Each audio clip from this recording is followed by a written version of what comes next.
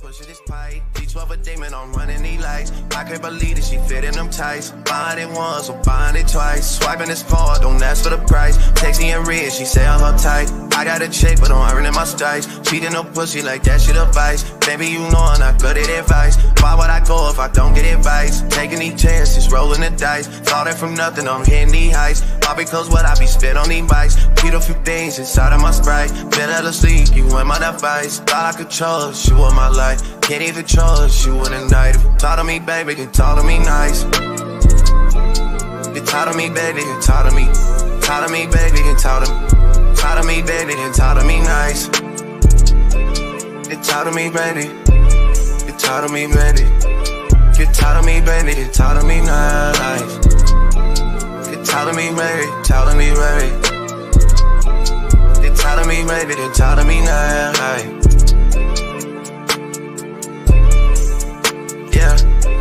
If you talk to me, baby, then come where I stay. Be in the Dallas, we back in LA. Making this money and stay out the way. Take when you text me, saying okay. Taking this shit out day by day. Go like the Duncan, I'm shooting a J. Backing up all the things that you say. You and your knees for me, yeah. Funny because I know you don't pray. Say that you down, it's up for the bake. Said I'm on one, so you making me wait. Baby, you know that's the shit that I hate. Pull up on you, I'm in a C8. Holding my own, I'm making shit shake. Shit on my shoulders, I'm lifting this weight. I wanna come on, I grip on your cake. Loading, I'm down, I do what it takes. Bitch on that nigga, I'm not my mistakes. I'm in the cut and I'm slipping away. Niggas I know, they moving real fake. Funny how love can turn into hate. Funny how love can turn you away. Funny how love can turn you away. Funny how love can turn into hate. Funny how love.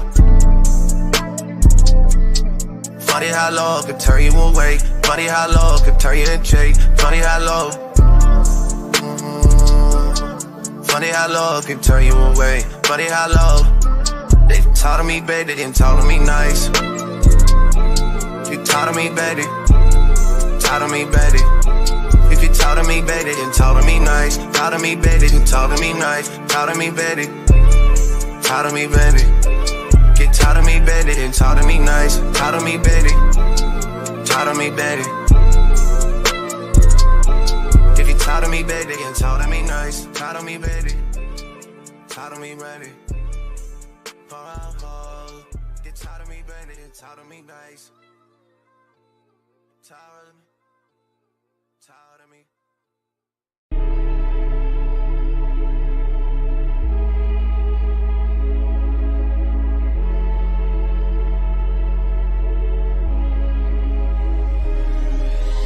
I can't stay too patient, cause shorty, you been fake to me. I'm just trying to let you know before I tell you. I can't see us out the plays, get the fuck up out the game. I just need a one-on-one with you before I tell them. I can't keep on getting paid without giving up a play for my people that have made me. I swear I told them I can't keep on throwing shade and expect you to create something better. It's a shame, had to let them know that everything a blessing if you round me. 2 phones, mama hear me back saying they found me. Think it's hard to understand my level of accounting. Money tucked away, put it to sleep to dream about me. Pop up out the plaza blessed. Business casual, cause I've been staying proper dressed. Sign the affidavit, fuck it, I don't keep the checks. Find an issue with me, searching for the reason check. You might not get it if I told you that I'm more one. Yeah, they might not be good for the long run. Find a way to make $1 till they crown me.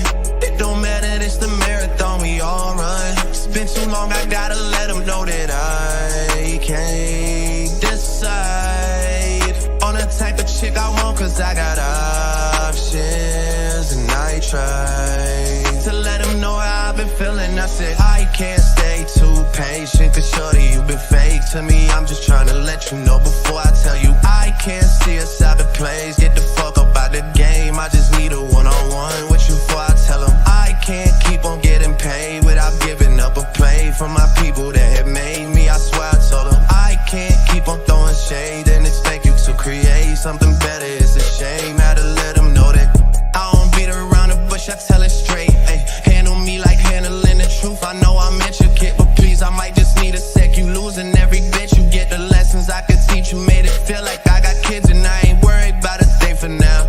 Unless you tryna pull up on me, then I might just get it ready. Pull the whip around cemetery. If invincible till I am in the ground. See you fold the pressure, that's the only shit that make me smile. Territorial of mama, I don't want no, say that I don't want no problems. I'm trying to get it, see I still am prone to being ready for the worst. My life ain't difficult, that's only cause I changed the car I was at first. Still got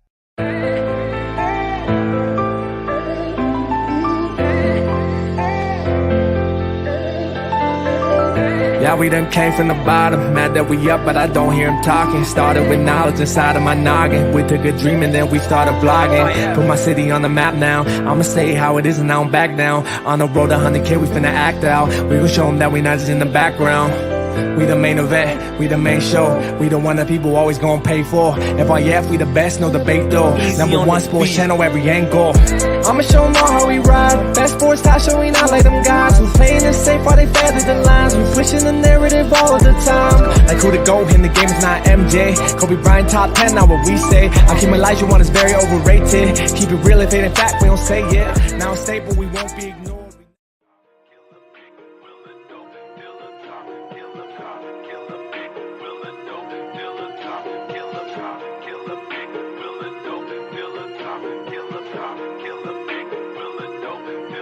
It's facts over feelings, you talk about listery. Boys, you Scooby-Doo talking in mysteries. You is a puppet to ticket, that's misery. Said that you body bang, boy, know your history. It's facts over feelings, you talk about listery. Boys, you Scooby-Doo talking in mysteries. You is a puppet to ticket, that's misery. Said that you body bang, boy, know your history. All in your feelings, you gotta be kidding me. Bad for respect, but you only show jealousy. Wanted some status, but you making enemies. Talk about bro workout like you burn calories. Calling a bait cause he come with the cavalry. Caught another L, rated, took another casualty. Now you on the 2, talking like you had a strategy. Nah, that's just passion. We love the game. You already know what it is. FYF. You don't got tough skin. You might as well not even come on in. Talk to 'em. FYF, blow the whistle, man, we too official. Better check the film, we not one of them. The greatest to ever ball above the rim. They wasn't with me shooting in the gym. Cut the small conversation, debate on major levels. This the playoffs, baby, bring that pressure, we never settle. Cross and spin, getting it in, I wanna win. That teamwork got us headed to the ship again. Oh, LeBron better than MJ? Cut it out. Half these fans in the stands don't know what they talking about. Half-court jumpers, crowd going wild. FYF ranked #1, you better say it loud. Intellectual talk, but fuck your feelings. Olajuwon too overrated, Kobe still a realist. Top 10 all time, now how they cut the line. Magic Johnson, Draymond Green, one in the same kind. Fuck your feelings, fast break, stop and pull a J. He got how many rings, nothing else to say. With the team, live streaming, play by play. This the dream, full steam on the road to 100K. FYF, blow the whistle, man, we too official. Better check the film, we not one of them. The greatest to ever ball above the rim. They wasn't with me shooting in the gym. Cut the small conversation, debate on major levels. This the playoffs, baby, bring that pressure, we never settle. Cross and spin, getting it in, I wanna win. That teamwork got us headed to the ship again. Started small, then turned into big dogs. They treat me like the GM, I just make the call. No matter who my op is, I'ma stand tall. Then pull up to the game, fresh like I just left the mall. 100K, 100K, 100K, check the score. We gon' bust the shot clock, fans running to the floor. All I hear is go this and go that. Man, your team suck, hang it up like a coke rack. I love the game, I admit it, I can't quit it. Step in front of me, man, your ankles gon' get the business. Been a legend like Moses Malone, way ahead of my time. This the greatest sports show ever, I just had to remind. FYF, FYF, blow the whistle, man, we too official. Better check the film, we not one of them. The greatest to ever ball above the rim. They wasn't with me shooting in the gym. Cut the small conversation, debate on major levels. This the playoffs, baby, bring that pressure, we never settle. Cross and spin, getting it in, I wanna win. That teamwork got us headed to the ship again.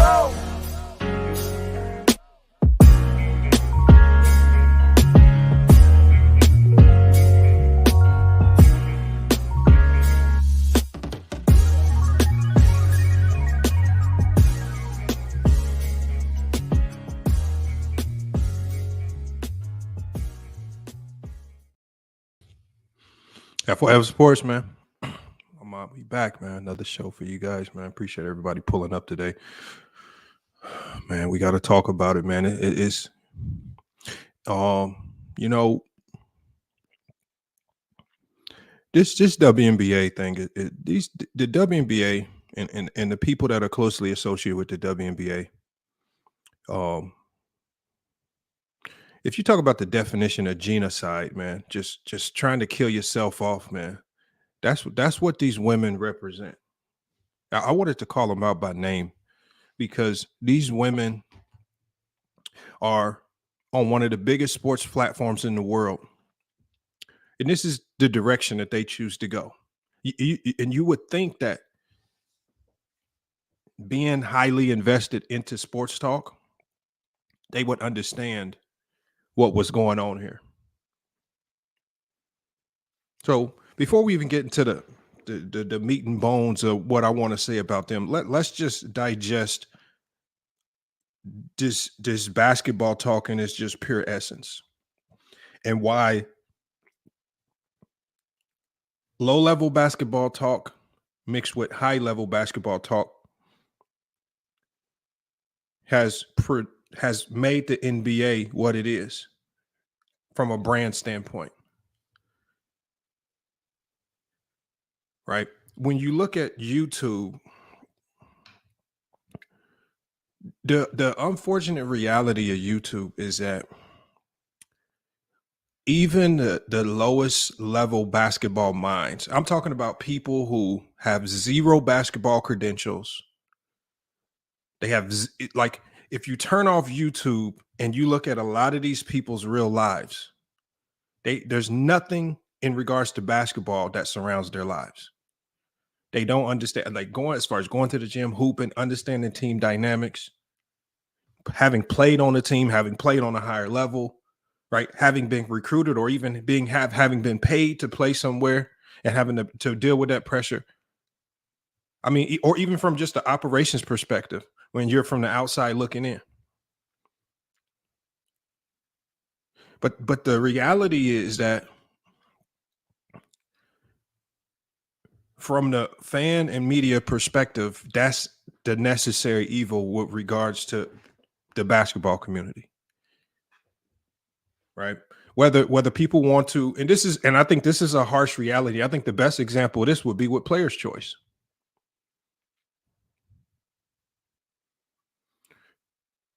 They tried life without ticket TV. They tried to go down the direction of just having Mars and Chills talk real basketball. And it was just struggle streaming from the outside looking in. It was struggle streaming. The necessary evil, ticket TV, needed to be there. Right? As crazy as some of the things that he says it was, as outlandish as he could be, it was a necessary evil that brought the people all to one spot. When you look at Casino for Life, necessary evil, it's kind of entertaining sometimes to listen to him pout after games, after LeBron James wins, to hear him go on these tirades talking about the game is rigged because he lost his bet. Or if LeBron James loses, he somehow conjures up a new jersey for whatever team that beat him. I don't know how he has that many jerseys, but he does. These people are kind of necessary. And it also, Moose knows this, Lakers and Fives know this. There's a lot of channels out there. It also gives us additional content to talk about. Right? When we talk about LeBron James or some of the great players of today's game now, they can be combative. The people that have absolutely zero basketball acumen, they can be combative with low-level basketball talks, and we can go on these 3-4 hour tirades of having circular conversations that get absolutely nowhere because we're talking to a brick wall of stupidity. See, but here on the NBA side of things, especially now that the internet has come into play and it's really opened the door for a ton of casuals to have a significant say-so in the game of basketball. We've just come to realize that, and we've come to accept it. We hear crazy talk. That's just Ticket TV. The game is rigged. Oh, that's just Casino.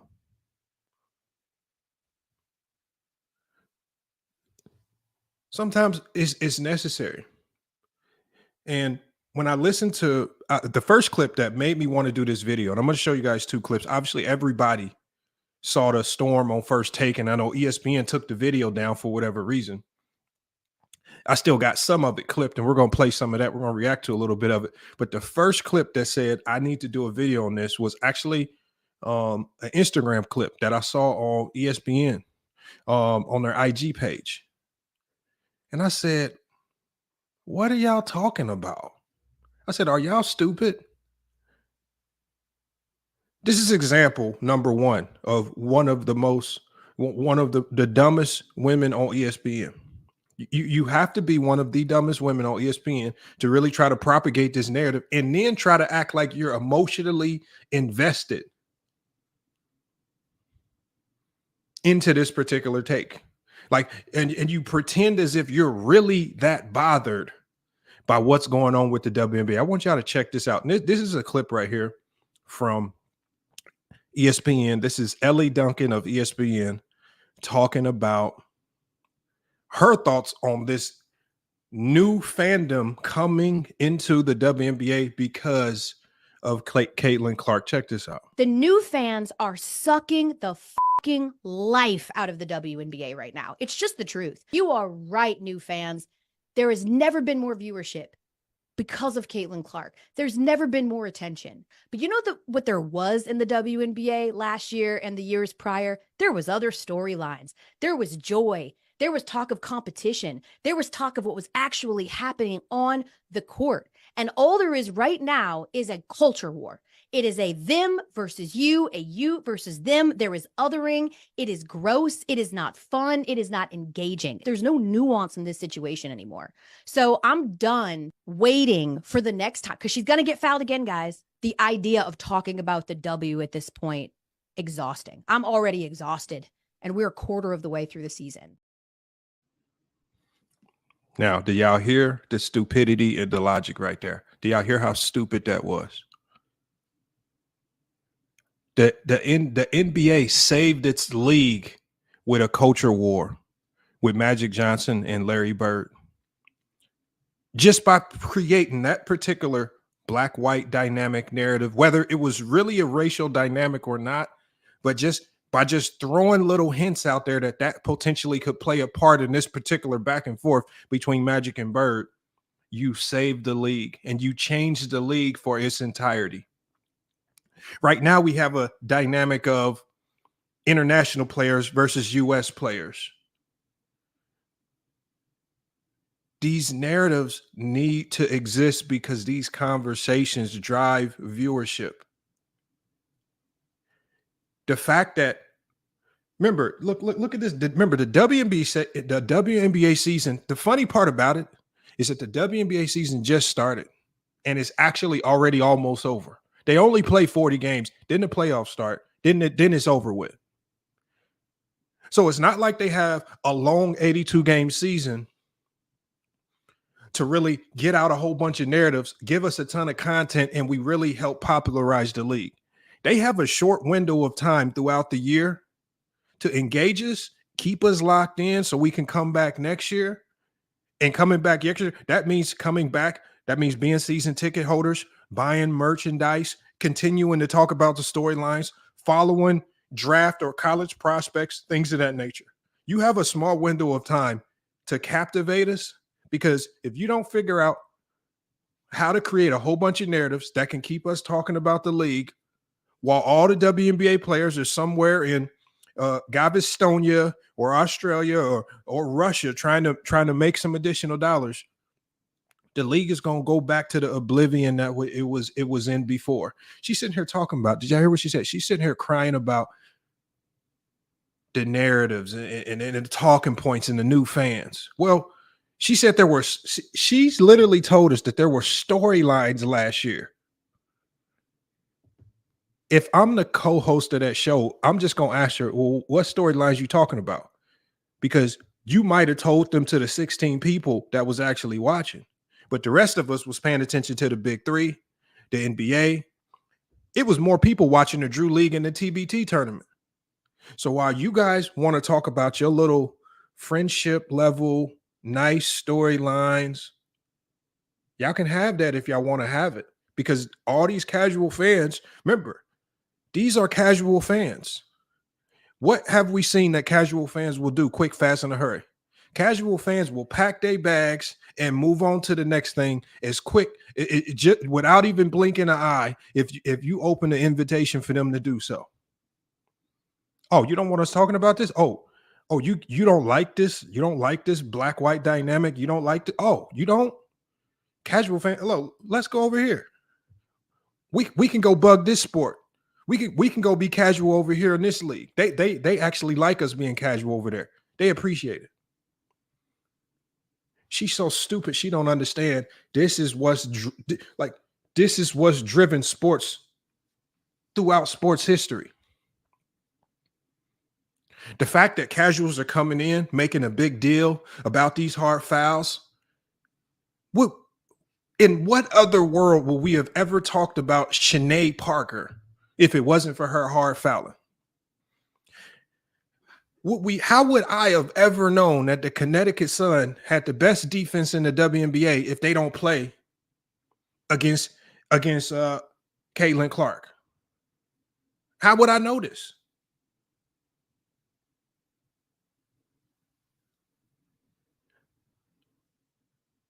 The saving grace, and some people are trying to make this about Caitlin Clark's actual play. Has Caitlin Clark's actual play been that impressive, matching what we've seen in college? No. But we don't care just yet. And this is another aspect that the WNBA needs to stoop, because they're so stupid that they're forgetting. There is still a possibility that Caitlin Clark can be a bust. This is the problem. So you can't trust, if they're sitting here banking on the fact that she's going to blossom into the next Michael Jordan, well, you need to hold your horses, because casual fans are only going to give her so much time before they start labeling her a bust, and then they're just going to pack their bags and move on anyway. So what the WNBA needs to be focused on right now is extracting as much viewership, visibility from these casual fans to expand their growth as possible, diving into these controversial talking points, creating new podcasts, engaging with content creators, telling the players, go on this podcast, talk about this. Angel Reese, go on this podcast, talk about that. I love the fact that Angel Reese didn't go on the podium after that game against the Fever. It shows that there's some type of beef brewing right there. That's called the starting of a potential rivalry. That's what casuals love. They love the rivalry matches. What do you think is going to happen when the Chicago Sky match up with the Indiana Fever again? Just based off that last game, everybody's going to be watching that particular dynamic. They too stupid to realize that. I don't care about any storyline that the WNBA might have had last year. All the storylines that y'all had last year, we don't know about them. We don't care about them. And all those washed up players that have spent 5, 10, 15 years in the WNBA, and they have done nothing to elevate the league to the point where we would be willing to come over there and take a look. I don't want to hear from all of the has-beens. I said this before on the show. The WNBA is giving too many of these has-beens in the league too big of a voice.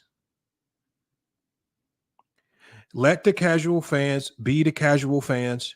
They're going to bring stupid low-level basketball takes, but that's the trade-off.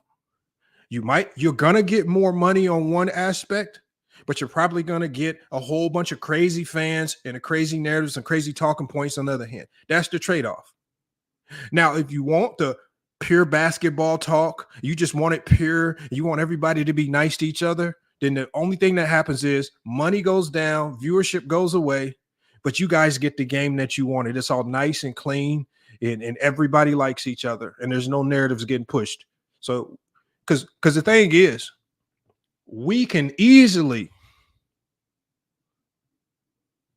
turn the WNBA back, and they don't realize how close they are to going back to them the Southwest airline flights.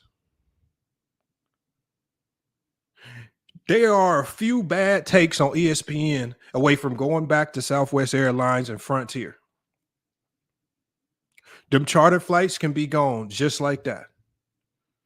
Them Nike deals cut just like that. That Skims deal, as y'all can see, let's just be honest about it. They already messing up the Skims deal because they taking the most sticks and stone type of bills, throwing them up there as if this is appealing. So they already messing up the Skims deal because they trying to be far too PC. They don't know how to run anything right. It's just like they committing genocide, and then they get mad when people call it out. They get mad with Stephen A. Smith, and then it takes us to this idiot lady, Monica McNutt, talking to Stephen A. Smith, and then what? And the saddest part about this conversation about Monica McNutt, the thing that pissed me off the most, the first thing I see, because and look, this is one of the necessary evils we have to accept because we're dealing with so many people in this basketball space that don't know what the hell they talking about. But as soon as this thing happened with Monica McNutt and Stephen A. Smith, first thing I see 1,000,001 videos talking about Monica McNutt destroys Stephen A. Smith. Salute to One Cool P in the chat. One Cool P, I sent you a text. Got to hit me back. But this was like, for example, the self-talk video. Now, we know self-talk is going to clout chase his titles, but he's been, for whatever reason, he's teetered off from the Kwame Brown thing, but he's held on to this back and forth with Stephen A. Smith, just really nitpicking everything that Stephen A. Smith says. So any chance that he gets to say, Stephen A. Smith exposed, Stephen A. Smith, bro, what are you talking about? Monica McNutt just made herself look like a damn fool over on First Take, talking this is what they keep doing. Just like this idiot lady, what's her name? Elle Duncan did. Keep telling us about the past that we used to do this in the WNBA. Monica McNutt, what does she do? She talks about Stephen A. Smith. You guys weren't talking about the WNBA before. Why are you talking about it now? Well, hold on. Monica McNutt, you do realize it's very easy to stop talking about the WNBA. Because the casual fans have made it somewhat entertaining by creating these crazy storylines about these hard fouls, you have a ton of people engaged. But Monica McNutt needs to realize, and I don't care how many damage control videos she goes on, like she's trying to go on to Shannon Sharp podcast to go run damage control. The damage is already done. Why do you think ESPN took the video down? The damage is done. Y'all wasn't covering in the past. So do you really want to have that conversation as to why there was no significant coverage of the WNBA in the past? Do you really want to go down that road?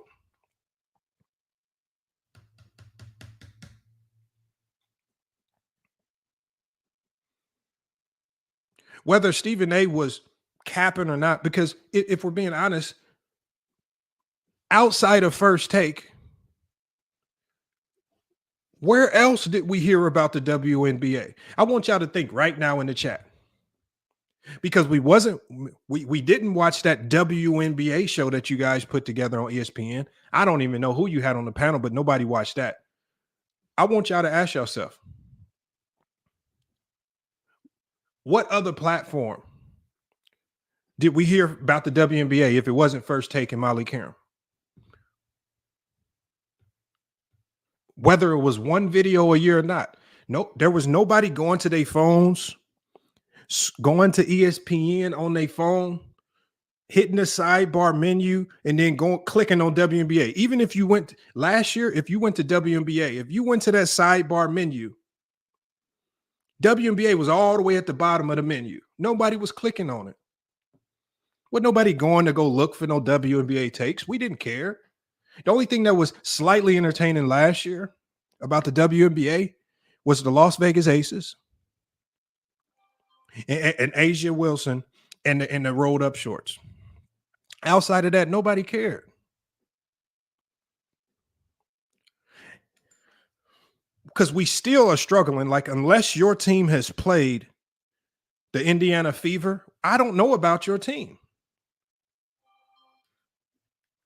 Your team, the thing is, we have now more eyes on every team that Caitlin Clark has played.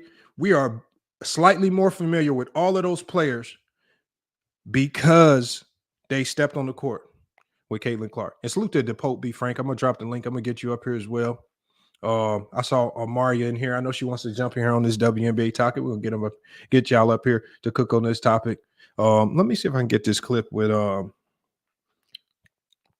Monica McNutt, just to get a small clip of it, because I only had a portion of it because ESPN took it down. They snatched that video down quick, fast, in a hurry.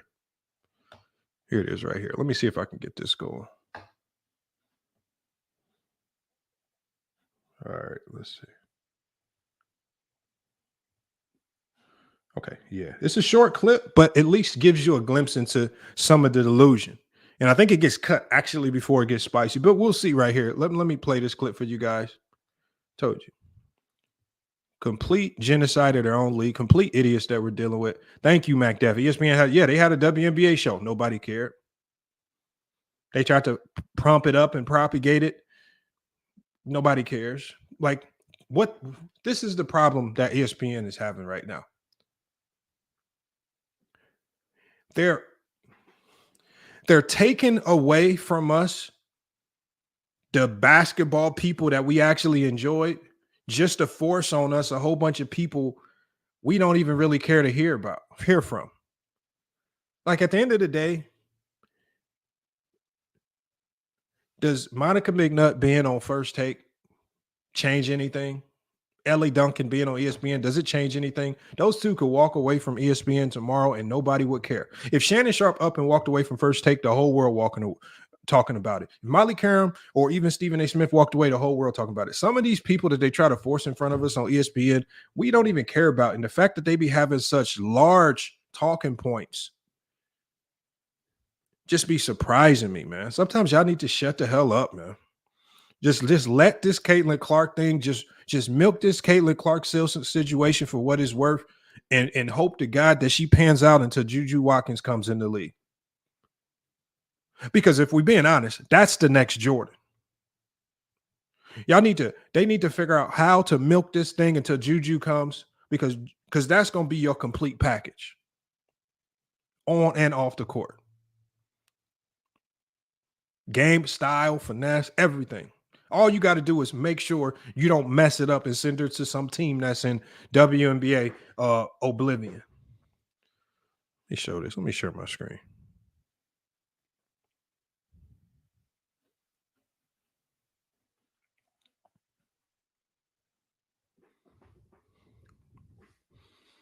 Top the Tiger said, hell no.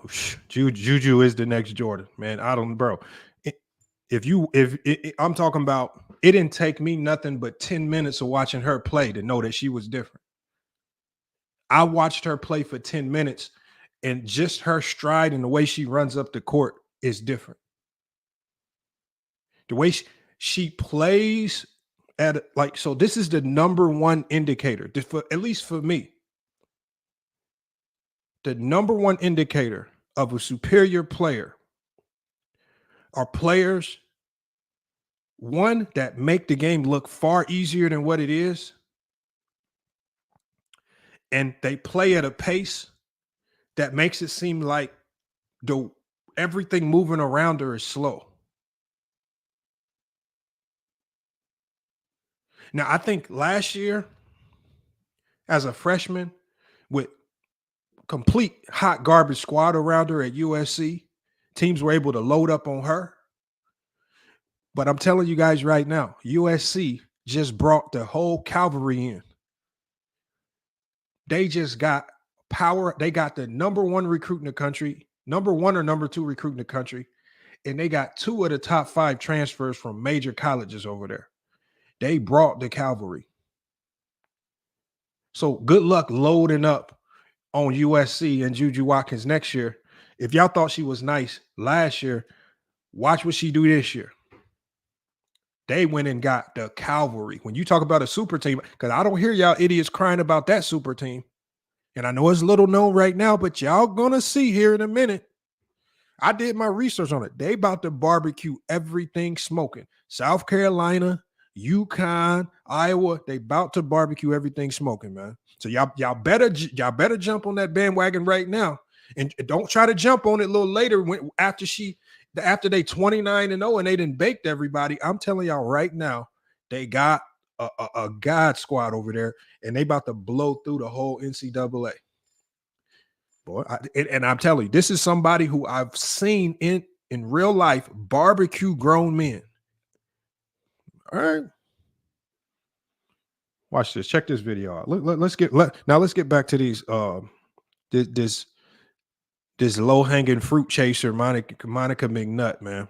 Just trying to get a viral moment with Stephen A. Smith.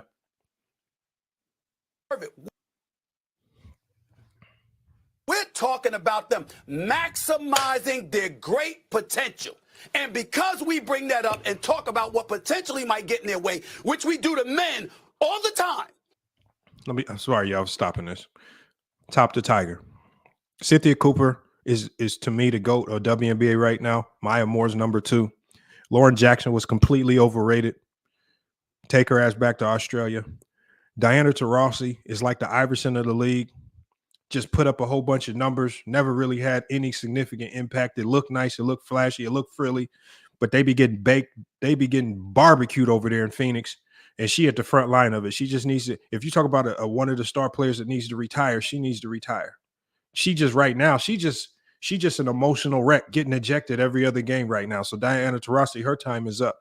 Tamika Catchings, I really didn't see enough of her to really determine where she is in the top 10. But from what I've seen, it's got to be Maya Moore and Cynthia Cooper. Cheryl Swoops, yeah, is up there, but I don't think Cheryl Swoops was on no Cynthia Cooper level. No. Hell no. Ain't no way in hell. Now we got to sit up here and watch every syllable.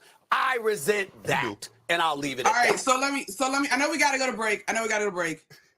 Welcome to the world of being a woman, Stephen A., and how you have to dance about your word choice and you have to please everybody and anybody as you navigate your being. We are talking about the world's greatest. How about being a black man? Being black. Hold on 1 second. Have you? So this is what I'm saying to y'all, though, and I know we got to go to break, and we didn't necessarily go there, and maybe we should. There are so many layers in this conversation around the way that it's being discussed. When you no. And yes, Shannon, I know y'all are gonna say and Stephen A., I know you just shared that you have talked about the WNBA on your program too.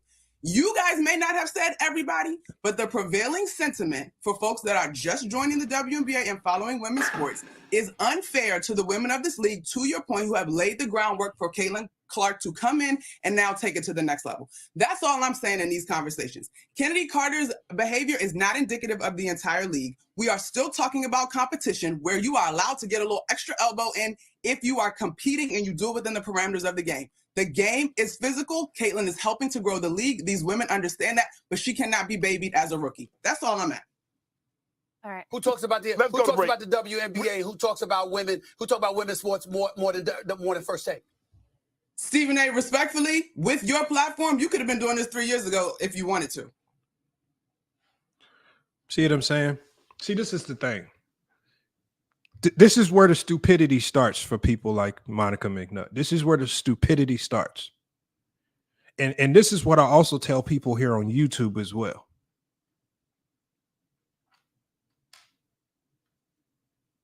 You can't dictate what platforms talk about, especially sports platforms. You just have to go be the reason that you have to go do something otherworldly that forces us to talk about you. See, what she wants is This is what she wants is she wants another handout. She wanted Stephen A. Smith 3 years ago when the WNBA was doing absolutely nothing to propagate his league. They're still doing nothing to propagate his league. Right now, they're just riding the coattails of Caitlin Clark. They don't know how to handle all of the new fandom that's coming in, and they're botching it all right now. But this has been the WNBA's biggest problem. We need more money. Well, how do we get to more? We don't care how we get to more money. Y'all should just somehow give us more money. We need more viewership. So she said Stephen A. Smith should have. My next question, if I'm Stephen A. Smith, was what was there to talk about in the WNBA 3 years ago? But see, if he goes down that road, then he's looking at potentially getting canceled because women going to go in some uproar. And then they're going to say he's attacking women. And they're going to turn it into some misogynistic type of thing. See, if he tells the truth right here, he gets canceled. So right now he has to kind of censor what he says. Even on his YouTube podcast, he has to kind of censor what he says when talking about this community. But the truth, the next question needed to be, what was there to talk about 3 years ago? And my next question after that would have been, you tell me about the WNBA 3 years ago. Who won the championship? Who was the MVP? Who was the best defensive player? Who was in the GOAT conversation?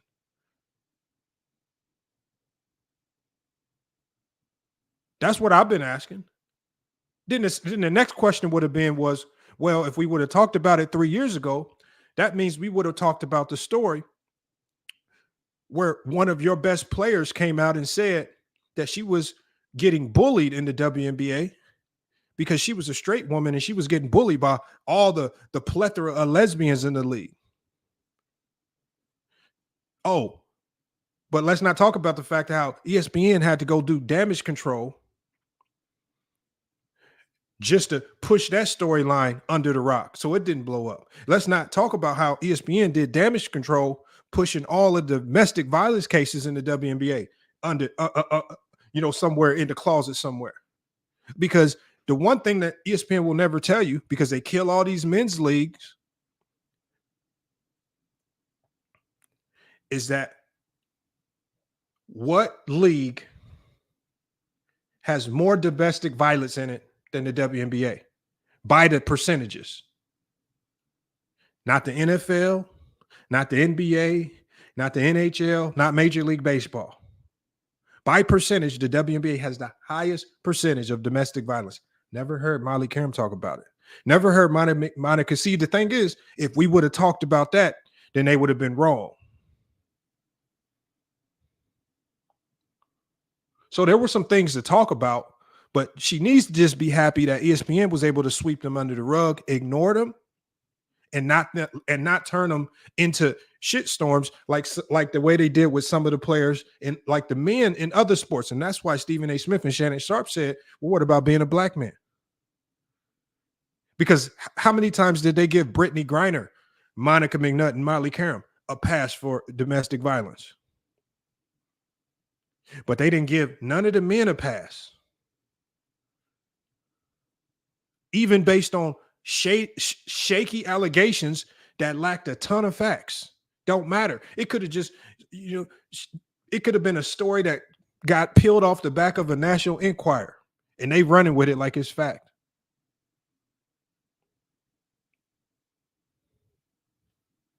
Look at how they did my man's Kevin Porter Jr. Oh, did they tell y'all about the rest of that story and how that whole situation panned out? Did they tell you that the two were back together, that they engaged? Did they tell you all the charges got dropped? Did they tell you that the so-called victim recorded the police on tape admitting that they lied about what she said happened? They didn't tell you about none of that, huh? Or did they even tell you about the lawsuit that Kevin Porter Jr. has? For the detectives in that case making up stuff because they thought she was abused. I know Brandon Katz. The thing is, problem is Brandon Katz, I read the civil suit. I saw what everybody had to say in those cases. That's not a bad argument. What I'm saying is, and the argument is, and this is not a defense for Kevin Porter Jr., it's just the fact that with little or no evidence, you kill NBA players for those same things. Brittany Griner, multiple convictions, multiple charges for that type of stuff, gets swept under the rug. Other NBA players, there was a WNBA player last year that choked out her girlfriend almost till she passed out. Shadori swept under the rug. So again, if you, and this is the problem with the WNBA, if you really want people to talk about it, you have to be willing to accept all of it, the good, the bad, and the ugly. What they want is they just want everybody talking about the good. So they want everybody to come over there and give their dollars and cents. And then when you come over there and give your dollars and cents, you have to talk and engage in the game the way they want you to. You can't come over there and just be a fan the way you want to be a fan. So they're just trying to dictate everything every step of the way. You got to cheer the right way. You got to be a fan the right way. You got to accept the communities that sit in courtside and those. You got to go do everything their way. I told you, Monica McNutt, y'all have Elle Duncan and the rest of the WNBA. Y'all have about 90 more days to engage fans to keep them locked in on WNBA basketball, because when this season is over with, this is literally y'all last chance to actually get a realistic fan base that can change the future of the WNBA. And they throwing this real opportunity in the garbage can because they're getting caught up in the casuals. This is the first time we've had casual conversations about the WNBA, and they already mad. We're not even 180 days into the year. I mean, come on, man. Yeah, y'all already tripping on the casuals? It ain't even been a whole year yet. They tripping on the casuals. Elle Duncan talking about these new fans. Well, the new fans can go. Once they go, then what? When y'all get to crying, see, y'all turning yourselves into a laughing stock, man. Let me drop the link, man. We got a lot of stuff to talk about here. We got a lot of topics to talk about. Right, we got some NBA topics I want to cover later on as well too. So I'm gonna be dropping that link. We got this WNBA, the stupidity of the WNBA. We got content creators, obviously low level, so I don't expect much from them. The people that say she ethered Stephen A. Smith when all she was doing was ethering herself, making herself look like a complete fool, and then also making the WNBA look like complete idiots as well. It's crazy. I'm not what top tiger. See, I've been saying this. I've been saying this before the season even started. I've been saying, y'all don't mess this up.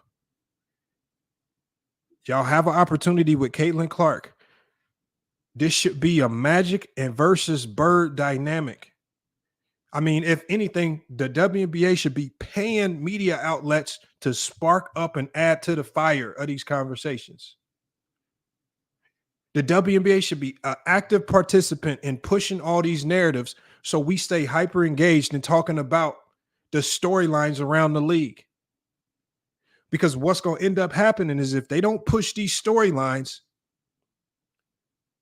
the problem is people are just going to ultimately start watching the game itself.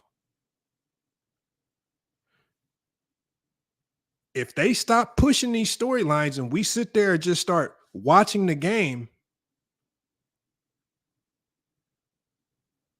well, you don't want to know the type of jokes and how quick we going to get up out of there if people just start watching the game itself and we don't have any storylines to really carry you. And then they get mad with Gilbert Arenas and them talking about all these women out there missing layups, looking crazy, jump shot looking like old boy, like the 55-year-old at the park playing pickup, the air balls, right? Just absolutely falling down, hitting the ground for no reason. You mean just getting colliding, looking sloppy. If we really want to focus in on the game, we can focus in on the game. So Pick what you want. Pick what you want.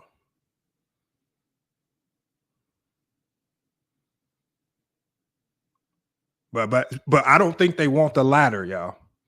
I don't think they really want the latter. A whole bunch of real basketball aficionados just looking at the game. Because the first thing, like I said, the first thing I'm gonna say is, damn, I just watched Carlos Boozer's sons at EYBL. Look, that shit was more exciting.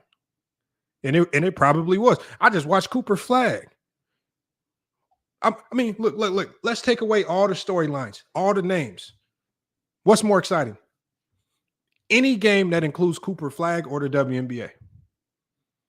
Let's be honest. If we had to choose right now, right? Mikey Williams' first college game, coming back from all the legal troubles, or the WNBA, what you watch?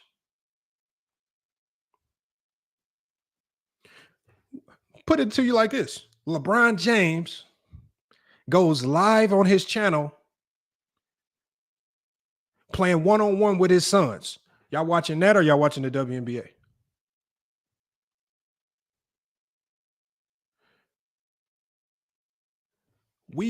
They don't understand that we got a plethora of other options of higher quality basketball.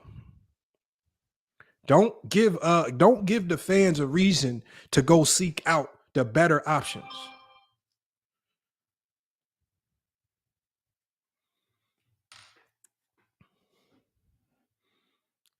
I'm just being honest, y'all. Like, people, and we see the numbers on YouTube now, and we know that people are going to can seek better options, because now, unlike the 90s and other eras where you could turn on the TV and you only got 7 channels and you got to turn a knob or dial, or some things is grainy in the signal, we got 1080p 4K options galore. And they really want to play around and test the fans, man. Boy. Hold on. Check this out. Watch this. Watch this. You could do a 1v1 game with, like, me and Ticket TV. Could probably outdraw the WNBA right now on YouTube. I promise you. I promise you. Oh my God, Falcon. Bro, we tuning in to see Flight. Come on, man. They tripping, man. Let me drop this link, man. Let's get everybody up here to cook, man. Nah, I still got to give Ticket his props, man. Ticket play pro. You got to respect pros, though. At the end of the day, no matter how crazy his take is, man, pros is on another level. Like, I ain't gonna lie. Pros is pros. Overseas, anything, right? I remember like a year ago, I was playing with a pro. This guy was like a bench player at ASU, but he was playing pro overseas. He came, we out there hooping at LA Fitness. Buddy, barbecue now. I'm giving them shots back, but bro, overseas guys is different. And NBA guys on another level. So I got ultra respect for people for people that play pro. I could get on the takes all day. But if you play pro, man, I'm not a dummy. I'm not just about to jump. Like, I'm gonna go out there and I'm gonna go toe to toe with you, but I'm gonna respect the game. Your Ticket can't dunk, cut it out. Ticket can't dunk. Well, I'm not gonna take that away from him. I didn't know Ticket was in his 40s. Yeah, he's a little older. I think he's done hooping too, but I ain't gonna lie. I got barbecued. The worst I ever got barbecued in a pro-am game was by a player that was over 40. And he was talking. And he was talking cash. And every time he made a bucket, he was like, I'm just like that. A big 6'7" guy. I didn't know who he was. I was wondering why when I stepped on the court, nobody went and matched up with him. I'm like, damn, why y'all want me to guard him? Buddy went to work immediately. Couldn't do nothing about it. Then I come to find out he played in the league. It's like, oh, that's why y'all. I was like, oh, y'all just set me up.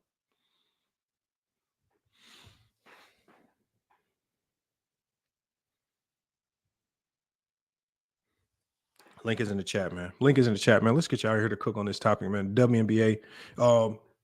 Hey, y'all, what can we do to prevent the WNBA from shooting themselves in the foot, man?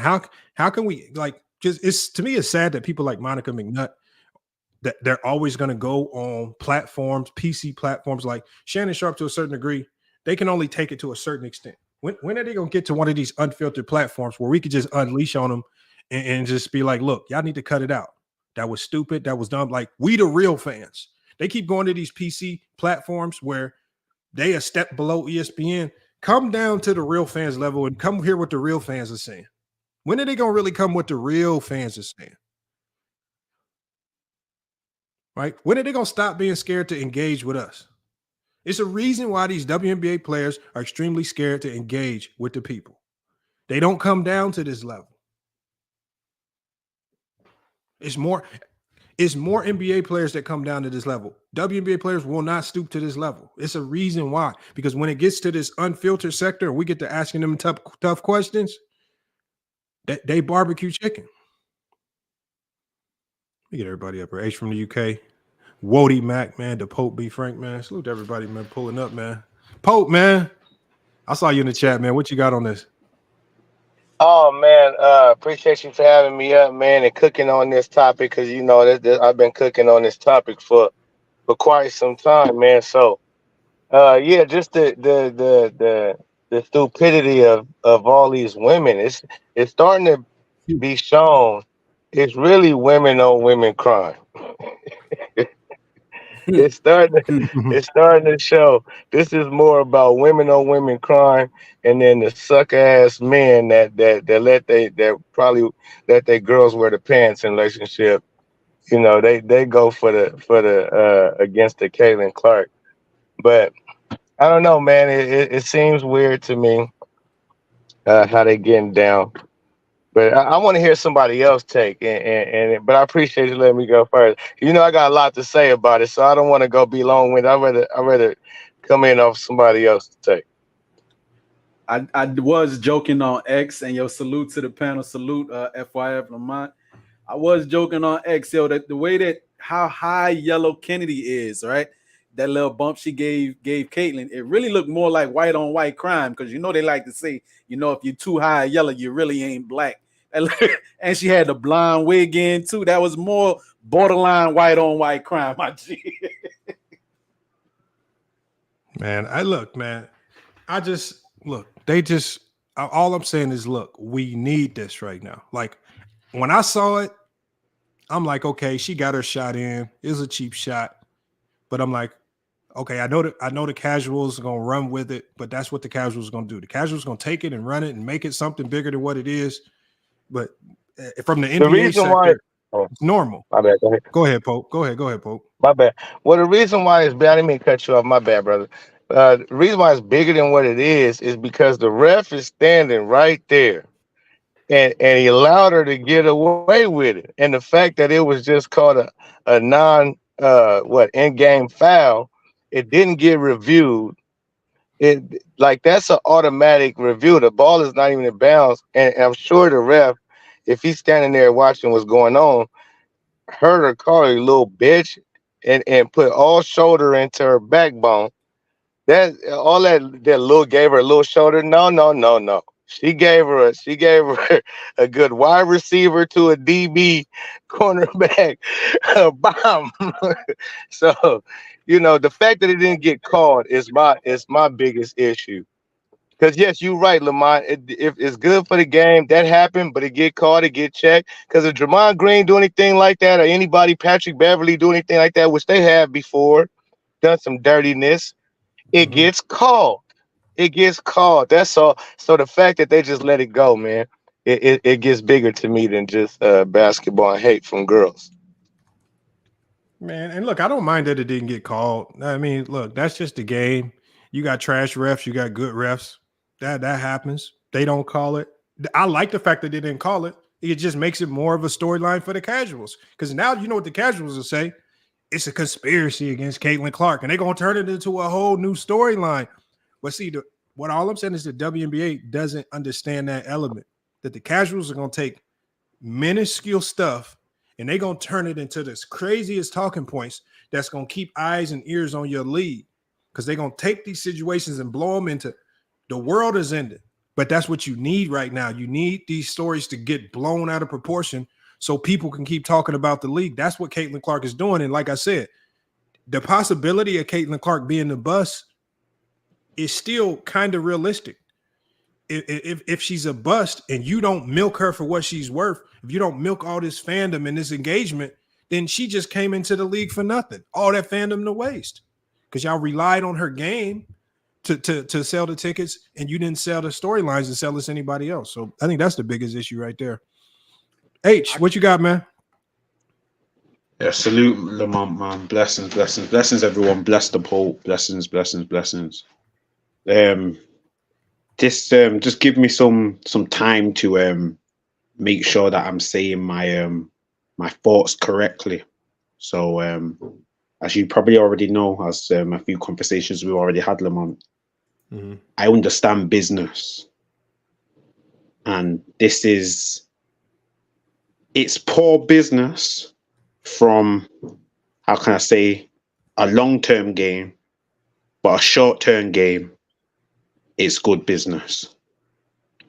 This controversy is driving a lot of fan base. It's driving a lot of attention. It's bringing a lot of talking points, which is good business at the end of the day. The reason why, and I don't care what no one says, everyone has their own opinion. The reason why they're not allowing Caitlin Clark to dominate or to play in the WNBA is because she stands against what they believe.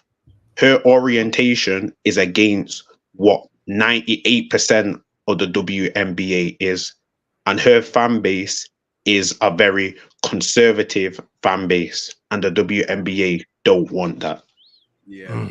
Simple as, man, they don't want that. They don't want that. That was off the chain, H. No, it's true. It's true.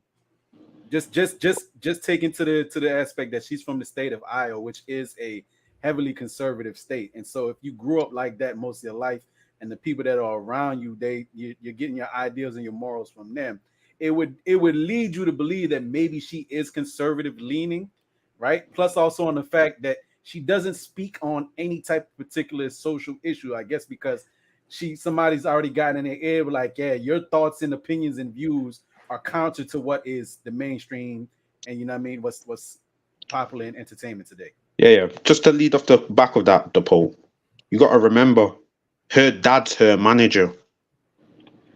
Oh, word. Khalil's already showed us that when he's seeing the dad and whatnot.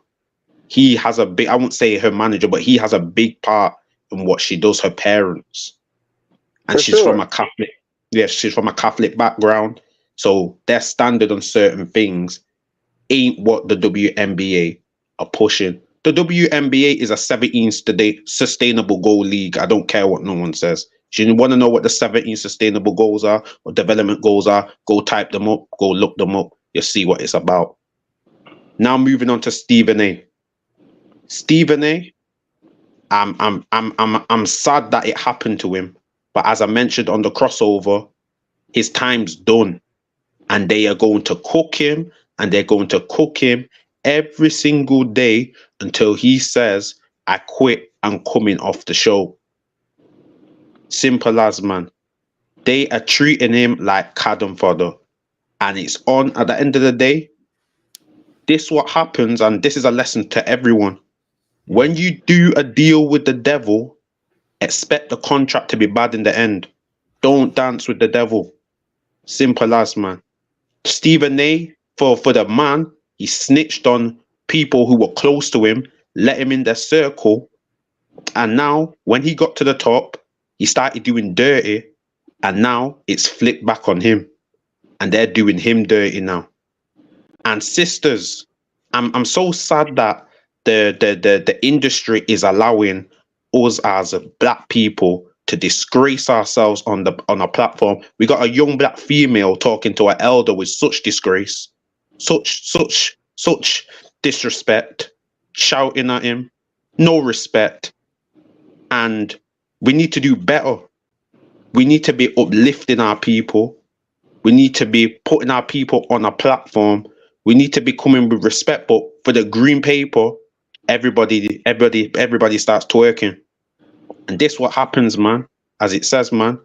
When men turn away from the Most High, children become your rulers, and women become your oppressors, man. You've seen these Deuteronomy 28 curses playing out every single day, and we need to switch up, man. But that's my take, man. Simple. Hey, nice, man. Lamont, can I ask you a question, brother? Because I would like to hear your opinion on this, because you very detailed in what you do. Now, when Ice Cube came out with that offer to Caitlin Clark in the Big Three, I thought he was jumping out the window, and I'm like, why would Cube, like, knowing damn well she not about to accept no Big Three offer, no matter how much she wasn't playing WNBA, not versus men. But then as I see this new women's 3-on-3 league that they promoting during the WNBA season, and they said they've been getting it together for 2 years now. I'm sure in that process they have already contacted all 30 women that they want to be in this league, and Caitlin Clark was one of them by her senior year, and they offered her. Would you agree or disagree to that? What, Caitlin Clark playing in a 3-on-3 league? No, that they offered her. That they came to her and told her about this. Like they said, they've been having this in works for 2 years. So just last year, before she came in, I'm sure they talked. The Big 3 offer, correct? No. I'm talking about the unrivaled. The unrivaled has been Breonna Stewart, Nafisi, Collier, if I said that right. That's from there. Okay, yeah, they have been getting this league together and for 2 years now. This is what Breonna Stewart said. So I'm sure by Caitlin's senior year, knowing she's coming out, that they, okay, look, we about to have this going on January 25th. We'd like to have a list down, promote this league, which all of this, you got to schedule these things out. So I'm positive that they approached Caitlin Clark during her senior year. Will she be a part of that league? And I believe she told him no.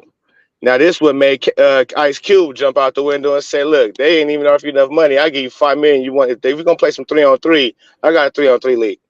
Neither here nor there. Now it seems like, because without her being in that 3-on-3 women's league, it's going to fail. They're not going to be able to get a TV deal. Well, no. So my thing is, this right here. Yeah, tell me what y'all think about that. So of course, if Breonna Stewart and them come to Caitlin Clark and they want her to play in some 3-on-3 league, yeah, she should say no. She should not associate herself. See, the thing is, she cannot keep associating herself with low level, like low budget basketball, low level. So that is the right move. She's even gonna if she even decides to go overseas, she's gonna have to be super selective of the team that she goes to overseas, because she's gonna have a lot of people watching. The Ice Cube thing, that was a hell of an offer to put out there.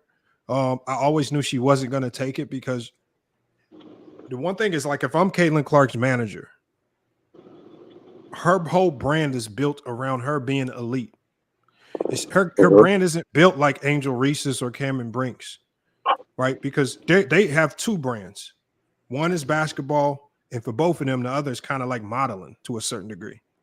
Yeah. And so, I mean, we can try to, like, as much as we want to pretend like, okay, it's not as bad. Maybe it's not. She's, but she ain't she's not one of them when it comes to that other side of branding. And so everything around her is built around her playing like she played at Iowa. And so I said she's never going to put herself in a situation where she can't go out there and look like that. And she's struggling to look like that right now in Indiana, which is why I said the WNBA needs to milk this cow for what you can get, because we don't know what this is going to look like in 2 years. We don't know if she could pan out to be the Adam. Remember, I made the Adam Morrison connection. That's still, I don't think that's what's going to happen, but it can happen. And so I just think they're marketing this all wrong. I asked that question because what I believe is, I believe they did reach out to her. Definitely, like my guy who was speaking earlier said he knows business. I know business. And if that's your business plan, you're gonna have to get your people in line, especially the cash cow of this new league. And I know you just said lower level leagues don't want to be a part of. Correct, but I believe the WNBA is pushing this league too, and the NBA, because they want to, they subsidizing the WNBA. So if you can push this league to where 3-on-3 is more entertaining, less females you gotta play against, and you have Caitlin Clark, who is headlining this thing as far as the biggest player. I think that's a real big deal to them and the WNBA. And her saying no to that is putting a damper in their program. The 3-on-3 league right now won't be successful. One, you still have to stick without Clark. If Clark was in it, they would be successful. Even if Clark comes, you're just riding the coattails of one player. So all I'm saying is, first of all, 3-on-3 basketball leagues, one, you have to be super unique and dynamic. The Big Three found a way to do that by incorporating a ton of former NBA players, and they brought the big names because, these are 2000s and 90s guys. We want to see them have one more go around. We want to see them go at it, and that's why they're trying to lure Shaquille O'Neal, because you still got that fan base that wants to see him have one more go. We want to see one more Shaq crazy dunk, something like that. And so they have the polarizing. They have a collection of polarizing names that they can bring in. But if you're telling me nobody's watching them play 3-on-3 because Breonna Stewart's there. If everybody's there to watch Caitlin Clark, then you're going to have the same problem that you're having right here now in the WNBA. And if Caitlin Clark doesn't participate in it, then you have nothing to promote. You're not going to be able to sell nothing. Hey, what problem they got in the WNBA, Lamont? It's a joke, man. What problem they got in the WNBA? No, in the 3-on-3 though will make it more entertaining though, as far as more than the WNBA being 5-on-5, and you having so many girls that's not like that. If you can match up Juju, Caitlin Clark, and somebody else, Cardosa against Breonna Stewart, Asia Wilson, and Kelsey Plum, I think people will tap into that. All you're selling is another gimmick. That's a gimmick. Yeah, 3-on-3 basketball. I think they'll play good basketball though. No, listen to this. 3-on-3 basketball, and I know they've extended. It's a reason why they have 3-on-3 basketball in the Olympics now. There's a reason why that 3-on-3 basketball in the Olympics are low-level college players as opposed to the truest NBA guys. 5-on-5 basketball is always going to be king. 3-on-3 basketball is looked at a gimmick. So when Robbie Humble and them guys, and salute to Robbie Humble, that's the homie from Purdue. Salute to him for winning a gold medal in the 3-on-3 basketball Olympics. But nobody cared, even with the men. You can't tell me. Did y'all know who was on the women's Olympic 3-on-3 team? Yeah. Haley Vanderlip was on that team, but nobody cared. I know. So all I'm saying is, y'all don't even care about the most popular 3-on-3 women's basketball in the Olympics. Y'all don't care about the men on the men's side. So to tell me that you're going to create another 3-on-3 league for a group of women that already struggle to sell tickets in their own major league, and you're telling me that now you got to figure out, okay, what time frame throughout the year are we going to try to wiggle this 3-on-3 league into to where we got enough eyes and ears to focus on us, not the NBA, not Major League Baseball, not NFL, not college football. There is really no time in the year for them to wiggle this in. I got your answer. I already heard when she said it's going to be played. It's going to be in January. Right. Stupid as hell. That's around stupid as hell. I don't want to watch. I'm not watching that. Me neither. But now, if Caitlin Clark, the whole thing is, if Caitlin Clark was there, go ahead, Bees. Hey, you weren't watching no WNBA anyway, man. Stop it. You ain't been watching that stuff, bro. Have you? What you talking about? Oh, okay. I've been watching Indiana Fever games. That's it. Right? I respect the teams. Like you're not gonna catch me tuning into the Dallas Wings and the Atlanta Dream. So, I'm not turning into that. No. Let me ask if you don't mind me asking them, because you ain't got to get too personal, but you got a WNBA team in your home market. Yeah, because for me, I'm in New York, so I watch the Liberty. Just like how people be hometown team supporters. Like I don't care too much for hockey, but I'll watch the Rangers. Hold on, check this out. So on and so forth. Check this out. This is how stupid the WNBA teams are. And this is not the league. This is how the teams are. They have blackout restrictions on Phoenix Mercury games. if the game don't sell out, it gets blacked out locally. How stupid are they? We can't even, unless you actually go to them horrendous games, you can't even watch it on TV, because if you here in Arizona, they black the game out. That's how stupid they are. Yeah, I lived in Arizona for a long time. I don't recall hardly any games for the WNBA. They black them out. They black them out if the game, like, first of all, this is what I say. They're stupid because they play in venues that are too big. They should not be playing in the Footprint Center. They need to be playing in a small Cameron indoor type of gym where it feels like the arena is packed out the ass. Like, I'm just talking about you got to play in a smaller venue so that just from the optics of the camera, it looked like you got the Cameron crazy surrounding it. Right.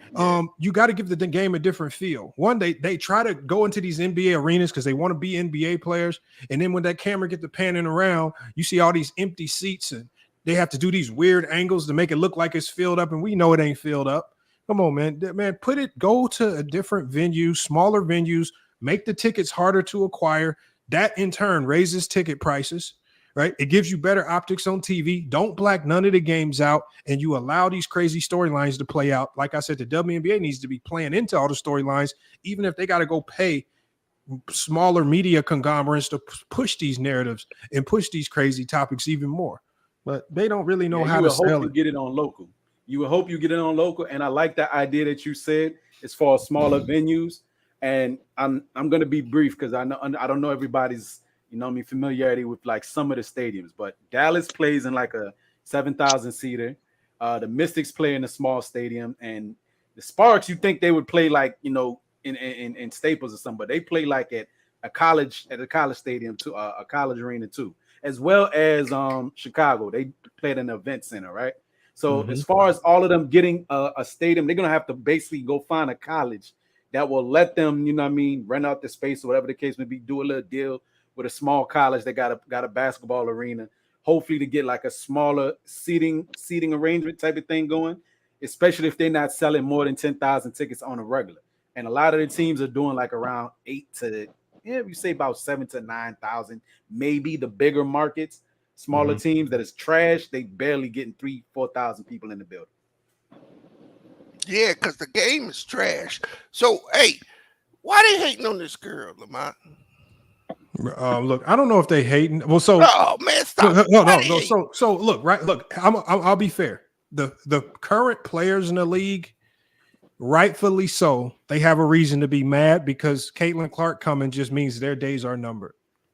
Gilbert talked about this. This is why. So a lot of the current players they're mad because they're like, we've been here all this time. She comes, she has all the eyes, there is jealousy amongst their players. For the players to pretend like there's no jealousy, they're lying right there. Otherwise, you don't have. Remember, did y'all see that one game when they played Seattle? This girl so hung up and caught up with Caitlin Clark. She didn't shot one free throw. She got a whole nother free throw to shoot. Her ass running over to Caitlin Clark to play defense and shit. Like, man, take your dumb ass back to the free throw line, stupid. You got a whole nother free throw to shoot. What are you doing? You so hung up on it, man. Y'all taking these cheap shots. Really, y'all make yourself look stupid when y'all take these extra shots, because when y'all do these extra cheap shots, y'all really telling us how special she is. When y'all do this extra stuff, when y'all show y'all not treating her like she's just another normal player. Y'all treating her like she different. And so y'all really, the players themselves with their jealousy is putting more of a spotlight on it. The hard fast. Well, I think they don't understand that this is going to go against them in the end. They double teamed her in the preseason. Well, they're not going to get people to stop following her. Life is funny. Some people just have the swag. You don't know why. Who knows why she got it? But she got it. And it doesn't matter what your game is. You're not appealing. So just go play basketball. Keep your feelings to yourself, because I almost said something I ain't supposed to say on YouTube. I will say I have been hearing that she do be talking crazy, but that's also a part of it. Hold on, that's also a part of the game. Like I was finna say. Hold on. Look, I I was just at LA Fitness last night. I heard people talking crazy, and I wasn't even playing. If this is what I would do if I was the president. Yeah, I'd bring all them hoes in. Caitlin Clark would be the only one that wouldn't show up to arena. If I was the Adam Silver, and I tell everyone the next comment I hit negative about her in the media, $50,000 fine for each one of you. The second time, we're gonna kick you out the league. No, I wouldn't do all that. Man. I feel your extremism. I would, because you know what? You cannot like her. Yeah. You can be upset about it. You can be upset about it, but this is a business and this is a meal ticket. This is an opportunity. All y'all gonna keep doing this dumb stuff, and you're gonna turn people away. Correct. That's why. What's gonna happen? If I can, real quick. People are gonna be just Caitlin Clark supporters like they already are, but it's gonna get worse. They're not gonna want to watch any of the rest of the girls. You're gonna get to a point with this crap where you can't even get a fan if you're another player. There was a comment that I made a while ago in the chat, right? While you was giving your thoughts about it, and I've said this a couple of times, not just in deep thought about the whole situation, how things are playing out. I honestly think that a lot of the players and coaches and other staff, they really don't care about the attention, the eyes, the fans, as long as they're getting that handout, that NBA handout. The NBA is not going to let them fail or go away. That's not like the XFL. They will not allow the league to go. They'll just keep subsidizing them because $50 million covers everybody in the league, bro. Players is making $70K and you only got 12 players on the team. You know what I mean? So, okay, say 12 players, $1 million covers everybody's salary on the team. I think they really just happy, some of the players, with just getting the handout. They don't want the extra attention if it means they got to be extra scrutinized. I really do. It's bad business. It's like B said, man, it's bad business. And most of them is showing unprofessionalism. That's the whole thing. It's like same thing when Michael Jordan gave Boston 63 in the playoffs, still with an L, and they asked Larry Bird about it. He didn't muck it up by saying like, yeah, he still lost. Like, we swept these bums. Like, what are you talking to me about him for? Okay, I'm Larry Bird. No, he said he's Jesus in sneakers. And they could have been resentful. That young dude came in the league, ain't accomplished nothing with his own sneaker. They was all wearing Converses, Chuck Taylors. Well, the difference between Michael Jordan and CC is that when you saw Michael Jordan play, like, you automatically knew that he was going to be him. Like, right now, most people, like Lamont said, like, there's still a real possibility that she could turn out to be a bust because she hasn't had that at all, man. Listen, she getting double teamed. That's not true at all. That's crazy. It don't matter if she getting double, bro. Every number one pick is going to get double teamed. That's not true. That is true. They don't never even double. That's not true, man. That's every number one pick is going to get double teamed. You need to go do your homework because that's not true. Every number one pick don't get double teamed all game long. Every number one pick is going to get that same treatment. You can keep saying that over and over to make yourself believable. That's not true, though. I know this for a fact. I watched it happen to Kobe. I watched it happen to KG. I watched it happen to many number one picks over the years, bro. Listen, this dude is on his rocker. Ain't nobody double teaming no rookies, man. If you didn't watch it, then you didn't watch it. I don't know what to tell you, bro. I've seen the number one picks get the same treatment, dog. That's cool. It's called rookie hazing, bro. They gonna get it. Okay, it's a part of the game. Hey, hold up, bro. Kobe Bryant wasn't a number one pick. Game where they was double teaming Kobe as a rookie when he coming off the bench. He just talking, man. That just tells you he just talking, man. He just talking. Sense. But no, for her to get like Lamont said, the girl forgot her free throw because she's so worried about Caitlin Clark. That tells you right there that she's that dangerous to where they face guarding her, blitzing her, doubling her off the top all game. Every team got the same game plan for this girl. That show you how that she's still averaging 17 points, 6 assists, and 5 rebounds with a steal and a block. So to act like just because she ain't dropping 30s like she did in college on her first year, if she can still be a bust, no, nigga, she up there with the top players in the whole WNBA. You sound crazy. Hey, and I'd like to say this because I've heard this a lot. All rookies are getting, she's just getting her fair treatment. I understand that. Where I make an exception for her is this is someone who has eyes. She's going to get them more money. These women have been complaining for the last several years about what they make. And you actually got people walking around here now. I think I just heard it today. Oh, they only making $80,000. You know what I mean? People make $80,000 in this world now. That's what I was saying. I was like, that's still more than most people. And that 80,000 is not per year.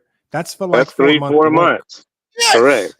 And so people aren't looking at it from a point of this is a real opportunity for these women to make real inroads in financial to building up some real wealth. Generational wealth. Go ahead. But their emotions won't get out of the way because of who got picked. It doesn't matter who got picked. It's just the fact that she's there. So just shut your mouth. You cannot like her. I don't got no problem with that. You can be physical, but the stuff that's going on in the media, the comments that are being made, the arguments that are being put forth, it don't look good, bro. It just don't look good. And look, like I don't think anybody disagrees with the media part. I'm just saying that I don't really think it's that big of a deal from the player's perspective. Because at the end of the day, I think everybody's just over analyzing it because they're women. Okay. I know Pope was about to say something. And Pope too, I did see your video that you did about how Angel Reese, how she gets after her rebounds. I never really paid close attention to how she be attacking them old boys. That was a good video though. I never really zoomed in and paid attention to it like that. Just appreciate that, boss. A quick point. It was a stat that I did see about like the average fan base of the WNBA is like 40 plus men and generally 40 plus white men, right? So not to say like on some old head hating or whatever like that may be, but for people who are older, and pardon, that's my phone, you keep hearing that Super Mario Kart, and for people who are older who got a chance to experience 90s basketball or reminisce about the young early Kobe days, so on and so forth, that physical style of defense, a lot of the things that's currently in the WNBA is probably reminiscent for older fans of like just straight fundamental basketball and tough physical play that they resonate with. But now the younger generation who are generally watching, they are NBA fans and they don't watch the game. They only get highlights, right? The highlight generation want to see offense. That physical play don't resonate with the casual. And most of us, we already know that it's been said over and over. But so I think a style change is warranted. You know what I mean? But the reason why I think they also, and this is again my opinions, my hypotheses, I've said this before somewhere else. The reason why I think they allow such physical play on the women's side of the game is because the game is not as vertical above the rim like the men's side. If you got a woman that is 6'7", 6'8", that actually is going up strong around the rim like Liz Cambage or Tierra McCown, all them other 6'7" tall chicks, they're kind of unstoppable. So you got to kind of let some type of physicality because the game is not vertical. That's why don't they lower the goals so the girls can damn dunk? It's the pride issue. I've already heard Candace Parker go off on Shaquille O'Neal about that kind of shit. So it's really just a pride issue. Like, here's the thing. There's no gimmick that you're going to throw into this game that's going to make it more appealing to men. The way this game becomes more appealing is by adding in outside elements like the storylines, like the narratives, like the drama, like we saw in women's college basketball. College women's basketball is still the same bad basketball that it's always been. They added the narrative of Angel Reese versus Caitlin Clark, and then you add some of the new freshmen in and some of the new elements in. The Paige Buckets dynamic, the Juju Watkins dynamic, and then you just take it and you start to exploit and expose everybody, and because of that one beef. So we were watching because of that back and forth beef. NCAA did a good job of pushing that beef. They didn't really care about the black-white dynamic. They loved it. They embraced it, and it turned into one of the best rivalries in college basketball. But the WNBA is starting to get a sense of it, and the first time they see it, oh, you guys, that's wrong. We can't do that. And they're just pushing back against the same format that the NCAA used that had Caitlin Clark selling out a whole football stadium. She sold out a whole football stadium because of this. Why would you not follow that same MO? I said the first thing the WNBA should do is turn this into a Magic and Bird beef. Angel Reese is doing her part. Angel Reese is doing her part. Look, not talking to the media on Demon Time whenever she say Caitlin, she's doing her part.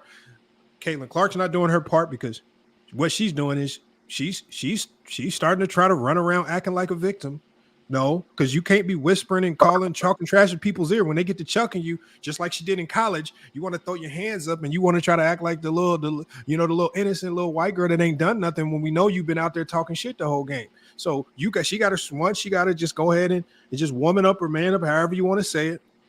Stop crying. Stop looking to the refs for help. The refs is going to ultimately start saving her when she gets better. They're going to come to your aid. But I guarantee you, if Caitlin Clark has the power right now to put the WNBA on the map for the rest of the year. The next game, just go clothesline somebody. Hey, Lamar, Get can you hear me, ejected. bro? Get ejected. Yeah, what up? Can I get my take, bro? What up? Go ahead, Khalil. Go ahead and cook. Salute to you, Lamar. Salute to you too, Brother Bees, and everybody else on the panel. Hey, I've what been up, listening. man? How you doing, Khalil? I'm chilling, man. I'm chilling. Salute, brother Khalil, man. Salute. Salute, UK. I've been listening to y'all brothers cook, man. Some of y'all made some really intriguing points. To go back to the topic where you talked about how to make it better, I guess. I think what they should do, and I think Rashard McCann's made a really good point when he said this, so I don't want to act like it's my thought, but cater to the styles of your best players, like how the NBA did with like Michael Jordan, how they changed the rules in order for him to be successful, and how you got it now where all the Europeans is sort of got their wave going on, so they made it more Eurocentric as far as how they play in today's NBA. They need to do that to the WNBA too. Cater to what Caitlin Clark do well, and like all of the rising stars in that league. To me, the biggest issue that they have is they don't know how to handle success. Yep. This version of the WNBA, you got the prettiest females that you ever had in the WNBA's history. You got a white girl from America, homegrown, who's a superstar, and you don't know how to handle that. You don't know what to do to allow her to blossom. And like you said, it's partly her fault too because she's not doing her end, but still, it start with women and it end with women. Like, this is their league. They can't expect, like, me and been having roundtable discussions about how to fix the WNBA for years, and nothing has changed. And I don't think that they can do anything that can. You don't, like you said, you don't want to add any gimmicky solutions. Like, there's literally nothing that you can do at this point to change that league. And let's be honest here. They got to step their game care, bro. Like, we don't really, like, me personally, like, I met Caitlin Clark, and I came on Lamont's platform when we had Iowa State here. Caitlin Clark is massive. Her following is like nothing I ever seen. And I've dealt with some of the biggest clientele in sports that you could ever like work with. I've never seen nothing like this. So the WNBA, they don't know how to handle her stardom, bro. Like, they tripping over their own feet. They arguing with each other. It's just a whole mess right now. And it's all because of them. Women overpopulate the world. Like, if they all just say, you know what I never heard, Lamont? I never heard a group of women say, "Oh, I'm about to go watch the WNBA game." I've heard them say that about the NBA.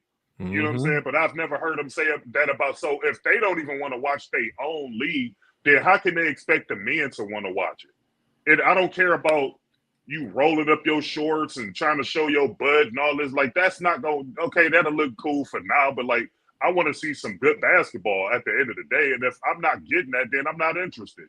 And I think most men not interested.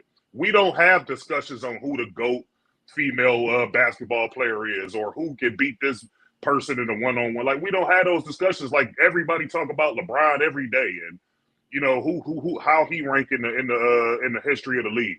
Just like with any other great basketball player that's a male, we don't have those discussions with the women. It start with the women first. Y'all cater to y'all own league. Y'all show up in droves to support y'all own league, and I guarantee you the men will follow. They will follow. Anywhere where there's a group of women, a group of men gonna show up. So, but it start with y'all first, bro. The biggest problem is they don't know how to market to women. Women just naturally hate on each other. Like in the NBA, when the first player got $1 million contract, they were saying that all the other players and all the other teams was in the locker room celebrating. But with women, it's different. They just naturally jealous like that. Women just don't know how to market to other women. Like that's really what it comes down to. I think you might be slightly mistaken there, brother, because again, when women and young women are interested in ain't what they promoting and selling in the WNBA. Now the reason why Angel Reese, I have a homegirl. I tell this story a couple of times because I found it so funny, but I knew already it was true. A homegirl of mine who is in DC, she says she follows Angel Reese because Angel Reese is a baddie, right? And she's from the DC area. So I asked her, so you gonna go to a Mystics game when the Sky come to DC? She's like, I don't watch no damn WNBA. Who watches women's basketball? I was like, damn. It's funny. Angel Reese is an influencer, and other women will watch what she's doing online, watching how she get dressed, looking all cute and stuff like that. But that following don't translate always to viewers in the basketball arena because they don't care about that. No, the NBA, the WNBA is huge. They're a huge trouble, my brother.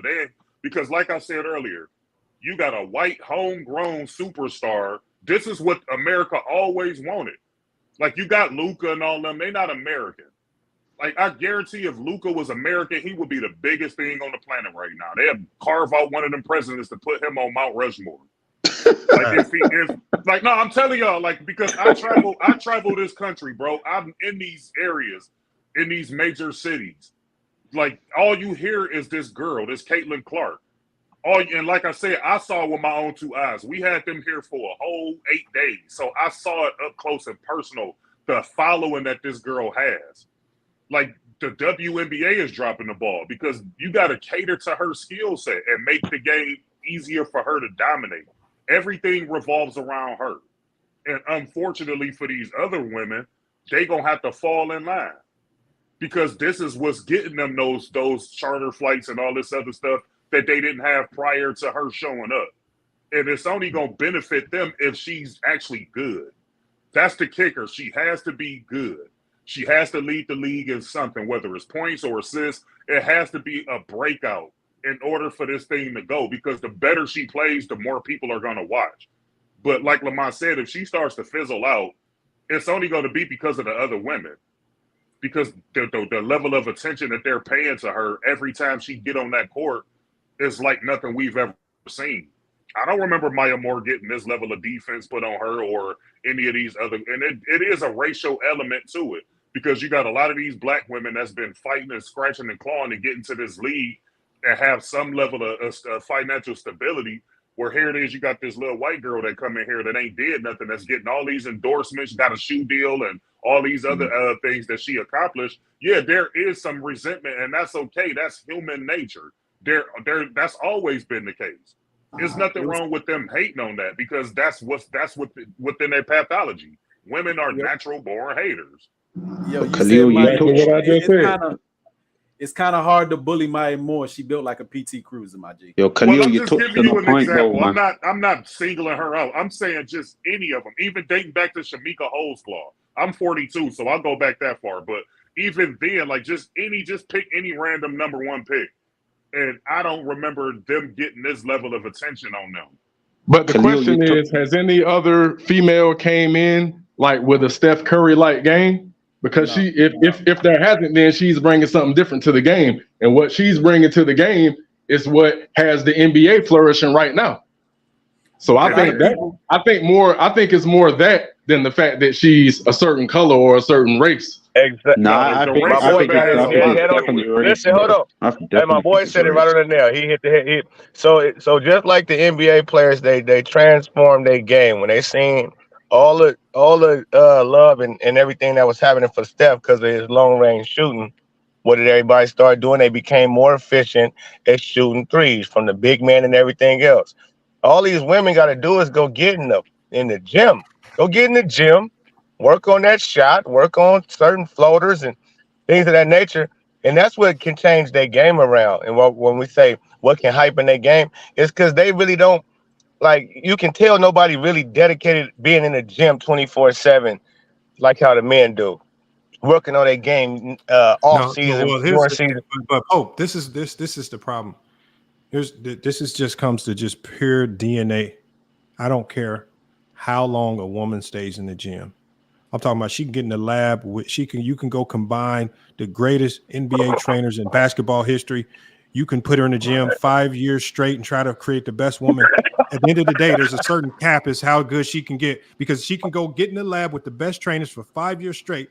And I could put her on the court with the number one ranked in the country, and he gonna barbecue her. Just waking up out of bed. So the thing is, there's a cap to how good they can get just because of the physical dynamics. So we can't. When we But I watch, need to see somebody with some Kyrie Irving handles or something. I got to see somebody with some Magic Johnson flashy passes. They got somebody like that, right? But they got somebody like that. Nah, we need more than just one. So here's the thing. So here's the problem. They got a Kyrie in the WNBA, but has the WNBA sold her like Kyrie? I can tell you who it is right now. Enrique. No, Jewel Lloyd. Got the nastiest handle in the WNBA. Probably if there was a female comp, I like her game. If there's a female comp to Kyrie, is Jewel Lloyd. But the one, they don't. I wouldn't say Kyrie though. Two, Jewel Lloyd don't market herself primarily because, I mean, look running around looking crazy half the time. But you're not Kyrie though, Lamar. Come on, she don't be shaking. She don't be shaking. Hold on, man. She got handles. Bro. It's never gonna look like Kyrie. But I'm saying if there was any woman in the WNBA where you could say that's the female Kyrie, because remember, she's never gonna have the speed and skill of a Kyrie because there's a cap to how good a woman can actually be. Well, the only comp is Jewel Lloyd. You're not gonna find much better than that. I mean, who's the best defensive player in the league? She's on the Aces, but they don't talk about her like that. So the thing is, they got to slowly start to introduce these players to us every time Caitlin Clark plays. Right. And so every time this team plays Caitlin Clark, they have to introduce a new element. Okay, this player is this player does that. Right. We know about some of the best like Asia Wilson, but if they want sustainability, they got to use Caitlin Clark to introduce to us all of the other players and potential storylines in the league. I like what Kennedy Carter did with running up and smacking up Caitlin Clark, because now we know after you do your research on her, oh damn, she's been doing this for years. She been fucking people up for the last couple of years. So this ain't nothing new. So we know her. She Draymond Green. Yeah, she Draymond Green. So now we've attached her to like a characteristic that's next time they play, is she gonna go Draymond Green mode again? Like, so now it's a storyline because of what she did, because that's her MO. She didn't even go out of body. She just did what she normally does. And so that's what they got to introduce to us, and they can't let the storylines fizzle out because it could potentially be considered negative. They just have to. It's right now. All publicity is good publicity. The good and the bad. Yeah, Lamar, I salute to the panel, man. I got to push back on you, Lamar. I'm sorry, man. I got to do this to you every time I come up here, bro. Where's Wally? Because it's a shame how people make these a matter of fact statements about basketball, and you haven't seen all of the basketball that's been played on the planet. Now, I think I heard you said that you can take a woman and take her to a lab and she can go through this training and go through that training, and she'll never reach the level of whatever a guy would reach or whatever. Man, let me tell you something, brother. And you can research it. And I don't know how her career ended up, but she ended up playing with the LA Sparks. I think she went to the Sparks. I think she played, but she played in my high school when I was in high school. And her name was Penny. I think her name was Penny Toller or Penny Tolliver. But she used to play with us in when we would have open gym and when the varsity would have open gym. And let me tell you something, Lamar. Every time we played, you know, you pick your teams, and it would always be somebody, a guy in that gym on the basketball team knew they was gonna have to check her. And I'm telling you, Lamar, she would have cooked your ass. Never. She was fast. Never. Listen to me, bro. It's never gonna happen. Listen to me. I'm telling you. Wally, it's unfortunate that I was getting barbecued by a woman. I'm never getting barbecued by a woman. Let me finish what I have to say, bro. That's unfortunate, Wally. She was fast, bro. She could handle the ball. She just. So how come it didn't pan out in the WNBA? The publicity of the WNBA had not developed yet. The league is developing now. But this girl. Why was she not able to cook women in the WNBA? If she can cook men, well, you know, you got what I'm saying to you here again. You got to look at a system. You got to look at who the coach is. You got to look at who they want to promote. I think maybe at that time she might have been on the team with the tall ass girl, Lisa Leslie. She might have been on that team right there. So obviously they not going to take her talent and promote her over Lisa Leslie, because she was, you know, she was in the NBA. I mean, she was in the Olympics and, you know, facing the USA and all this and that. But I'm telling you, right now, if we could turn any of these guys on the panel, if we could turn back the hands of time, we walked in the gym and she was in there, I'm guaranteeing you, she was gonna give you the business. Okay. I seen her do it with my own eyes. All right. Well, she and I used to see guys. You know what I see guys do? You come in the gym, and before the teams were picked, before we even pick who. Whoa, Wally. Go ahead. What we talking about today, though, is if she was a talent of that ilk, let's just say she is that nice. I know she is. She played in the league. She played in their league. No, I got you. So how did the WNBA botch that? Well, like I said, they knew. You understand what I'm saying? How does somebody get a raw talent, botch a raw talent? They don't know what the hell they're doing. That's what we're talking about. Right. But when I'm saying, I'm not talking about that. I'm talking about what you said, that you can take a female and she can go through any kind of training that you take her through, and she not going to be able to play with the men. I don't agree with the physicality of it. No, I don't think a female. Do you know any woman that can play in the NBA? I'm telling you, that's what I'm saying. Do you know any woman that can play in the NBA? I don't think a female, the physical aspect, like Ice Cube was talking about. But look, hold on, let me finish. Ice Cube was talking about giving the little girl $5 million. Wally, I've seen she's too frail for that. So I've seen really good women barbecue at LA Fitness. Yeah, I haven't seen really good women. Down on their shoulder. Hold on, Wally. If you come down on the shoulder. Hold on, Wally. Hold on. I get what you're saying. It's a difference between I've seen really good collegiate women athletes go into a LA Fitness where you're dealing with truck drivers and guys that just got off the shift at Pizza Hut. I didn't see her go in the gym and barbecue. What I've never seen is on a court of competent basketball players that play high-level high school, D1, pro-level basketball. I've never seen a woman step into those circles of people who actually work on their game just as much as she does and actually go out there and cook. She will not survive. Now, of course, you put her on a court with a whole bunch of guys that's inferior, that don't hoop, that don't know the game. She can look nice. We're talking about putting her on the same. If she's a pro and you put her on a court with other pro men, she is going to look like a class clown out there. She ain't going to be able to get up and down the court. She won't be able to keep up with the pace. So, if she was able to barbecue grown men, y'all should have picked her up.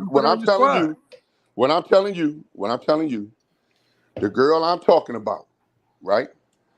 If we went to the park and she was going, and we let her play the point, and my three brothers was out there, and one of my homeboys, we played to win, and the next man up, the next team up, she could play. That's barbecue. And what he's saying is, look, y'all. I mean, you're arguing for the exception to the rule. Lamont was making a general statement. But I'm not saying I'm not pushing the envelope and saying that a female that has that type of skill set, right, can come and compete on the level with the men. Because one hard crack on her shoulder, she done. You see what I'm saying? Do keep in mind what Lamont was stressing to you, though, is take it not as an insult, but some of that park basketball is highly inferior competition. He said, "No, I'm not talking about. I'm not talking park shit. basketball. I'm talking about a hard foul. Whether you're playing in the park or whether you're playing under the referee, whether you're playing under the stripes. I'm talking about a hard foul. A female that's built like a Caitlin Clark, who can shoot, who can run. Obviously, she can't stand up under the physicality of it because she's a female. Her bone structure is different. Her Monica density is McNutt would go crazy on you right now. I ain't gonna hold you. Say what now? Say what now? Monica I McNutt, think all just them about women any from feminist ESPN would would go crazy on you right now. Hey, but what I want to respond with my whole point was though, why ain't no women in the WNBA that's for real got a crazy handle, crazy passes like those? If you can't dunk, we understand your genetics won't allow you to dunk, but y'all should be able to get in the gym and have tight handle on the rope and so on and so forth. I know you said Lloyd, but yeah, she nice as they come, but not tight handle like crazy, shaking girls, breaking ankles. Nobody breaks no ankles in the WNBA. If somebody starts breaking ankles, pulling up. There was a girl that played, I don't know her name. They just did a special on her. She played with Cheryl, I think she played with Cheryl Miller in college. And then she went overseas because they did a special on her. They don't even talk about her. And I saw her play. And to me, she the best WNBA player that I've seen play. And I'm talking about Lisa Leslie, Cheryl Miller, put them on. That girl, I don't know what she's doing right now, but she was hell. They don't even talk about her. Is she better than Cheryl Miller? No, you have to ask. Look her up. Just look her up. And see, most of the guys on this panel don't even know who she is. Cheryl Miller scored 100 points now. Huh? Cheryl Miller scored 100 points now. Cheryl Miller's a bad. We know Cheryl Miller because that's who they were pushing. Come on now. We know Cheryl Miller because that's who they were pushing. What I'm telling you, there was a girl that played in the WNBA. She went overseas first. I think she won some championships in the WNBA. She talking about Cynthia Cooper? I think that's her name, man. Correct. Yeah, Cynthia Cooper. I already know who that is. Already said she was on Houston. Yeah, she was on Houston. Don't nobody know nothing about her. I said she was the GOAT. Everybody know about Cynthia Cooper, man. We talking about right now today, though. And I mean, and I'm listening. We're talking about basketball players. And see, when I meant, if you knew about it, you would have said, you ain't say Cynthia Cooper to the young man said. No, I didn't. I said it earlier. I said she's the GOAT with Maya Moore. I'm not talking. I'm talking about the guy that just said something. Maybe y'all was talking. I just got up here. So maybe I didn't mention that. Man, because I'm not talking about no old school and with no one-offs. I'm saying this should be normal for professional women's. It should be normal for girls to have crazy handle, crazy crafty passes, and all of that type of stuff. That should be a norm, not a one-off. Why should it be a norm and people can't? And you got guys that can't do that. I agree with that because you have guys that just can use. Some players can just use their athletic ability and dunk and be fast and be strong. But females, if they don't have the athletic ability to dunk, they should have a better skill set. But I'm saying you got guys that don't even know how to play. Right, but being that dudes can use something besides the skill set and still be successful, and women don't have that athleticism, they should focus more on skill set. And it should be more pronounced. I keep telling y'all, hold on, because I don't want to derail the conversation. Hold on, I don't want to derail the conversation to get something. What I'm saying is, I don't care. Like, y'all keep harping on skills. I don't care how skillful they get, because just like Wally pointed out, there've been a shit ton of skillful women, and ain't nobody cared. Right? They're still skilled. Like, none of y'all knew Jewel Lloyd, and I think she has the best handle in the league. Y'all don't really care about being more skillful because the players that's super skillful, y'all don't care about. Y'all don't care even if they are skillful because y'all only come to watch now that the gravitate names are here. Now that the gravitate names and the big storylines are here, now we're watching. So we just need to be honest about why we're even watching. Let's not pretend like we want them to be more skillful. We don't. They've been skillful. We don't care. They can have it. Jewel Lloyd looked like a little gremlin with a handle. That's why y'all don't care. And so no, that's not true. Man, I started You watching. can go watch my You live, know but as what, soon as I Lamont? seen her play, I was like, "Oh, she nice right there." You know what, Lamont? I mean, I started that's watching. different Juju though, Watkins, we because see the like skill on her. That's why everybody men and rock with women Juju. don't You watch see the basketball overall for the same skill. Man, I reason. started watching the women's. I Breaking started down. watching the women when I saw Angel Reese play, Thank you. and she wasn't doing nothing spectacular. And she just play hard as She hell. wasn't doing nothing She ain't got spectacular. no skill, man. No, I started watching the I like women's Angel Reese, last but she year play when hard I as saw. hell. I She said, play damn, hard. that girl play hard as shit. She play That's hard why I as started fuck. watching. And it's really Angel Reese. What drives you to watch her is she has a like. If they, I don't know too many people that are as passionate as her, because you only can play that hard if you really love the game. She played the That's game why I hard. started watching. So you got it. So the thing is, she created, like when me and Wiley just said, she found a middle ground where this is how you get the respect of all basketball players by playing this style. And she can get my respect, and I'm gonna watch her just because of that alone. Other people might have their own reasons, but I think more of these players need to start doing things that connect with the common basketball player. And Angel Reese, she puts herself on social media. See, she found a way to get people to watch her. So she used the social media, and she used, the sex appeal to get people to come watch her. Now people are watching her. Now they're like, damn, okay, she do got this aspect to our game that I can relate to. And I even see that same fire in Cameron Brink. She gets people to watch because of the sexual appeal. Then when you see her play, she got a little fire. Like she'll cuss you out. She gonna give you a hard foul. She gonna talk shit to the refs. She got a little fire in them. So that's relatable to a certain degree. Caitlin Clark, a little bit of crybaby in her, but she has some things you can relate to, because I love Man, that girl them. ain't got no crybaby in her. Yes, Lamont, she do. that girl She got a lot of She's a crybaby. flopper. She about as dirty. Look, man, that girl is about as And dirty the thing as they is, come. I Man. watched Caitlin Clark. This is how I know she a She little ain't got no crybaby in her, Yes, though, she do. Lamont. I watched this, y'all. I got a clip. Y'all know some of y'all saw that clip. No, I I saw this. don't, man. Look, check this out. This is how You I know ain't paying attention. This is how I know she's a little crybaby. And this is Nah, nothing she wrong ain't with no this. crybaby, Lamont. When after one of the games when She she about lost, as dirty as all the players out there playing. Wally, let me say this, Wally, because I'm gonna play this clip to show y'all. After a game in Iowa, when she lost and she was in her feelings, and the crowd comes to storm the court, a little tiny little eeny beeny little student runs her way and accidentally brushes her on her little thigh. What does Caitlin Clark do?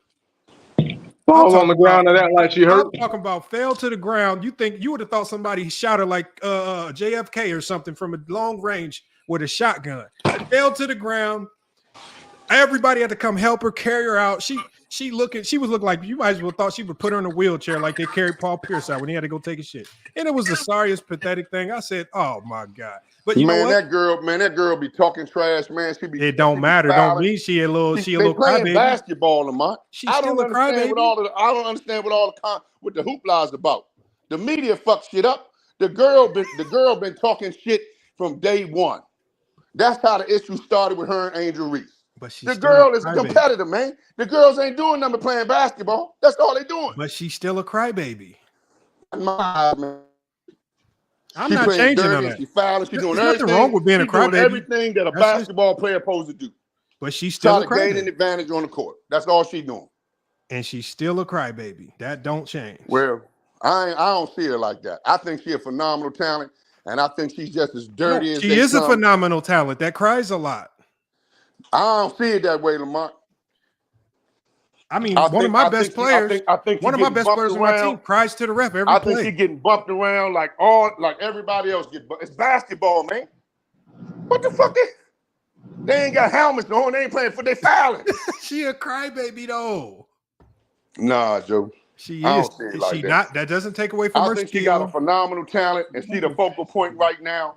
And the media.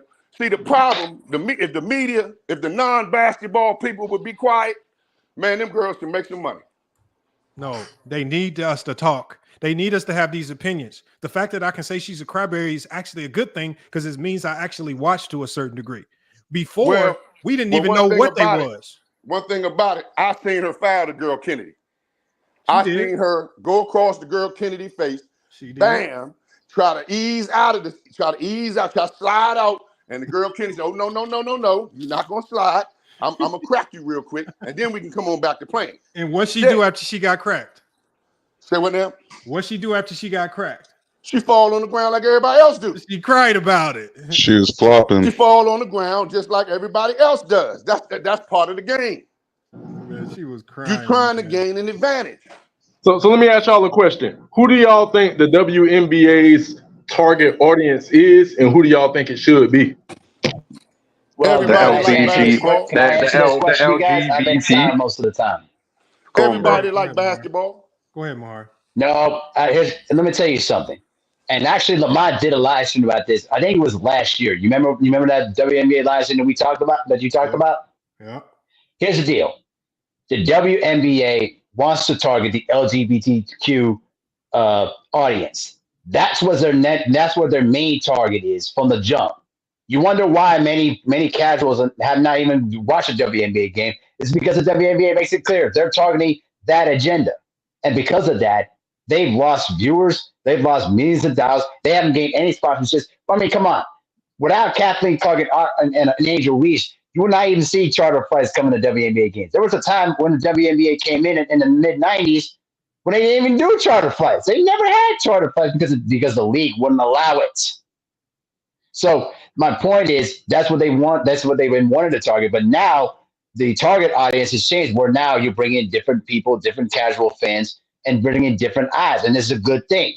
So my point to my issue with the WNBA is that you gotta push these storylines. You gotta push different narratives to draw in more viewers. And let me say this to the women too: if you don't watch these games, if you don't go out and watch these games, shut your mouth.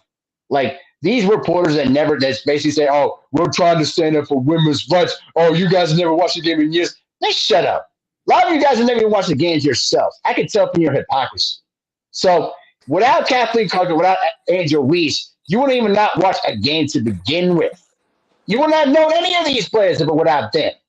And when Juju Watkins and Paige Buchers come into the league, it's going to get even better. You're going to have a different crop of players. Nah, she ain't Hey, Lamont, you a stat guy. Hey, what's the girl that played with Cynthia Cooper? I don't know that girl's name. But she had. You mean Cheryl Swifts and Tina Thompson? That's the girl, man. That's the one with had the red lipstick and the big lips. Yeah, Tina Thompson. Yes. Yeah, I used to watch because of her. Okay. Yeah, me too. I used to watch the game because of her. I mean, if you like the sport and you like and you like basketball, I don't know the girls' names obviously now, but my man, you on point. I used to watch that team play to watch her play. I thought she was phenomenal. But I'm a basketball player. You see what I'm saying? Well, yeah, but here's the thing. Well, I understand, Wally. I get it. Like we're basketball savants. We watch anything related to basketball. I'm talking about in terms of the perspective of the casuals. I ain't gonna say I'm gonna go down there over there in Southeast and buy no ticket and watch Angel Reese. I don't know if I'm gonna go that far. But when I saw her playing in the NCAA, I said, God damn, that girl hell. I said, And I think what the WN players need to understand is if you want the league to be better, you got to start promoting yourself. And also, I want to make this case too. Can we have a new commissioner that can actually at least start doing the things that is necessary to push the league? Because if you don't have a commissioner that's willing to push those boundaries, your league's not going to grow. There's a reason why David Stern had the vision and the courage to push the league from a national league into an international conglomerate. He saw the vision before. Yeah, I meant to ask that question, Lamar. Do you know who the current commissioner is of the WNBA? Because that's something I don't know. That's a good point, my man, but she might be a little nervous. No, I don't know, man. Hey, Lamont, who's the commissioner of the WNBA right now? The one thing that I know is whoever's running it, and they have a clear personal agenda. Whoever's running it has an agenda that's more based on their personal beliefs as opposed to what's going to benefit the league business wise. Now they can try to deny it as much as they want, but that's what this league reflects. The league reflects what the owners want to put out there, and it hasn't changed for some time. They want to deny it. They're going to try to deny it, but it is what it is. And so. They need to take that stigma off. They need to find a way to shake that stigma. And the only way you know what, though, Lamont? You know what, though, Lamont? Well, do you know what, though, Lamont? Hey, can you provide the name of the commissioner of the WNBA? It's Kathy Engelbert. Kathy I'm sorry. Engelbert. Say it again. Yeah. Say it again. Kathy Engelbert. Okay. Well, here's the thing. If this commissioner is not doing the necessary work to push out the league, then I don't need her to say that she's not doing that, because your actions speak louder than words. If you're basically trying to push your own personal beliefs onto the league's not going to grow. See, the one thing I can respect. Yeah, go ahead. Check this out. Kathy Engelbert, she just became the commissioner in 2019, and she is the first ever commissioner. So they have just now started even acting like they want to grow the league. Okay. So maybe she's pushing the agendas then with this. How can I say the drama? That's around. No, you're 100% right, because that's around the time when they started like becoming like publicly pro LGBTQ and shit like that. Yeah. Right. So I hope this new commissioner can do that, because listen, when Juju Watkins and Paige Buchers come into the league, it's going to be a totally different vibe. When you add those two other players with the Kathleen Clark and the Angel Reese, you're going to have much more different crop of talent, younger talent now. And I hope that people like Diana Taurasi can just retire. Like, your time is over with. I've known Diana Taurasi since 2003. Like, she's unfortunately, with due respect, she's a great player. She will be in the Hall of Fame, but she was never the player that could move the needle. And Maya Moore was a phenomenal basketball player. And I could say that here in Minnesota because she won all those WNBA titles. But the WNBA never pushed her to the superstar that she was supposed to be. And that's on the machine of the league. Do you want me to read some history about Kathy Engelbert? I'm looking at it right now. Let's hear it. She's a TPA. Yeah, go ahead, brother. Go ahead. Let's hear it. Go ahead. So she's the ex-CEO of Deloitte, which is one of the big 4 accounting firms in the world. And basically, she has a bachelor's in accounting from Lehigh University. She's certified as a public accountant licensed in Pennsylvania, New York, and New Jersey. So she actually was an ex-basketballer herself, and she's in the Naismith Basketball Hall of Fame. Her father was Kirk Engelbert. He played for Naismith Hall of Fame coach Jack Ramsey at the St. Joseph University and was drafted in 1957 by the Detroit Pistons.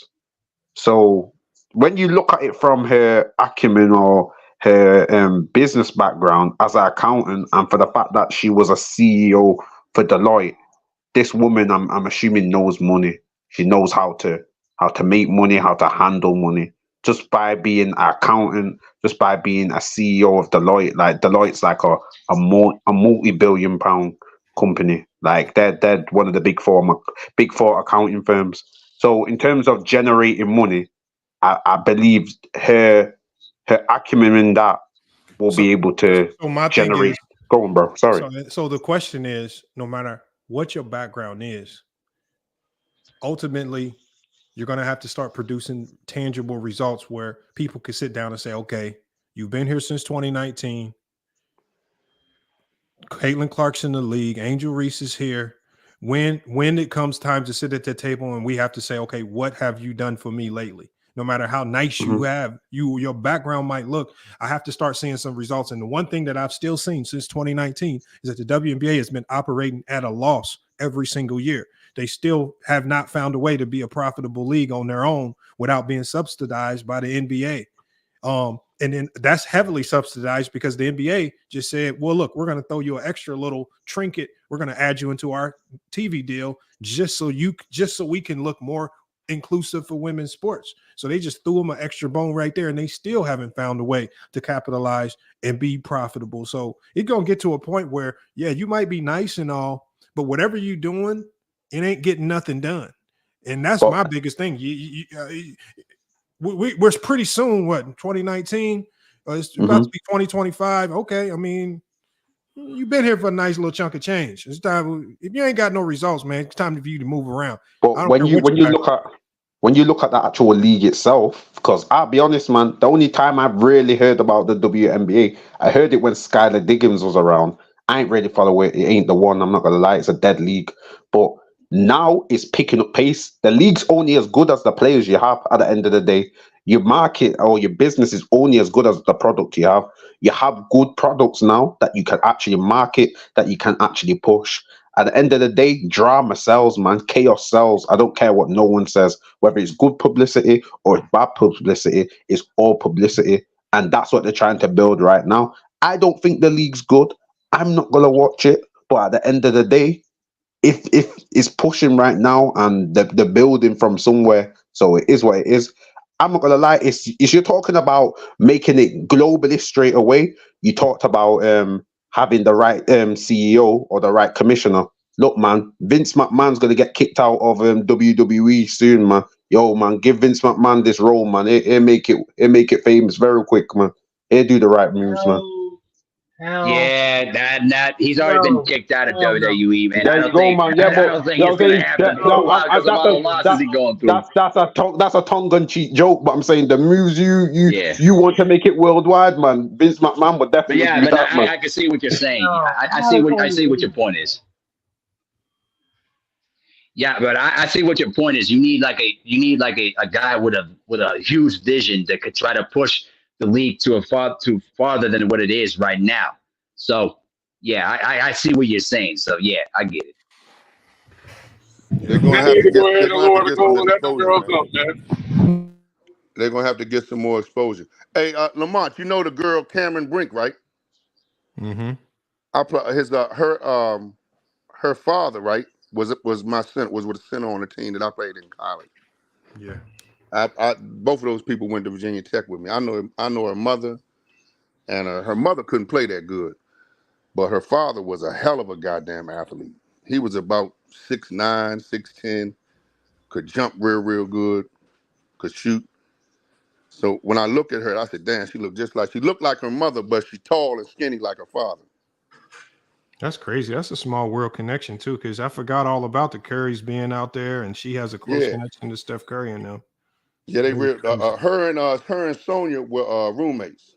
I may not be telling on myself a little bit here, but you know, it was a lot of action at that school at that time. You know. But anyway, hey, you know what? Though? Hey, look, but you know what though? They got to get some more exposure for the WNBA, man. Yeah. You know, because I don't know if the NBA needs to give them some more of that TV money, but they got to get them some exposure. See, because they don't play. The girls don't play that bad. You know what I'm saying? Like I said, I watch it every now and then. You know, I'm sitting in the house, I ain't doing nothing. I watch it, but they don't play that bad, man. So they don't. They play just as good as some of them stiffs that play on in the NBA. No, yeah, I mean, if you're watching the WNBA unbiased as just like a regular basketball fan, and you just know that they're not going to be as good as the men, it's going to be enjoyable to a certain extent. You just can't be. Like a lot of people, when they watch the WNBA, they already have like a prejudice in their head that, oh, these guys are not going to be as good as the men. And it's like, you can't think that. You just enjoy it as a basketball fan. No. You'll be able to enjoy it for what it is. They have to understand that there's only a handful of people in this world that's going to appreciate WNBA basketball at its true core. And you have to be a basketball junkie. You have to really care about the game. Like, yeah, exactly. And I can see Wiley caring because he hooped at a high level. So the small things matter. Like when he talked about Angel Reese playing hard, that's a big thing for me. Like that stands out like a sore thumb. Like, and that's a crazy quality to have. And that's what you want. That's what you want out of your teammates. If I want any teammate, I'm gonna take her any day of the week if you play that hard. And that's a skill that works. Man or woman that translates on any level, just playing hard and it's respectable. But so what I'm saying is that the whole purpose of this show is that not everybody is going to watch it the same way me and Wiley watch. Me and Wiley, we have to talk to a whole bunch of casuals up here all day that don't really care about the ins and outs of the game or somebody playing hard. They just want to see the ball go in the bucket. They want to see somebody win. They want to be able to talk shit about this team losing and this team may be winning. Say this person choked and that person didn't choke. They want to break the game down to kindergarten cop basketball talk. That's what they want to do. That's what these extreme casuals want. And now the WNBA cannot complain. Now that the extreme casuals who are bringing their dollars and cents to the league, you can't complain when they bring the kindergarten cop basketball talk with them. You just got to take it. That's all I'm saying. They're going to bring the kindergarten cop talk. It's okay. You just got to deal with it. Look, they as long as they pay them. But you know what, Lamont, that's what they're doing, though, because they missed the fact that I don't miss nothing that Caitlin Clark has done. You see what I'm saying? Mm-hmm. She's the one that started the John Cena, whatever that thing is. I don't know, the waving of the finger, waving of the face. You can't see me. You can't see me. Huh? Oh yeah, that stuff. I used to like that back then. Yeah, well, he the one. They come from him, but Caitlin Clark is the one that brought it to the NCAA, and then Angel Reese finished it, and that's how that grew. You understand what I'm saying? Mm-hmm. So I don't feel sorry, man. Caitlin Clark is getting exactly what she needed to get. She came in as the first pick. She's shooting all the way out there behind the line. People don't like that. They want to get at her, and she got a little quickness, and she can get around them, and she can get to the basket. Oh yeah, we got to knock her on the floor a little bit. That's part of the game. That comes with the territory, man. That's basketball. Yeah, that's why I'm saying. I think people just make a big deal out of it because these are women and not the men. That's why.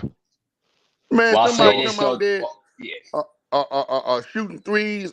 You're gonna have to do something. You know what I mean? Or you just gonna keep letting him shoot. If you make about 2 or 3, that's gonna require me to make a foul on you. I gotta make an illegal foul and give you the ball. That's the old school mentality. That's how it goes. Before I get off anyway, man. You know what I'm saying? Hey, Lamar, you know that's how it go, right? Mm-hmm. That's how it go. I ain't gonna just keep you. No, I mean, take it up top. And it might be a scrape, one of them, little light scrape across that nose, get them sights off a little bit. That's all they doing to the girl, man. That's all they doing. I don't know how they're trying to make it a racial thing. Man, it's basketball. Well, I can explain that. I can explain that because how the hell is race getting into this? How's race getting into this? I mean, hold on. Well, let me explain that, my brother. Let me explain that because here's the deal. Because a lot of people don't like the fact that, and listen, it's not her fault. It's not Caitlin's fault. It's just that a lot of the media hyped her up because they want another great white hope for their league or something like that. That's always been like that in history, in boxing, basketball, football, everywhere else. It's always been like that. Even Larry Bird back then was basically catered to that. But Larry Bird basically denounced it because he played with black players back then when he was growing up in Indiana because a lot of the white players back then didn't want to play with him. So it's always been like that. But at the same time, black people get knocked on the ground, white people get knocked on the ground. They got people coming over but there it's a different vibe, Wally. It's a different vibe, Wally. You know that. It's basketball, man. How everything but it's the same thing, Wally. How race got to weave into every goddamn No. But hold on, Wally. The thing is, all I'm saying is to push the content to casuals. You need the race dynamic. Because casuals, like I said, that ain't nothing but Wally, we just talked about Wally, Look, casuals don't care about the hardcore X's and O's. They want the simplified, stupid storylines attached to these players. Thank you. So just like the Magic and Bird dynamic, the black-white dynamic carried the league in the 80s. It was a stupid dynamic to push, but it was needed because the league was a felon league, and you had to find a way to sell this to the masses. Exactly. The masses are casuals. So the WNBA needs to push it. You can't let it get out of control, but you have to make it seem like this is an underlying factor here to this, man, because you got all kind of ethnic groups on the damn teams. Got all kind. You got white people, you got black people, you got foreigners from over black girls from different countries. How race every time? I don't get it, bro. At the end of the day, Wally. At the end of the day, you need that racist dynamic. You need that race dynamic to push your league, bro. The girl Kennedy that knocked Kaylin Clark on the ground, she damn near look white. Okay, come on, bro. What are we doing? Wally, you know this from your history in basketball about the Bird and Magic dynamic. Listen, you may not like it, but that's how it works. You know what Don King once said when it comes to boxing? He sees the color of the green for the money. Raise sales. Guess what? Mm-hmm. That's how the WNBA is going to grow. You can hate it all you want to, but if the race dynamic is the one that makes the amount of money and it brings the most viewers, guess what? Most of us are going to do it. All right. But let me ask you something. Magic and Bird were the same thing. But let me ask you a question. Go ahead. Is the race dynamic? Is the race dynamic in full effect? And has it caused the WNBA revenue to increase? Well, right now it hasn't done it yet, right and it will. Well, guess what? That's a failed Because hold on, Wally. Let me finish. Hold on, that's a failed business operation, ain't it? Well, hold on, Wally. Because here's the thing: it's drawing more viewers now. It's drawing in different eyes to the league but that I it's don't never think had it's because before. of the race. I think it's because It does, bro. Yeah, it does. I've seen other channels talk about it, and guess what? It's a good probably thing. haven't really Sometimes been on like good and some bad of the Twitter publicity is spaces. needed. Go ahead. I'm sorry. No, I was just saying, brother, to add on to your point, like they've been talking about this not only in YouTube comments and the Twitter spaces, on podcasts. Like everybody's brought up, the great white hope, or they've called her the white girl. I know for a fact, at least in the hoods that I've grown up in, if you was on the basketball court getting cooked by a white boy, you was getting clowned. Like it didn't. That race dynamic shit, it's always existed in basketball. You got conservatives complain that black players get more privilege in the league than white players do. That might not be a huge talking point because nobody really cares about racism in the NBA. But this is like what were they just saying about fucking Nikola Jokic last year when Joel Embiid got his MVP? Like, come on, man! Like that race shit is never going to go away from basketball. It's just part of the game. There you go. Exactly. That's my point. And that's my point. Yeah, and like what Don King said back in the 80s. That's what Don King said. Hold on, you talking about Joel Embiid for the Sixers? Who got Joel Embiid didn't get it? Is that what he's saying? Well, here's the thing. I was saying that they were trying to push narratives that Jokic was only getting his MVPs, right? Because they were talking about how he could possibly get 3 straight, and they were saying that it's because he's got like some kind of white privilege with the voters, right? Because the last person to won 3 MVPs in a row was Larry Bird, right? Only other player that did it, also a white player. So they were pushing that narrative. And then you had Kendrick Perkins, dumbass. I actually like him, but he went and said some stupid ass shit on national television about how this is like some kind of white privilege, and that Joel Embiid, who's been great for the last few years in the regular season, should have won it. So it's like that. That's always going to be a part of basketball discourse, unfortunately. Yeah, but I was going to ask. I was trying to get some clarification on what you said, because you think that Joel Embiid deserved the MVP over. I don't know. Like that's not my opinion. Like my opinion is like if Joel Embiid was gonna win an MVP, it probably should have been the one before that one.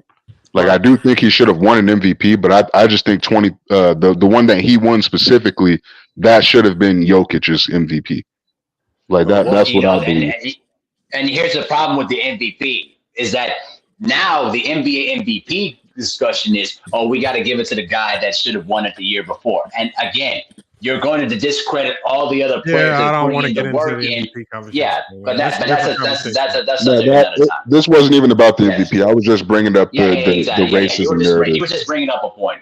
Yeah. I get like all I'm saying is look, man, look, we can pretend like we don't want it in there.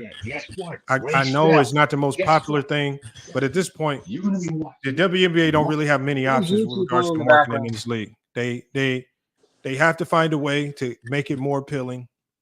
And you can only sell like how some people try to make it seem like they need to wear like tight shorts or something.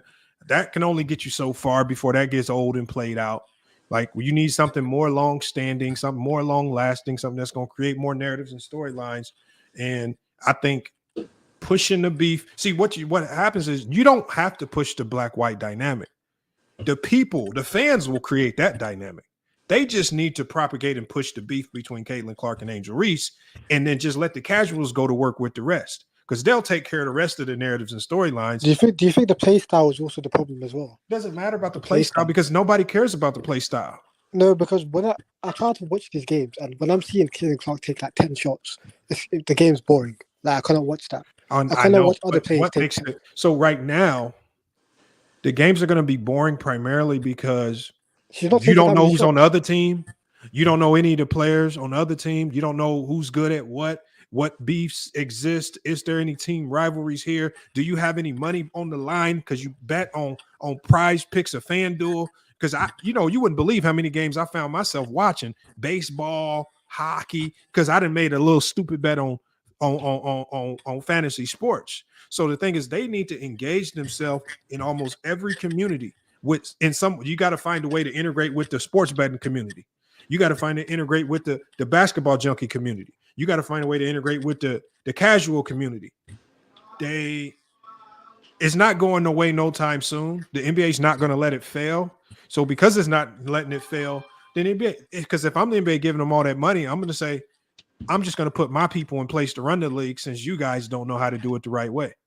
But they keep letting them run themselves, and they're not doing anything. They're just wasting a whole bunch of money. They're wasting time because and my thing is, look, if you're going to be a LGBTQ league, then just go all out in it and just go get a sponsorship with Budweiser or do something crazy like that. Just go all in. Yeah, appeal to them people because they need that money from them. They need to come on. I'm just saying. I mean, if you're going to go that route, you might as well just chase the money while you're going that route. Don't just go that route and just be broke.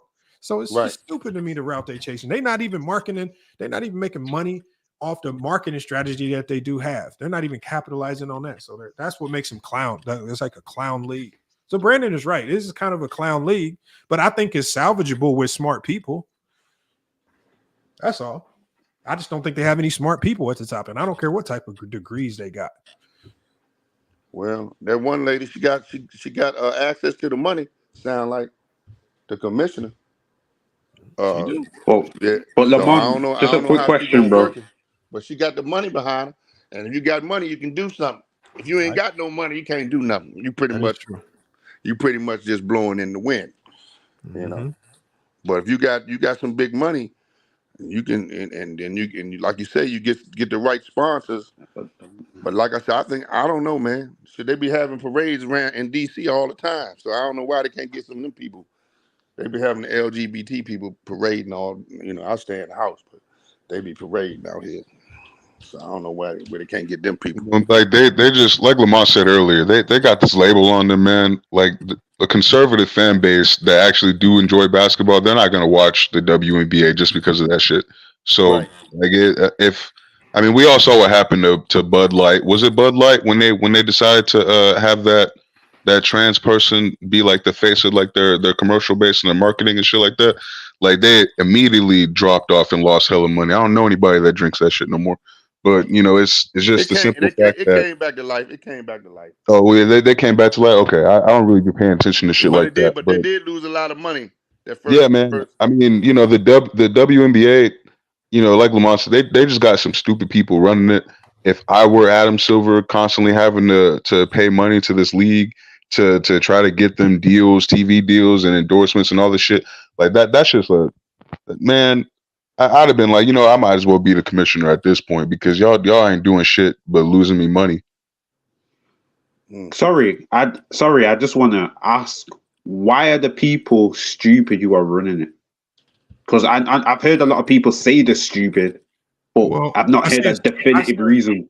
I say it's stupid because when you have a failed marketing strategy, it's a failed marketing strategy. And when you are year after year after year having no profitable years and you're not seeing any upward trend in your financial growth, then it's time to hit the reset button.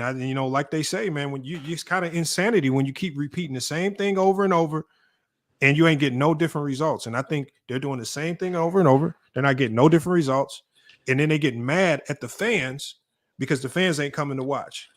And so it's just like, y'all, to me, stupid might be a harsh word, but to me, I just believe it's stupid to proceed year after year with a failed marketing strategy in today's day and age with the internet, with technology, with how quick you can change things. You can literally change this league in a year with marketing. And I don't think they're doing it the right way. They're not connecting this league with the right companies. They haven't. What should change about their marketing? Hold on, but before you go on that, I say it's stupid because they don't know who their target audience is. Like that. That's why I say they're stupid. Mm. Well, you know the Sky, and the team that the Caitlin Clark, she played for the Fever, I think. They've sold out their home games, so that they can start there. That's a start. Whatever they did. I don't know how that transferred or translates into other arenas being sold out, but the Sky, all their home games are sold out, and the Fever, all their home games are sold out. So those I can't remember who said it, but I was on the stream with Lamont and some other guys. We were talking about this before. I think it would be great if they end up just moving some of the cities that they're based in, because a lot of these WNBA teams, they're in cities with a bunch of other major teams already from other leagues, whether it's basketball, football, or baseball. And you got to share not only the arena with these other teams, but you also got to share fan bases. And sometimes you might have a WNBA team in a town that's really big on baseball, but they don't really give a damn about about basketball like that. So, that's also like something that they could probably look into. Maybe move some of these teams to cities that are like, they got more. Maybe they have more college basketball that they enjoy watching. So they might pull up to a WNBA game just because it's on the same. It's on that same track. It's basketball. That's a real good point, because I can't remember who made that point. It's not my point, but it was on Lamont's stream. That's a good point, though, man. Because I was just when you were saying that, I was thinking about the Mystics and all the competition. I mean, the Mystics is soccer team. They got the Nationals. They got the Ravens. They have the Orioles. They got the Skins. It's just there's a lot of different the Wizards. Yeah, because you're already competing for viewership. You would hope that you could market your team in those other arenas to get them to, when your season comes. I don't know, but if they don't like women basketball, they ain't coming anyway. So I mean, if they're watching the college sport, they might just pull up to the WNBA game because that's not how college sports work. College sports is full of straight pure fanatics. Like if you look at college sports, these college sports have some of the craziest fan bases because these people will fight over that school.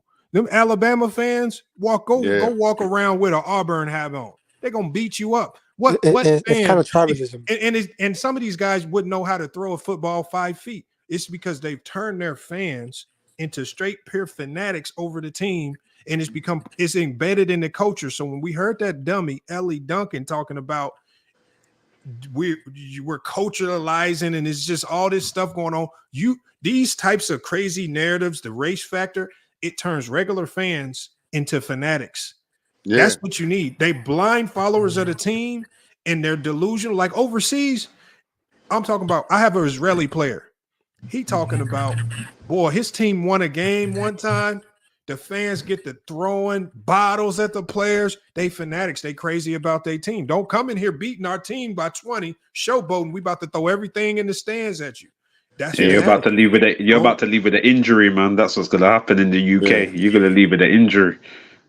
Yeah. So go create. Yeah, so it's mind your business when you go up to Philadelphia. Just sit there and watch the game. Don't say nothing. So Philly has what?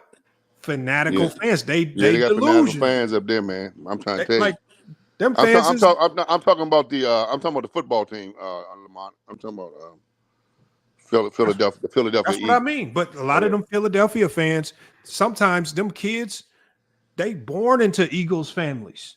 You just born as an Eagle fan. You don't even know nothing other than like that's what you have to start creating. And it takes years to create this, but it takes a whole bunch of petty, casual talking points over years that lead to this particular thing right here. And that's what you need right there, man. And that's why I say that's why it's valuable. It's a necessary evil because it creates them crazy fans that's going to create what you call your fan base, your primary fan base.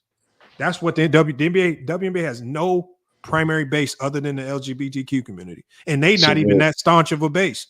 They come and go as they please too. So yeah. So basically you're saying that they need to start marketing to the casual fan base. The casual fans, and you got to sell the petty talking points because casual fans only care about the petty talking points. The more petty it is, the more the casuals are engaged. Yeah. The more hardcore basketball it is, the more the casuals get away from it. Every time I start doing a film study, I pull the film up. When people don't be wanting to talk about that locker room and them, I start pulling the film up. I got to get out of it. They gone. They not talking real basketball. Carcino for Life ain't never pulled up a real film. You know, they ain't really talking about. They want to talk about the most casual stuff. Carcino don't like LeBron, man.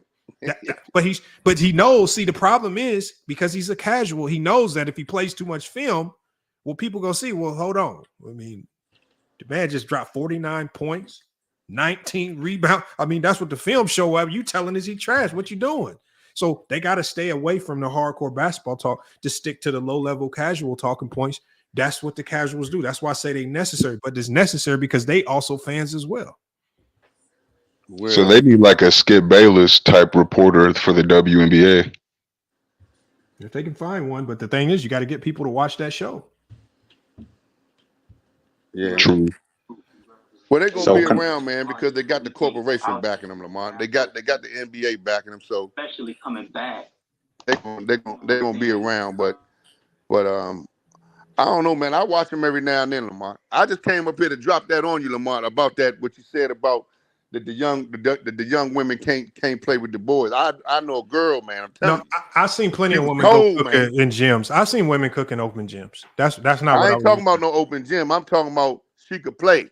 I'm talking about flat out play. There's a man in the WNBA. What? Yeah, there's a man in the WNBA, a trans. Oh shit, I didn't see. Yeah, that's what I mean by that. The LGBTQ shit, man. Before he transitioned, he couldn't make his high school team and none of that. He transitioned, played women's college basketball, then got drafted. Name, I think it's like it's like Clarendon, like Larisha Clarendon or something like that. He plays for the Sparks. He playing in the WNBA, right? See, that ain't right, man. Yeah, she was the first to have the surgery. Huh? Yeah. That's wild that didn't even make it major headlines. Well, she was just a hot garbage man, but because of the maybe the little extra physical gifts from a man, you can excel on the women's side a little bit. But yeah, God damn, they went too far. They're going too far with that, man. Let me see. Here, I'm gonna get an image for y'all. Yeah, because I never even heard that shit before. Like I would have thought that'd made like breaking news or something. Because I know if a woman got into the NBA, everybody be talking about that shit. The woman ain't making the NBA for one. That ain't never gonna happen. That's facts, but that was just a hypothetical. There it is, right there. There she go. Oh, let me get my. I'm gonna get my people. Oh shit. She play, bro. So I don't follow no shit like that, Lamar. I'm just telling you, man. This the type of That's league. wild, man. Kayla Ward. Yeah. What's her name? Nobody really cares about that kind of shit, though. I guess. I mean, or they be talking about it more. You're right, Lamar. Damn. You never know, man. I stay in my lane, Lamont. That's what I do. I try to stay in the house, man. Stay in my lane. I don't mess with them people. I let them do their thing. They do their thing, man, and I do my thing. And as long as nobody make no strong movements or strange moves around me, I don't have to do nothing. Hold on. I'm tripping. It's the other way around. Shay Michelle says she was born a woman, but she's saying she's a man now. Hold on. Why the fuck is she still in the league then? Oh, wait a minute. So that's a little bit different. Shay Michelle, no, go ahead, Shay. Hold on. That's a whole Lamar, other you topic. got your shit fucked up, Lamar. No, hold on. But that changes it then. Then what you doing still here? How you are publicly saying you a man and you in a women's league? Get your ass up out of here. She was born a woman, but she's a trans. Anytime to get your ass up out of here, then you not in the right league then. Hey, they could bring that up as a talking point, Lamont. If they brought that up as a talking point, more people be talking about the WNBA. Brandon says she's non-binary. So she basically went to the WNBA and said, look, I'm transitioning into absolutely nothing. I'm not woman or man. I'm just nothing. Oh, so Brandon knew about it? Damn. Yeah, Brandon knew about it. Brandon might have been her lawyer. That's crazy. Like Brandon be having some crazy takes, but sometimes he do be speaking some factual shit. No, but look, but I think that because I was over on the ASU campus. It was the first college campus I went to. I walk in the rec. I'm about to go hoop. I go. They got 3 bathrooms: men, women, and then one for people who in between don't know what the hell going on. I said, when was that, bro? They got them now. It's all over ASU. That's a last time I went to ASU was when they had the it was after the Blind Side movie, and they had what's his name? He was doing not like a sermon, but like he was doing a book signing there for his book. Know nothing about that. I just know that it's just this world is getting wild. So Brandon said she had her breast removed and posted pictures of surgery. Bro, it's time for you to bounce about this league then. If you transitioning, you got to transition up out of here. You ain't one of us then. That's what I'll be saying. Why don't they got smoke with her? They got smoke with Caitlin Clark, but they ain't got smoke with her. Man, that's crazy. And no smoke with Caitlin Clark, man. Caitlin Clark, bad girl. Caitlin Clark talk trash, man. I like Caitlin Clark, man. No, I like her too. I ain't gonna lie. Shit, she be talking trash, man. She talk under her breath. She bump into you. When she hit a 3, she's too slick with it for me. She too slick with it for me. I wish she needs some meat and potatoes on her bones. That's all she needs. She too slick with it for me. If she gonna do all that, she need to just hold her chest out and do it. Yeah, that's my opinion. She need a little more hit the weight room lightly. Not too much, but she need to get a little strength so she can defend herself out there, man. There's war out there, man. You can't come out there, man, like no sissy, man. Well, no, I mean, if you're gonna be out there talking all that shit, then you best be prepared for when they come at you with that heat. So, yeah, she need to get up in the weight room a bit. The girl is not for the faint of heart. They looking at her, trying to make her a victim. That girl ain't no damn victim, man. I'm telling you. I never looked at her as a victim. Like if anything, I'm not saying you. I said they try to make her out to be this wimpy. That ain't nothing soft about that girl, man. It's because she's a girl, bro. Like it's literally because she's a girl. Like I've been saying this to some of my buddies because we've been talking about this. Like it's literally because she's a girl that people are kind of blowing up this rookie hazing that she's going through. Like it's gonna happen to everybody. It don't matter. Like it's because she's a girl and women have like this image of being softer than men, which they kind of are. But like if you're in a professional sport, you can't really be complaining about softness because all the women in there are physical. Yeah, you come in there soft. They gonna make a cream puff out you. That's how it go. That's anywhere you go. That's anywhere you go though. Exactly. It's a professional sport. Ain't no sense in. I just don't understand why they try to. I don't like the victim making her a victim because she talked trash, man. She playing basketball, man. She's talking trash, and she giving just as much as she is taking. They just ain't catching her side of it. That's all. Yeah, I mean, you know how it is though with like the media. They do it with LeBron too. I'm a LeBron fan, but I know how the media talks about him, especially when they're not trying to compare him to Jordan. Like he'll have issues on the court, with his attitude or his body language. But people are the first thing that they're trying to do is make it seem like LeBron is just not the problem, or he's not one of the problems as to why he's in the situation that he might be in that's causing him frustration. So Yeah, like I see it all the time, man. Like they're gonna do it with Caitlin Clark. They're gonna try to cover up her deficiencies while highlighting what everybody else around her is doing wrong. Now, well, check this out though. At the end of the day, when you start a player, that's what's usually you're gonna get catered to like that. I mean, it just is what it is. When you That's player, facts. Yeah. But others are always. Hey Lamont, I feel sorry for my man because he a LeBron James guy, because like I told you, LeBron James, he ain't finished that last chapter, man. If he had finished that last chapter, he could play another 4 years, man. And when I say play another 4 years, Lamont, I mean be in contention, not just playing out the goddamn string and I'm 42, I gotta go retire. He could, because his body ain't broken down.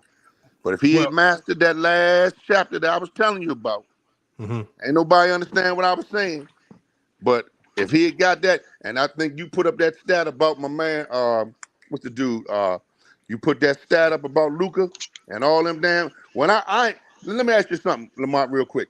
When you put those the stats up, right? Those are legitimate stats. The ones about Luka being number one in the playoffs in all major categories. Yeah, that's legit. Yeah, man, that shit ain't surprised me. When I saw that, I said, shit, yeah, that's exactly how he plays. He plays slow and methodical. He take his time. He know how to get. He can get to anywhere on the damn court, on the offensive and the basketball. Man, that's hell, Joe. You know how you do? Do you know what kind of predicament he put defenses in with that kind of skill set? And if LeBron James, somebody had pulled his coattail and allowed him to develop, to master that, man, he be playing for no, and the Lakers fans be happy because y'all be winning. But he ain't mastered, so. I think it's other issues really as to why, because LeBron's done phenomenal in extending his career as far as adding a 3-point shot to his game, and just taking more mid-range jumpers than he's taken probably in his whole career. Like I definitely say he's gotten better at developing that shot, but him and Luka, they play very similar except for the athleticism. Like that's really all it is. Like LeBron dominated his first 10, 15 years mostly off of using his athletic gifts. Not saying that he didn't have those skills, because he had those skills, but most of it was him just, I got this God-given ability. No one can stop me from getting to the rim. So this is what I'm gonna spam this shit. Like Luka doesn't play. Luka is more of a perimeter player. That's why he's still able to put up numbers similar to what LeBron James put up, but he's more efficient in some ways. You know what I mean? As far as like his shooting ability. LeBron don't got that bag like One thing that we got to put into consideration. Let me ask my man a question. I got to ask the guy. Hold on, Jay. Let me say this about LeBron. One thing we got to realize about these players that are coming after LeBron, they coming in with these crazy, ridiculous skill sets like Luka, but now they also have the ability of sitting back, watching everything that LeBron James did right and wrong, and learning from all those mistakes. So now that's what you're supposed to do. No, that's what. But what I'm saying is, it's not going to surprise me if we see another player come out and he's a better version of LeBron, because he's got a chance to sit back and you analyzing. Okay, I got these skill sets. I got these gifts. This is what Bron did. This is where Bron messed up. All I got to do is not do this. Add this to my game. I might be able to be the Thanos of the NBA for the next 15 years. So let me ask the question. Did that guy? I'm gonna ask that guy. LeBron James. Yeah. Let me ask you a question. I get the rebound. I give the ball to you. You taking it down on offense. Where is the first spot that you want to get the ball to? First spot I want to get the ball. No, me and you on the basketball team. Me and you teammates. You're playing 5-on-5. Oh, okay. I get the rebound. I pass the ball to you. Where, if you LeBron or you Luka, where you want to get the ball to? Well, if I'm Luka, then obviously I'm playing from the perimeter. Like Luka can really, he initiates offenses. Now I wouldn't say at the top of the key, but like let me ask you another way. Anybody. Where is the weak spot on the offensive end of the floor? Middle of the goddamn floor. Hold up, Lamar. God I mean, if damn, you're asking, Lamar. that, like, bro, you're asking me where I No, would but you go know what? You know if I what? I was was trying to do that, LeBron or Lamar. Luca. I was trying to do that, Lamar. You know why? I was trying to do that to see if people understand what understand basketball, right? Yeah. But we gotta. They're gonna have a series, right? Look where Luca get that damn ball. He get it right in the middle, damn near at the free throw line. I said, God damn. And I said, that's hell. And what they do is like, because I actually ran into a team because we had to play them twice last year, and they kept wanting to trap us. So I started to implement in something called a Spain series where we ran a ton of Spanish pick and rolls and where we were attacking straight from the top of the key. And my point guard was trying to get to the middle of the floor every time from the top of the key. And I was saying to myself, they can't trap you at the top of the key. It's the hardest part on the floor to trap. I said, if they try to trap you there, you're gonna barbecue them. We went to work on that team.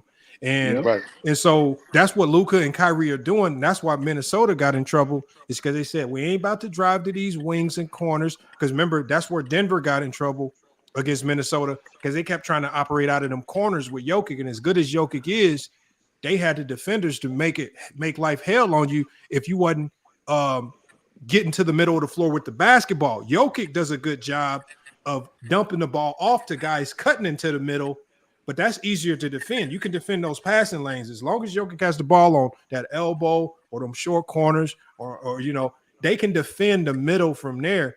But the difference now is Dallas said, bump that. We about to put the ball in Kyrie and Luka hands. Every time they get the ball in their hand, they are attacking the middle of the floor with the basketball. What are you about, 6'8"? Can we Luka about 6'8" or 6'7". What is he, 6'7"? No, I saw Luka in person. Luka's definitely 6'9" or taller. He is God not damn. But Luka and Luka Luka, I don't know what they got his weight listed at, but he's a big boy. I'm talking 250 and up. It can't be no less than that. Ain't no way. He's a problem, man. He just ain't no way. I don't care what they say 240. There's no way in life he's 240. I saw him in person. He ain't gonna hardly be tired. At the end of the game, he ain't gonna hardly be tired. You seen him drinking the beer after the game. He can ready to go party, man. I mean, he's put on weight in his 5 years in the NBA. He was a lot smaller than that. Yeah, but he also lost weight. I mean, the highest he ever got was around 280, and that was a big problem. I think a year ago, Jason Kidd had to call him out. But ever since then, I mean, he got in the lab, cut the weight down. You know, he's staying on the floor much longer. You know, it's showing on the basketball court, especially in the pick and roll. I mean, in the pick and roll, you know, now he's more of a threat because he has a little bit of speed to him, where he can lob up to Gad for a lively if he wanted to, or just do the ISO like he did on Rudy. You know, I think this. I mean, for me, I got Dallas winning 4-2 in this upcoming series, not because of the backcourt and specifically, but it comes down to that bench. You know, the same type of bench that got Denver in trouble. I think that's going to happen to Boston. You know, outside of they might pick Porzingis on the bench like to help them out. I think Dallas, from top to bottom, you know, they got shooters, they got wings that can defend with Green and Jones, you know, that could come in. They got PJ Washington that's somehow, you know, shooting the lights out of the three ball. That I didn't see this in Charlotte like that. You know, he expanded this game, and that's due to the dominance of Luka and Kyrie in the backcourt. You know, there's no player in the series for Dallas that's ever going to get double teamed. I just don't see it because they got shooters everywhere, and we're not talking about Tim Hardaway Jr. You know, he's working his way back. I just think, you know, the question is, can you trust Jason Tatum and Jaylen Brown in the series, or Luka or Kyrie? Hell no. We've seen what Kyrie can do in crunch time in the bigger moments in the playoff, and we see what Luka can do. This is what the problem. They've built a team where it don't matter if Tatum or Brown have to go off. They got a team where I didn't watch Drew Holiday take over and drop 30. I didn't watch Derek White take over and drop 30. I didn't see games this year where Porzingis then took over and dropped 30. So what they've said is, look, if we consistently rely on Tatum and Brown to have big performances to win big games, we're going to get barbecued, because they've shown that they can disappear at times when the moment magnifies. So they basically said if we have 4 to 5 guys that can bail us out in big games, then we always have that safety net. And we've seen Drew Holiday. He's won games for him this playoff. Derek White has won games for him when he had big games. Porzingis, when healthy, has won games for this team. And obviously, Jaylen Brown, we saw Tatum sliding. He won games, and then Tatum's also had some big games. So they don't have a team that's reliant on those two having to play otherworldly. And I think that's why Tatum didn't win the MVP, because he don't have to have them crazy games and crazy numbers for this team to succeed. He just has to be himself. I would agree with you, Lamont, but I don't think Boston's seen this high-powered backcourt like this season. Bro, they defended we got Kyrie two guys and that KD. can average. This is the same team that successfully defended Kyrie and KD. It can be done. They put the clamps on Kyrie and KD. Hey, Lamont, you know one thing? The difference between Luka and Kyrie, hold on.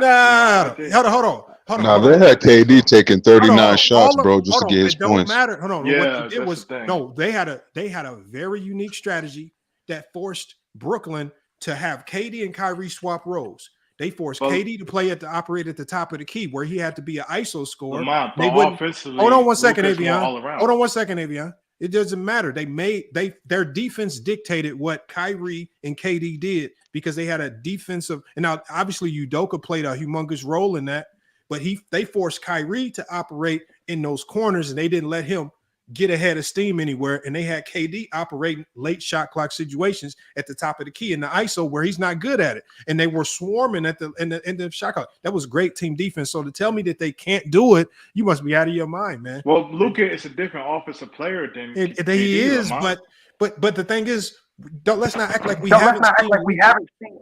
Hold on, Mac Def, you got to echo. We've seen it can be done. Let's not pretend like it can't be done. If you got Drew Holiday, one of the best defenders in the world, I thought you got Horford, one of the best defenders. You got Porzingis, one of the better defenders. You got Tatum, who's not a slouch defensively. You got Brown, who's not a slouch defensively. You really don't have any weak links on the defensive end. So there's nobody you can truly pick on. And all of those guys can go score and get you buckets on the other end. Boston has as close to a perfect team as possible. It don't get no better than that. So Lamont, you know one thing? I thought that Jason Tatum was a champion. Nah, he ain't won yet. Yeah, that's what he missing. I was wondering what the hell was wrong with that dude. I done figured it out. I thought that he was a champion, man. The whole time I've been watching him, I said, this dude, he ain't won shit. Oh yeah, we can put him in. Yeah, we can definitely put him in the funk ball. He's definitely overrated. I thought this dude was a champion, man. He's not even 30 yet. He ain't won nothing, man. But if he wins the championship by age 26 of what he been through, like he's gonna. Nah, man, he ain't won nothing. I was wondering. I kept saying something missing about this guy, and the other day I was in there talking to my son. I said, man, that dude Jason Tatum. He said, nah, he ain't won nothing. He ain't won nothing. And he looked like it, and he played like it. I was wondering what was wrong with this guy. And all this time, I was if he wins the championship, then what? I will say that, Jason Tatum's cool, but he ain't even got an MVP, though. But when I found out that that's what he missing, man. He don't have no finishing touch, and he play like it, and they gonna lose because Kyrie Irving got the edge on it.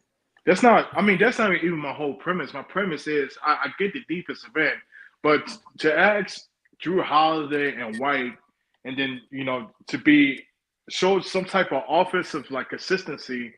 I mean, I don't know. I don't know if I have faith in those two. Lamont, that's what I'm saying. But the thing is, Drew Holiday has been a perennial all-star in this league. But it ain't asking him much. It ain't asking him much to go out there and be great, especially only for a game or two. Because they're not asking him to go win this series. They just saying, look, if Tatum ain't got it tonight, can you help pick up the slack? Yeah, he can pick up the slack for one game because all the pressure ain't on him. They got so many things to. Dallas already is. They are improved defensively, but let's not act like they the best defensive thing smoking. They've been top 2 this whole playoffs, The thing is, they can't guard Tatum or Brown. The thing is, they've been blessed with some hellified situations, but I'm not about to sit here and count Boston out, man. If y'all think this is about to be an easy series, boy. I mean, all right. I mean, the Celtics is going. It's going to be easy. The Celtics is going mop them Mavericks. I don't want to say it's going to be easy either way because both teams present significant challenges to the other team. I think the main thing for Boston is how disciplined can they stay. Or can they not fall into that trap of chucking up 40 and 53s when the shots ain't falling and just get to the rim with all them athletes? Because if they start falling into that, just like they did, they were able to do that against they had a game against the Pacers where they shot like 10 or 40 or something, 9 or 40, and they still won the damn game. That's because Indiana's young and made a ton of mistakes. Dallas ain't gonna make them same mistakes. So how disciplined can Boston be? And then when it comes to Dallas, Dallas is a team that's wholly reliant on Kyrie and Luka going off. They have no safety valves. There ain't no other guy that's gonna come in and bail them out.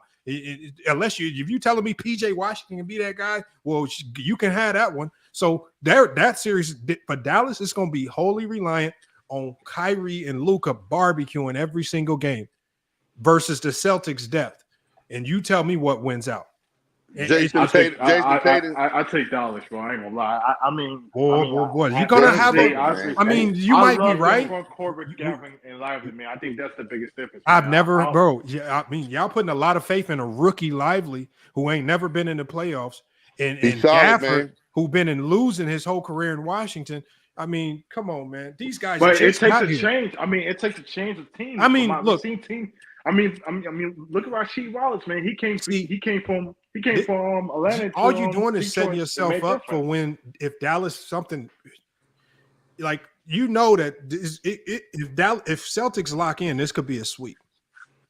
Oh no, Lamont. No. Hey, let's bet that. Hey, Lamont, let's bet that. That's Lamont, let's put something on that. I'm not betting a sweep. I'm not betting a sweep. I bet the series. I'm about to say. Put something on that. Put something on that real quick. I'm about to say, Lamont, I heard you pay well. No, he don't. Man. See, my thing is, I'm somebody that picked the. You pay on time. You got to be on time with that money, Lamont. Against the Lakers. Remember that? No, I will say I'm somebody that picked the Mavs to win in 7. No, I picked the Mavs to win in 7. But my thing is, I really only picked the Mavs because I done figured out the Celtics problem. Jason Tatum is a fraud. I knew something was wrong with that, brother. Damn. I don't think he's a fraud. I don't think he's a fraud. But like, I picked the Mavs because I don't fuck with Boston because I'm a Lakers fan. But I do think Boston is the superior team. Like, I'm not going to shy away from saying that just because I don't like Boston. Like, they are the superior team. They won 60 games for a reason. I don't think anybody could just dismiss that. And they've been looking like, I don't know. I mean, I'm not. You can make the argument that Boston has been the best team in the playoffs this year. Huh? Oh, best team all year. Come on, man. Well, they've been the best team all year. I mean, look, I said you can make the argument. I mean, you could say Dallas has the best player because I think Luka is the best player remaining in these playoffs. But you can't say that the Mavs are a better team than Boston. You just can't. You can't say that with a straight face. And I'm saying that even though I picked the Mavs, but like they're just not the better team. But that's not to say that the better team is always going to win. That's not the case either. This is my thing. If Luka and Kyrie have a bad game, what's a good question? Go ahead. Do you think Boston's bench is on the same level as Dallas' bench? If Porzingis comes back, Boston's bench. If Porzingis comes back, yeah, I was going to agree with. I agree with MacDef.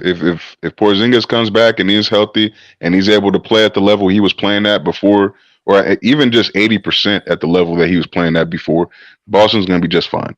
Like their bench isn't as sorry as Denver's bench is. We're gonna revisit this conversation, Game 3, man.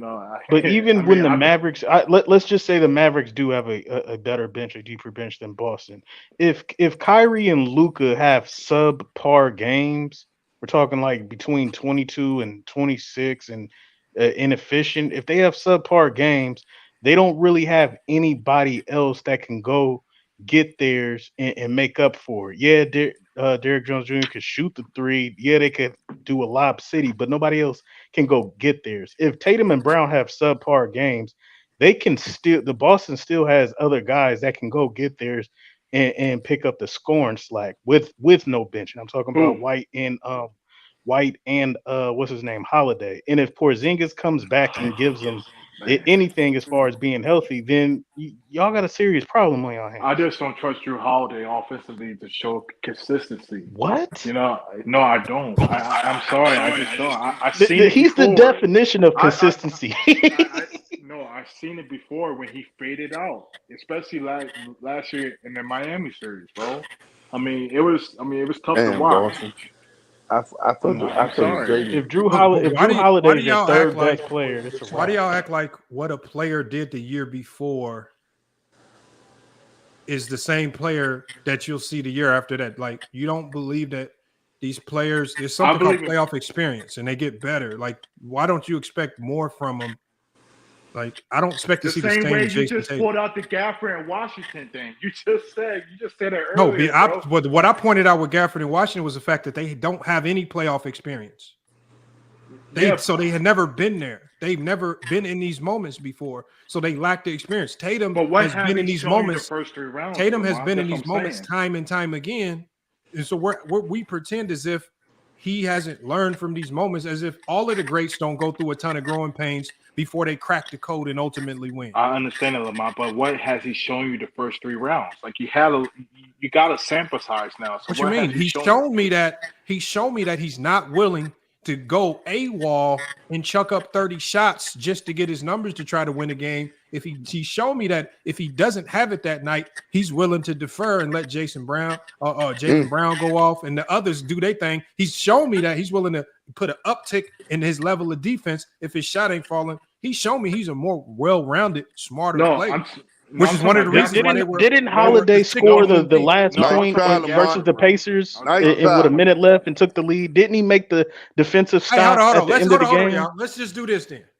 If you want to take the Dallas Mavericks, I will just bet the Celtics straight up in the series. How much? Don't matter. Let's do a light 40. Now I got to be light. Now it's all of a sudden light. Nah, that light stuff don't work. That light don't pay the bill, Lamont. That's $40. Who said that light working shit? Hey, $40 ain't shit, man. What the fuck? He said, get that light work out of here. Nah, man. Ain't got to come correct, man. I was waiting for. No, hold on. We'll just do small. Look, we'll do minimum amounts. We'll just do amounts to where you just got to come back and explain yourself. $10. All right, cool. So that way, Jason Tatum, man, he's a problem, Lamont. Damn, I'm a man of my word. I put up 80 before on here before and gave you the money. I mean, I'm a man of my word. He is a winner. The man, 26 years old. Nah, man, he ain't that man got 2 finals appearances and 5 Eastern Conference finals appearances. That sounds good, but he went home with nothing. And that's my point. If he goes home with nothing this final, that's gonna be another. Then you can say something. But come on, bro. Man, Gav, you're gonna be trolling that man all summer if he goes home with nothing. Man, let me tell you something, man. I thought you know what, man. I thought he was a champion, and I kept looking at the guy. I'm looking at him like a champion. Man, this dude lose. He lost to Go Curry. There ain't no shame in that, man. No, we ain't gonna put nobody else's name to it. We're not gonna put nobody else's name to it.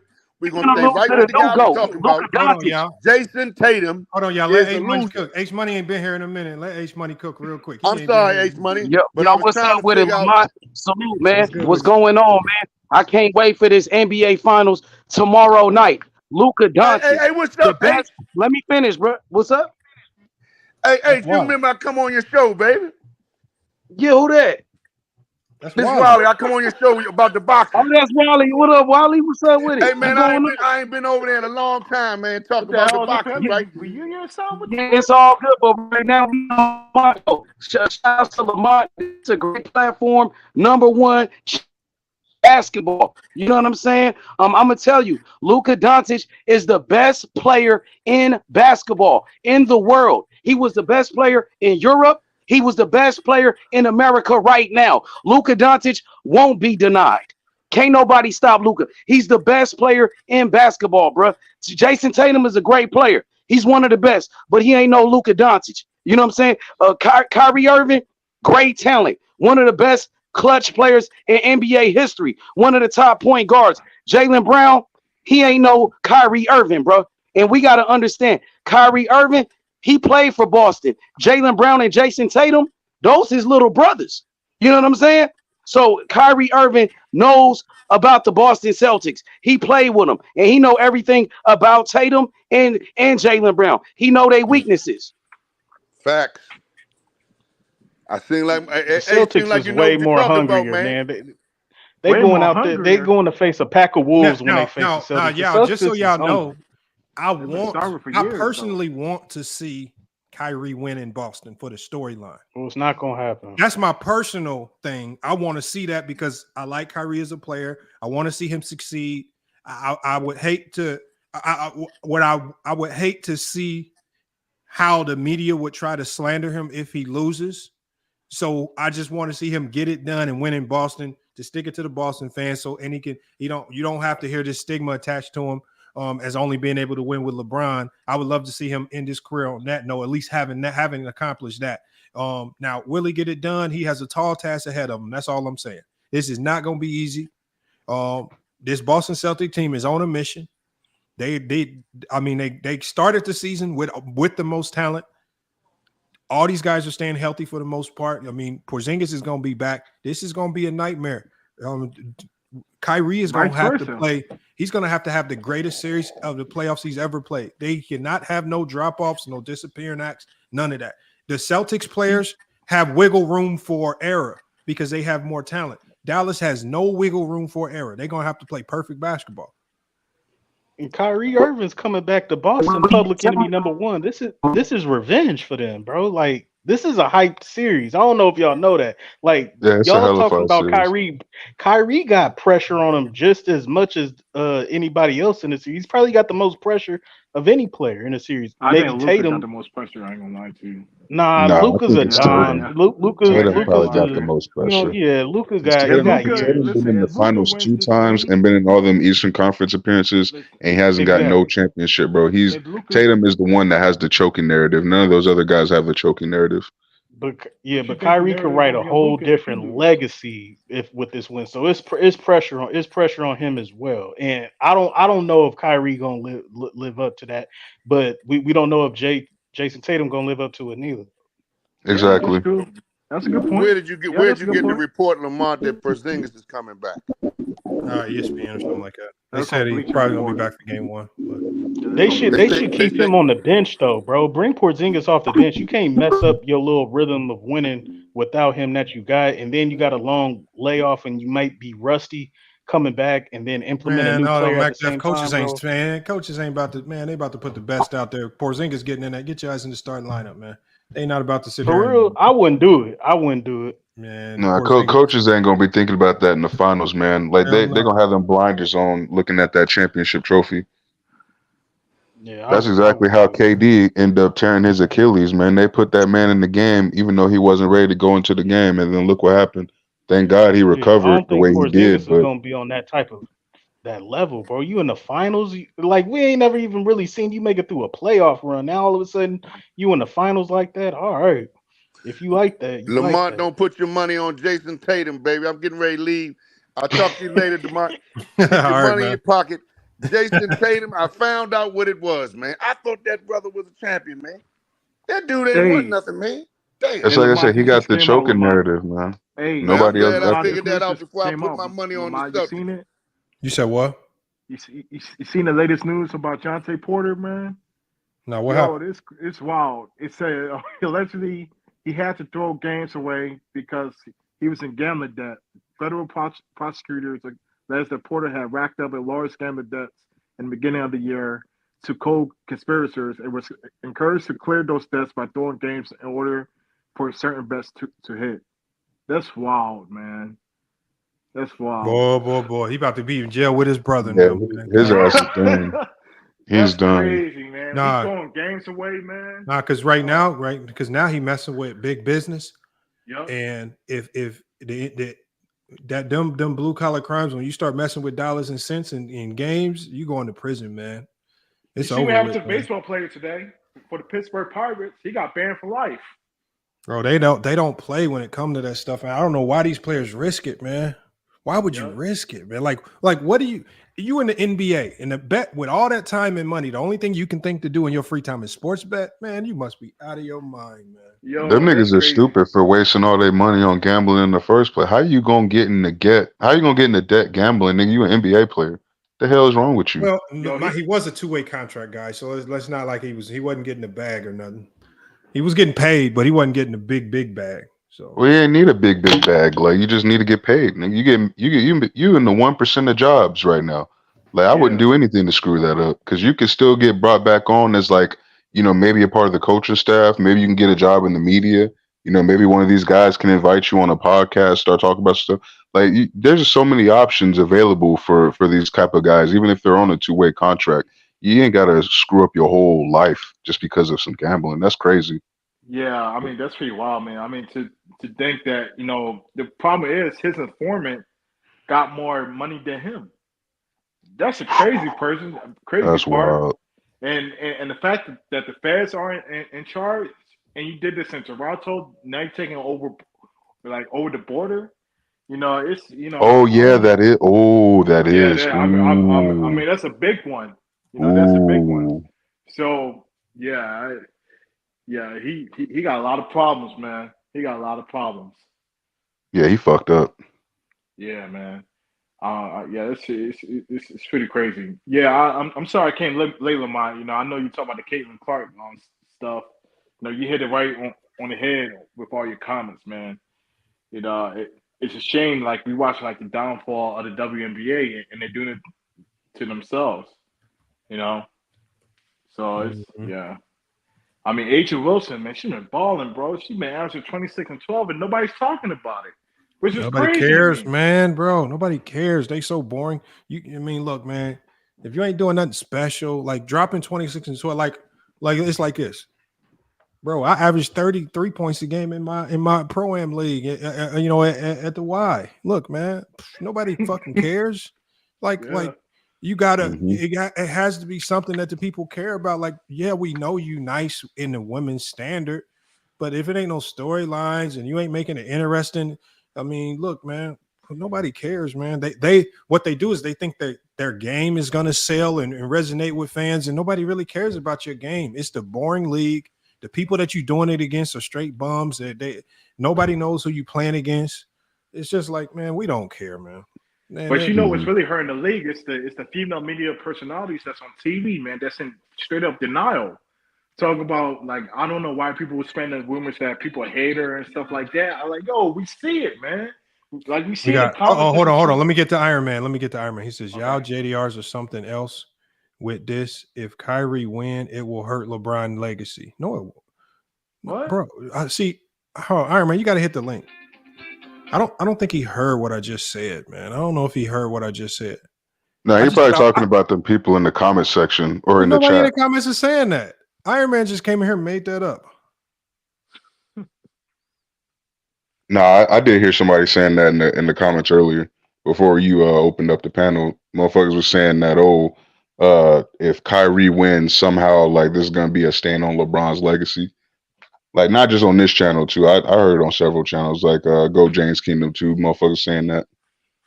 Yeah, I don't think it's have anything to do with LeBron, man. I think Kyrie. I mean, he's a whole different basketball player mentally this year. So I think people are saying that because I don't know who started it. Like it might have been LeBron fans that did this, but people were pushing around that narrative that Jordan didn't win without Pippen, and then Jordan fans' response to that is, well, Pippen didn't win without Jordan. So that kind of dynamic, if Kyrie wins a championship, I could see why people will start, especially the Jordan fans start bringing out that narrative. It's like, oh well, Scottie couldn't win without MJ, but Kyrie did. Like they're gonna say some shit like that, but we've already kind of. If you're a LeBron fan, you've already kind of had to hear about how D Wade won a championship before LeBron James got to Miami and whatever. But it's the casual fan narrative. Like Lamont was saying, like the casual fans they're gonna dumb down basketball discourse to the stupidest things ever, and then that they're gonna take that shit and run with it. Yeah, I mean, we all heard that narrative back in the day, like when LeBron first joined the Heat. You know, they always brought up Wade as the best player. You know, Exactly. because he has a ring. That's the first thing he went to, man. But Yeah. It's a I dumb mean, argument because, yeah, nobody ever mentions the fact that Dennis Rodman has 2 championships before he joined the Bulls. So, it's a stupid argument. It's very disingenuous. And, you can tell who's a casual when they pull that out the hat. yeah. My main thing about arguing with Lamont is, about the series is that you're asking. I know I brought up last year, but you're asking Danny White. You're asking White and Drew Holiday to carry the load offensively, like consistency, even if Tatum and Brown fade out. And I think Boston can't afford that. So I mean, I I don't mean, know. we'll We'll see. see. I mean, We'll see. I personally don't see it that way because, you're not really asking Drew Holiday to go out there and average like 17 points a game. You know what I mean? Yeah, Like him just giving you 10 absolutely. points a game and great defense is going to win most games. Like Yeah, Drew Holiday, I've always kind of looked at him as more of a defensive specialist, but that might also have to do with who he's played with. He's never been a number one option on a team. yeah, So, when he does have these games where he's scoring 30 points, it's surprising for a lot of people because you're just like, oh shit, like, I didn't think he had it in him. Especially when he's yeah, playing with Giannis. Like I don't really like maybe I wasn't watching the Bucks enough, but I didn't really see him doing some shit like that when he was playing with Giannis. So, but like, hey, if he's able to go out there and be like a reliable option on offense, then great for Boston. I think he can do it like one game. One game you ask him to score 20 points. I think he could do yeah, that. I yeah. think he could do that. Jalen Brown has, for me personally, Jalen Brown has been the best player on the Celtics these playoffs. I will say Night. that like, it is kind of funny with that. But go ahead. What were you saying, bro? My bad. Yeah, I'm saying like night in, night out, this dude show up on both ends. He's Hmm. being aggressive in the lanes. He's shooting well. It's been some games that Tatum been a little bit shaky, but he came through as well. I'm not saying this series gonna be a sweep or nothing. I just like the backcourt of what a duo of Kyrie Irving and Luca much better because Lamont brought up KD and I'm like, well, Luca is a much more all around offensively better player than KD, where he can pass, a much better passer, and can also create his own shot. Mm. And Luka never played with, I guess, like a great to and elite passer like a Luka. I don't believe in his career, other than like LeBron, who is a good passer himself in Cleveland. But Well, Luka is you like, said Kyrie. You said Kyrie hasn't played with a great passer except for LeBron. yeah, yeah. Oh, okay. In my opinion, and that works, and that's the reason why Luka averaged 30 and 10 against the Celtics with Kyrie, because it mixed well together. I would have So said James Harden, but like technically James Harden, like they didn't really play together that much. yeah, So yeah, so you would be right about that. At first I thought you said KD hadn't played with a great passer, and it had me thinking of Westbrook when he was still pretty good. yeah, Um, I don't know, man. Like, I said it before. Like, I got Mavs in 7, but that's just from me speaking as a Lakers fan. Like as a basketball fan, I know the advantages that Boston has, and it's going to be a tough matchup for Dallas. Like they might have a better bench, but I really don't think that they're like I don't think Denver's or I mean not Denver, excuse me. I don't think Boston's bench is as bad as Denver was this year. Like Denver's yeah. bench was terrible. Like they weren't getting anything from the bench at all. Nothing, But you nothing. can't say that that's been the case for Boston. Like they still get production, but it's just their bench might not be as good as Denver or Dallas's bench. Yeah, but I agree that Jason Tatum has to step up, man. This notion that he can just sit back and rely on other people and he can cruise to the championship. I don't think so, man. He got to step up. He got to at least average at least 27 or 28 in the I series. don't think he's like cruising. I think it's just him taking a step back from trying to dominate the ball or dominate the series. You know what I mean? Because if you look at how he's been playing, like he's been playing exceptionally well on the defensive end, and his numbers aren't really that bad. Maybe they've kind of regressed a little bit from last year, but you also got to think they got a lot more people who can score the basketball on their team this year. You know what I mean? Like you got Porzingis to share the ball to. You got Jaylen Brown, who's been developing his game and getting better. You got to make sure he gets touches. That man just got a $300 million contract, so of course his agent is going to want him to be out there playing.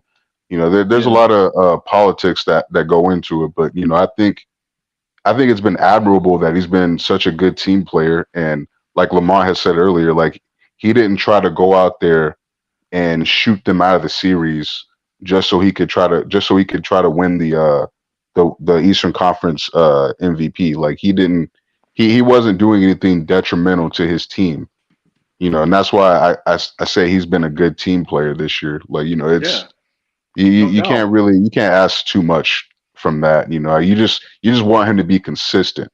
Like a lot of people forget, like Jason Tatum currently holds the record for most points scored in the game 7. Like remember last year he dropped, what was it, 51 points or something like that in their closeout game 7 against who was that against? That was against the Sixers, I'm pretty sure. So like that man has it in him. Like he can go off and explode like that. Like we know this. So we can't count out Jason Tatum and his skill. I wish that nigga wasn't on Boston so I can legitimately root for him. But I just can't root for him. I literally just can't root for him while he's playing for them. I can't root for Jaylen Brown. None of them niggas. I just want to give a shout out to Jason Kidd, man. He changed the Jason Kidd that we saw with the Nets. It's not the Jason Kidd now, and I think he took a lot of hit over the years for his coaching styles, his adjustments. He took a lot of hit, man, and I think he kind of chill out and took a step back and kind of like adjusted to the game. And it helps when you got a top. Sorry about that, y'all.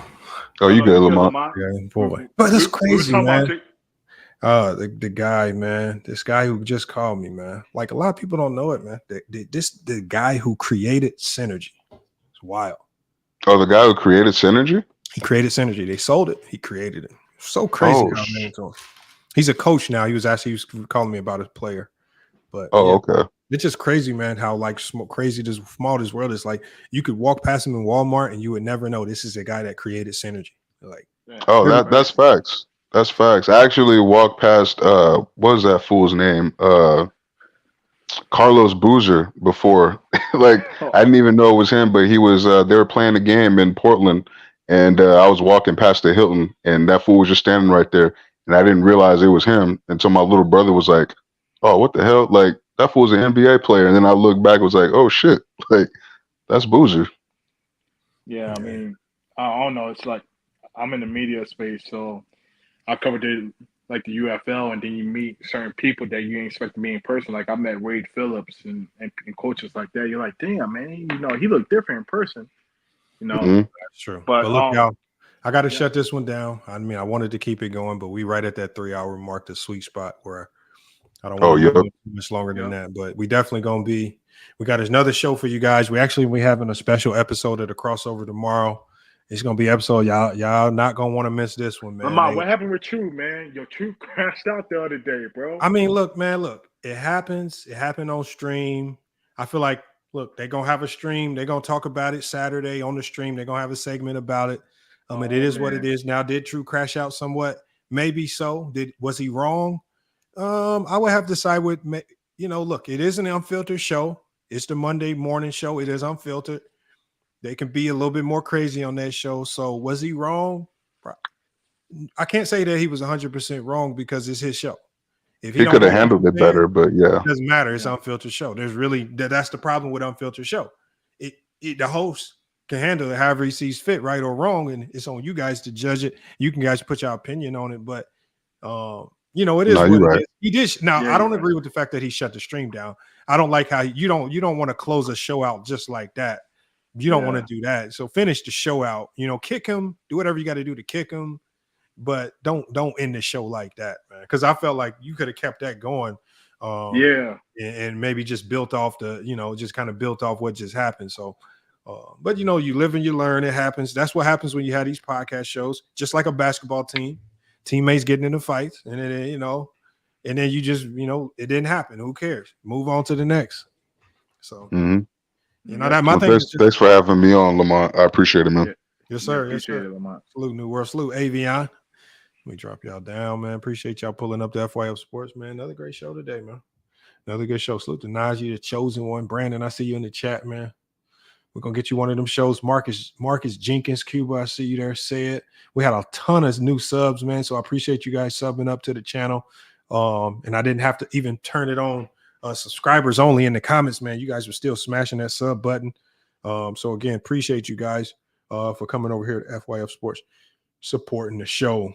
Kareem the Ghost says literally 99% of YouTube are casuals. Yes, that is. But like I said, they are much needed. They are necessary. They give us a ton of content to feed off of. Sometimes it gets annoying to have to try to go back and forth with them. Like I think even with the what's his name, the sports fitness guy in Rants, I don't think he's very intelligent when it comes to the game of basketball. I think you guys can hear that when he talks, but he has a fan base that likes that. He has a fan base that likes to hear very generic, casual takes. He says LeBron James isn't a good person. I don't know how he would know that. He hasn't met LeBron. He hasn't interacted with LeBron. The only thing he knows about LeBron are things from the internet. And it's just like, when you start to use the internet to create, to create your worldview of a certain player as a person that's off the court, well, then, like I said, that's what casuals do. So do we beat them up for it? No. I just understand that, okay, maybe he doesn't have a real in-depth basketball background. Like I say, a lot of these guys, when we say, salute to LA Sports Lives. So like a lot of these guys, when we say, look, let's come over to the channel. I think when we asked him to come over to the channel, the first thing he thought was we was going to have a debate on LeBron. I'm not going to have a debate with you over LeBron. If you think LeBron is ranked somewhere, that's your ranking. I don't care where you rank him. And it's not my job to convince you otherwise. The only thing we ask when people rank, like if you rank LeBron 50th all time, all we ask you is, okay, what's your criteria? It makes me want to know, what does the rest of your top 10 look like? If LeBron's down here, what criteria do you have for these other guys? So we're not in the business, because when I listen to his show, he's in the business of telling you guys, you don't need to have LeBron James in your top 10. I'm not in the business of telling you how you rank. All I'm saying is, have your rankings. I want to know how you formulated that. And does it make sense? Right? Because he asked the question in this video. He said, you got Jordan ranked number 1 all time, but you say the 90s era is watered down. But see, that's the mind of a casual, because the mind of casuals, they stop listening to anything you say at that point in time, because he forgot to add on the fact where I said, I still have Michael Jordan as the GOAT because he cannot control the era that he played in. Irregardless of what I personally feel about Michael Jordan's competition, Michael Jordan still dominated his competition better than any other person in my top 10. So what I've done is I have my own personal opinion about the 90s, but I've removed that personal opinion from the equation, and I can still judge Jordan based on the production and the results on the basketball court, as opposed to inserting my personal opinion of the 90s and then dropping them down because I feel like the 90s era was trash, something that Michael Jordan couldn't control. Just like LeBron can't control playing in this era, just like Bill Russell couldn't control playing in the 60s. But people have a whole bunch of opinions about 60s basketball, and it was weak. People have a whole bunch of opinions about this era of basketball, and they say it's soft. That's not your opinion.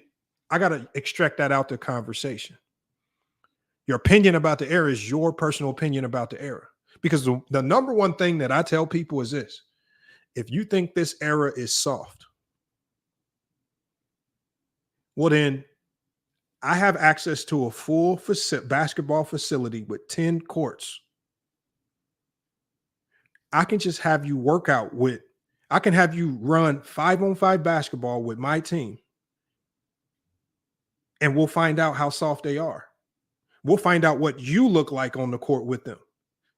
And we'll find out if they're not physical with you. When they drive in, are they going to hit you in the chest, knock you off your spot, then score on you? Right? When they hit you with a crossover, they're going to put that off arm on your back and send you flying to the ground. Right? When that shot goes up, are you not going to feel them digging into your legs, boxing you out?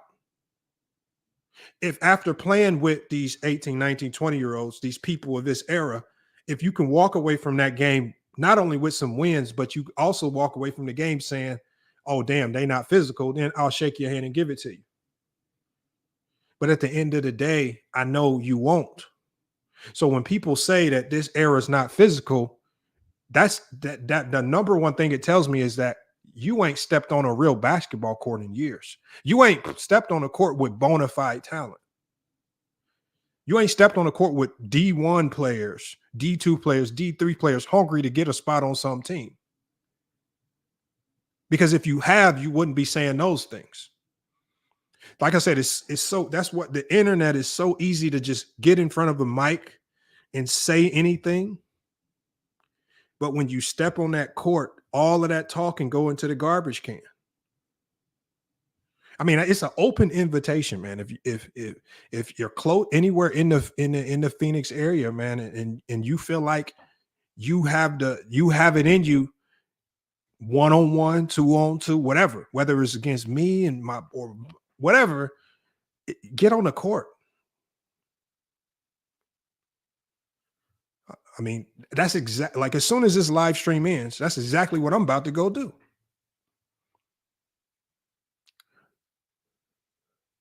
So, I mean, that's my biggest thing with them. So I'm not in the business of telling, I'm not in the business of telling y'all LeBron's number one and you can't come over here if LeBron ain't number one, or you're a LeBron James fan. And if you, that's not my job. I have them ranked at number 2. That's just my ranking. I don't care. It's not my job to try to convince the sports rant guy otherwise. And I think he feels like it. I mean, he says he watches the content, but he does not listen very well at all. But that's the mind of casuals. They hear what they want to hear. They think everybody wants to debate or argue with them, and there's no debate or argument. When we said pull up, he was crying about that. No, I just want to know why you think the crazy way you think. Maybe there's some logic to it. I haven't heard it yet. Only thing we do here, and y'all have seen it, when Dreamers Pro came over here, we didn't give him a ton of pushback. We just asked him tough questions. He just struggled with tough questions. There was no debate when Dreamers Pro came over here. I'm not about to sit here and debate with people that start with a low level of basketball understanding. He says, SFR be gossiping about men he never met. That's the problem. I'm not about to sit here and try to talk about LeBron James as a person. When I saw his video talking about LeBron James as a father, I said, well, what the hell does that got to do with anything? Because from the outside looking in, it looks like him as a father, he has the resources to be a much better father, than him. I mean, that if I start going down that road, then people will be wrong. Adrian Knight says, is this live? Yes, we're live right now. We are live. We're about to shut it down, but we are live. So I just think that, look, I don't know if he'll get this, and I might clip it just to make it as short, just to see it. But look, sports, fitness, and whatever your rants, I'm not trying to debate. We have specific shows for debating where there's actually a real debate format. I'm not about to debate with you over your own ranking. I don't debate with people over their rankings. All I do is ask people, what is your criteria? How did you come to that conclusion? The basis for this channel is research purposes only. If you've come up and formulated some form of research that has LeBron James ranked the 100 greatest player of all time, great for you. If you've been able to research that, if you've concocted that narrative. The number one reason why people don't come on this platform is because, one, we're not going to cuss you out. We're not going to waste time with all the shenanigans, especially if you've been controversial like he's been. Number three, we're just going to let you come up here and speak. We're going to ask you questions, and we're just going to let you speak.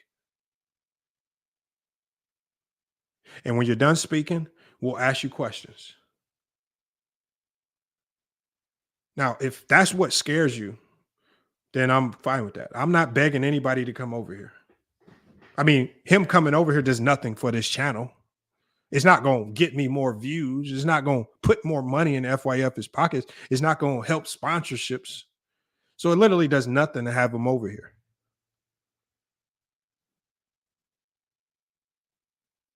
So the fact that I even asked him to come over here, well, that was me extending a very gracious handout that probably he don't deserve to even be extended to.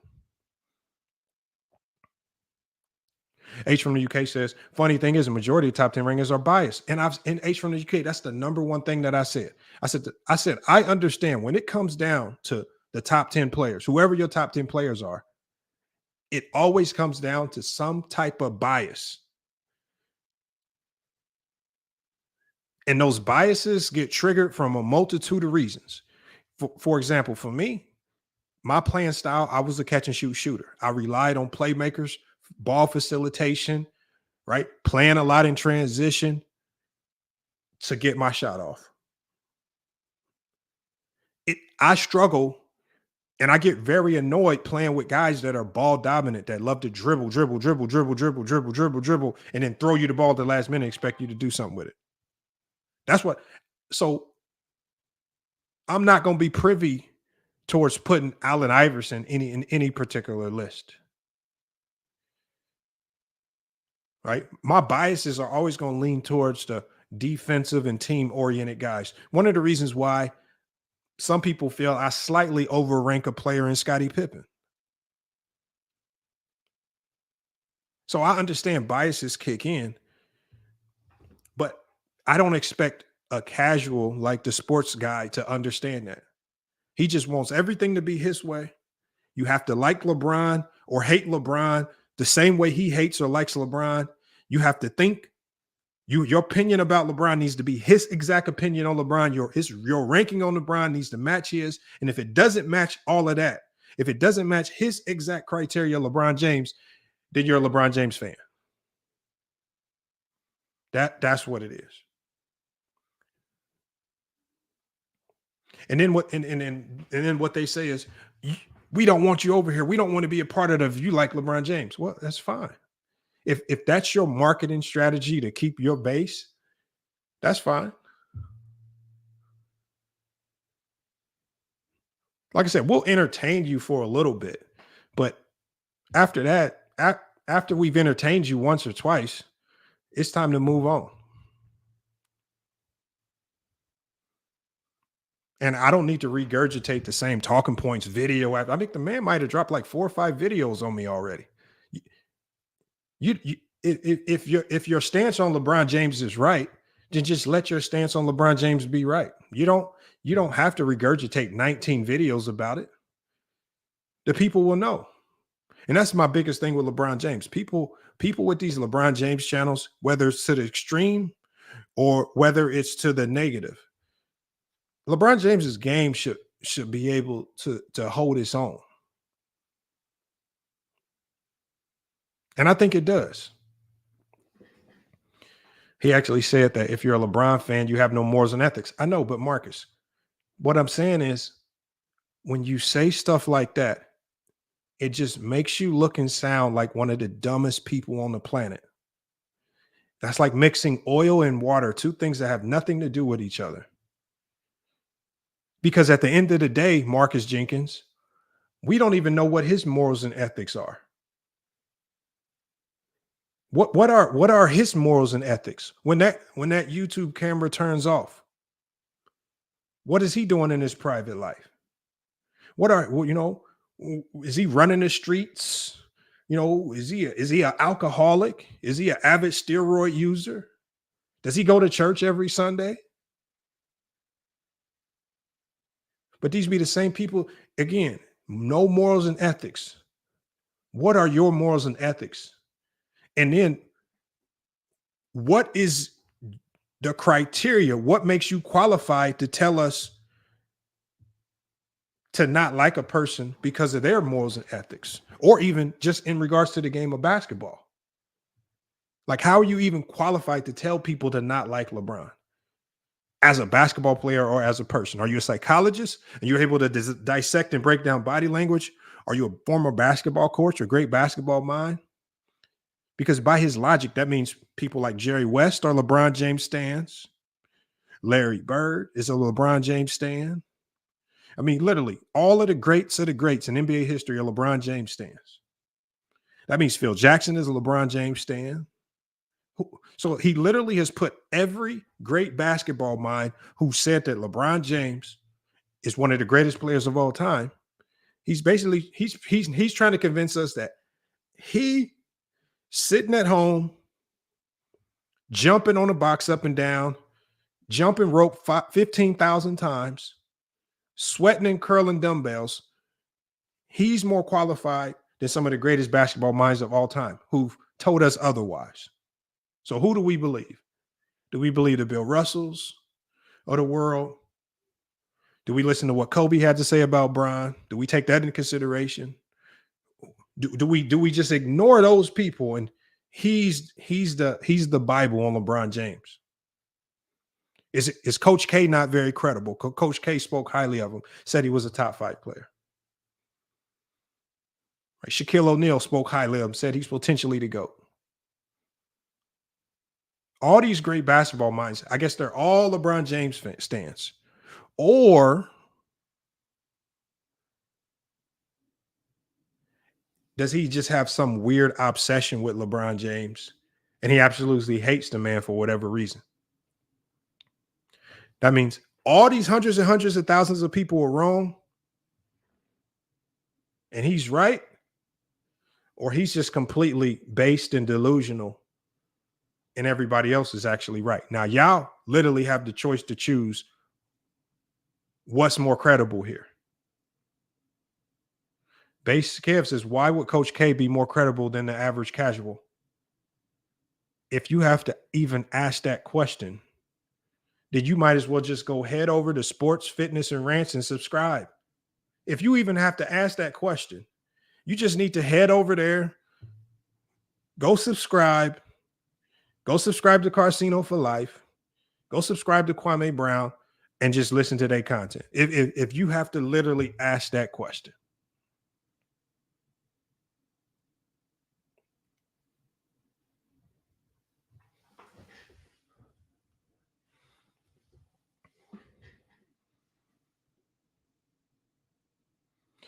Base Kev says Coach K isn't more credible than the old heads at the local rec. Okay, so Coach K, a guy who has worked with Michael Jordan, who's coached some of the greatest college basketball teams of all time, who's coached pros at the Olympic level to gold medals, who's going to go down as a top 5. He could arguably go down as one of a top 10 just coach overall all time in basketball. A guy who's had a ton of success at the college level and a guy who the NBA desperately wanted at the NBA ranks. Players desperately want him at the NBA ranks. Highly respected amongst players. He understands the game. He's created over 35 offensive sets that are now used across the globe. He's created over 50 defensive sets that are now utilized and used universally across the globe. This man, when it comes to just understanding the game of basketball, he just outclasses most of you, including myself, and it's not even close. The fact that y'all, if you want to pretend that Coach K is just not a superior basketball mind to all of us, then you're just a complete idiot. Anthony says, let's not forget Lamont had the Wolves beating the Mavs. I don't know who I picked. I don't really care. But Anthony, let me ask you a question, Anthony. If you have it all figured out in regards to who wins or loses a playoff series, can you please explain to me why you just didn't take every single penny in your bank account, put it on? I want you to take every single penny that you have and put it on this NBA Finals. If you have it all figured out and you know who's going to win, just take every single penny you got and go bet if you got all the answers. Because I'm not going to run around and act like my picks are always correct. Picks are picks. Picks are right and wrong. We don't care about if your pick being right or wrong is not a basketball take. That's just a pick. The basketball take comes in breaking down what you think is going to happen in the game compared to what happened. So we give our predictions and then we break down the film after what happened versus what we thought would happen. Were there any unique strategies that this team deployed versus this team? Mavs the easy pick, that dude cooking. I mean, if the Mavs the easy pick, then like I said, I want you to screenshot your $25,000 ticket, whatever you make, whatever you can conjure up. If the Mavs are easy winning their series, go bet it.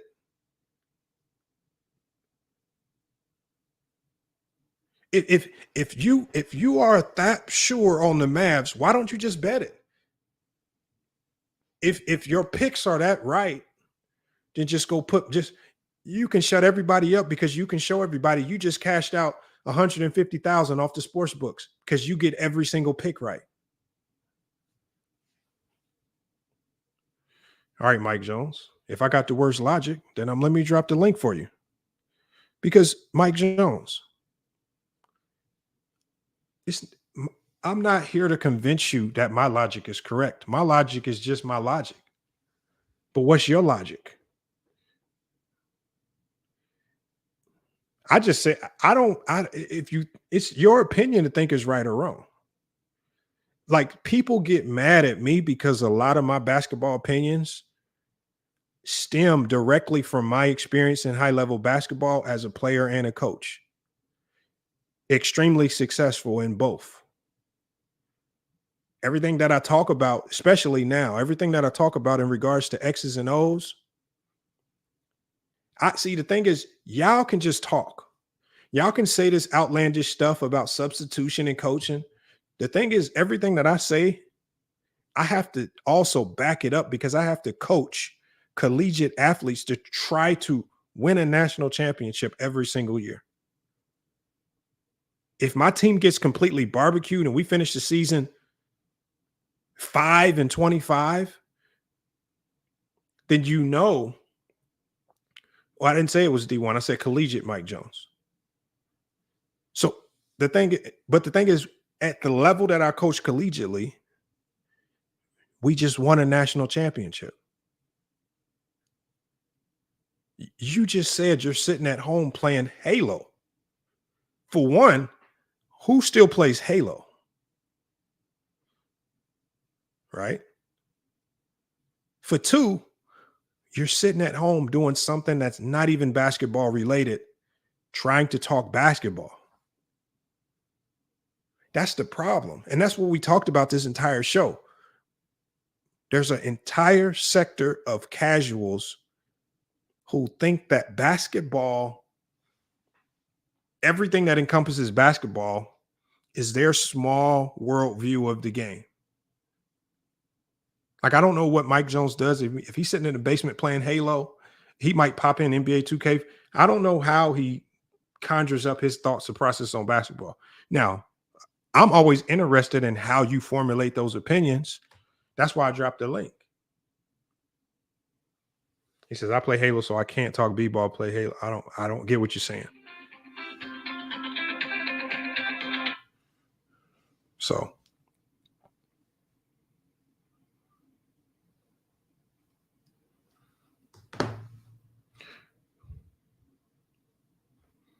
hey, 11 says, I don't want to hear shit about coaching. Yeah. Man, stop it in the show. A11 crazy. Well, Mike Jones been subbed up for a minute. See, Mike Jones, no. Mike Jones has been subbed to this channel for a while. I think he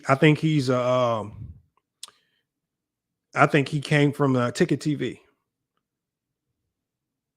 So he's over here for a reason. He watches. That's why he's here. I mean, Mike Jones, you've had close to 4 years to unsubscribe and not even hear the content. You're still here.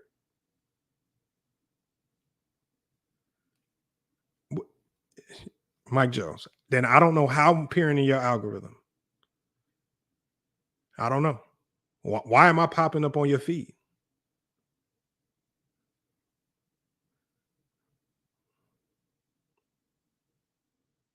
I mean, you guys can shy away from it. Salute. Look, and Mike Jones, we just replaced you that quick. Salute to 16 Bar King, man. 16 Bar King just replaced you, Mike Jones. So if you unsubbed Mike Jones, 16 Bar King just replaced you that quick. You guys come and go. You guys are a dime a dozen. That's all. Salute to 16 Bar King, man. Subscribing to FYF Sports, man. Oh, hold on. He says, because Reg wanted me to let you know the math ain't mathin', bro, make it make sense. What does that mean? Math ain't mathin' on what? I mean, look, I have no, like, I don't know if you guys think there's a beef, but I cannot beef with the locker room. I sympathize with him at times because he does have a lot of energy and passion for the Lakers, or he does have a lot of love for LeBron James. So I sympathize with him at times. But there's no beef. I cannot I can't really go back and forth with locker room. It doesn't feel it like I mean, it's just the locker room. Like, I don't know what you want me to do there. I don't know if y'all want me to say something bad about him or what.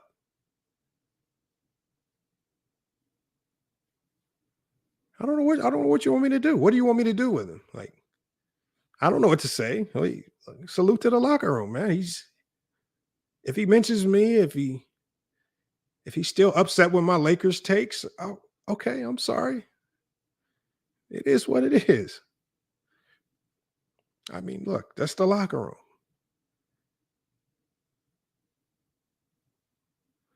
They said that was Mookie talking about Ant-Man on Kobe level or better at his age. Look, man, everybody, like, that's the sad part. I think that with these stars, like, everybody tries to box these stars into some window where Ant is the next Jordan, or this guy is the next Kobe, or this guy. Let these guys just be themselves. Let them play their game. Let them be great in their own right. Don't overhype these guys. Just like when I said to y'all about Jamal Murray and Nikola Jokic last year, I said, look, they had a hell of a run. They played a bunch of slouches on the way to a championship. This is not a top 5 duo in the NBA. It's very one-sided. Nikola Jokic carries that team mightily. Everyone else are just generally role players. Jamal Murray is just a role player that exceeds expectations at times, but will let you down. I said he's not a star. He's not a superstar. This is the reason why he's never made an All-NBA team. He's never been an all-star. There's a reason for that. But then people proceeded after one championship. He's a superstar. He's top 10. He's this, that. And then as soon as he loses, because everybody overhyped him, now they just killing and slandering Jamal Murray and Nikola Jokic. I said, if you just judge them accordingly in the moment and you don't overhype them based on wins and losses, then you'll be fine. Smash says locker room doesn't give me a legit Jacob fan. I don't think he is. I think he's more LeBron. So I believe, like, for example, if LeBron like switched teams and went to Philly, he'd be doing Philadelphia 76ers live streams next year. I don't think he'd be talking about the Lakers. Or he'll find an odd way to do both to try to make it seem like he's still doing both. I don't know what he is, though. Locker room is a stand. Clutch Sports affiliated. I doubt he's Clutch Sports affiliated. All right. Oh, he must. No, he's definitely not Clutch Sports affiliated. Michael Porter is kind of Murray, like in that fashion. Good player, great moments will let you down. But look, sometimes that's just who you are. But see, what happened was because Nikola Jokic and Jamal Murray were the two guys that put LeBron James out,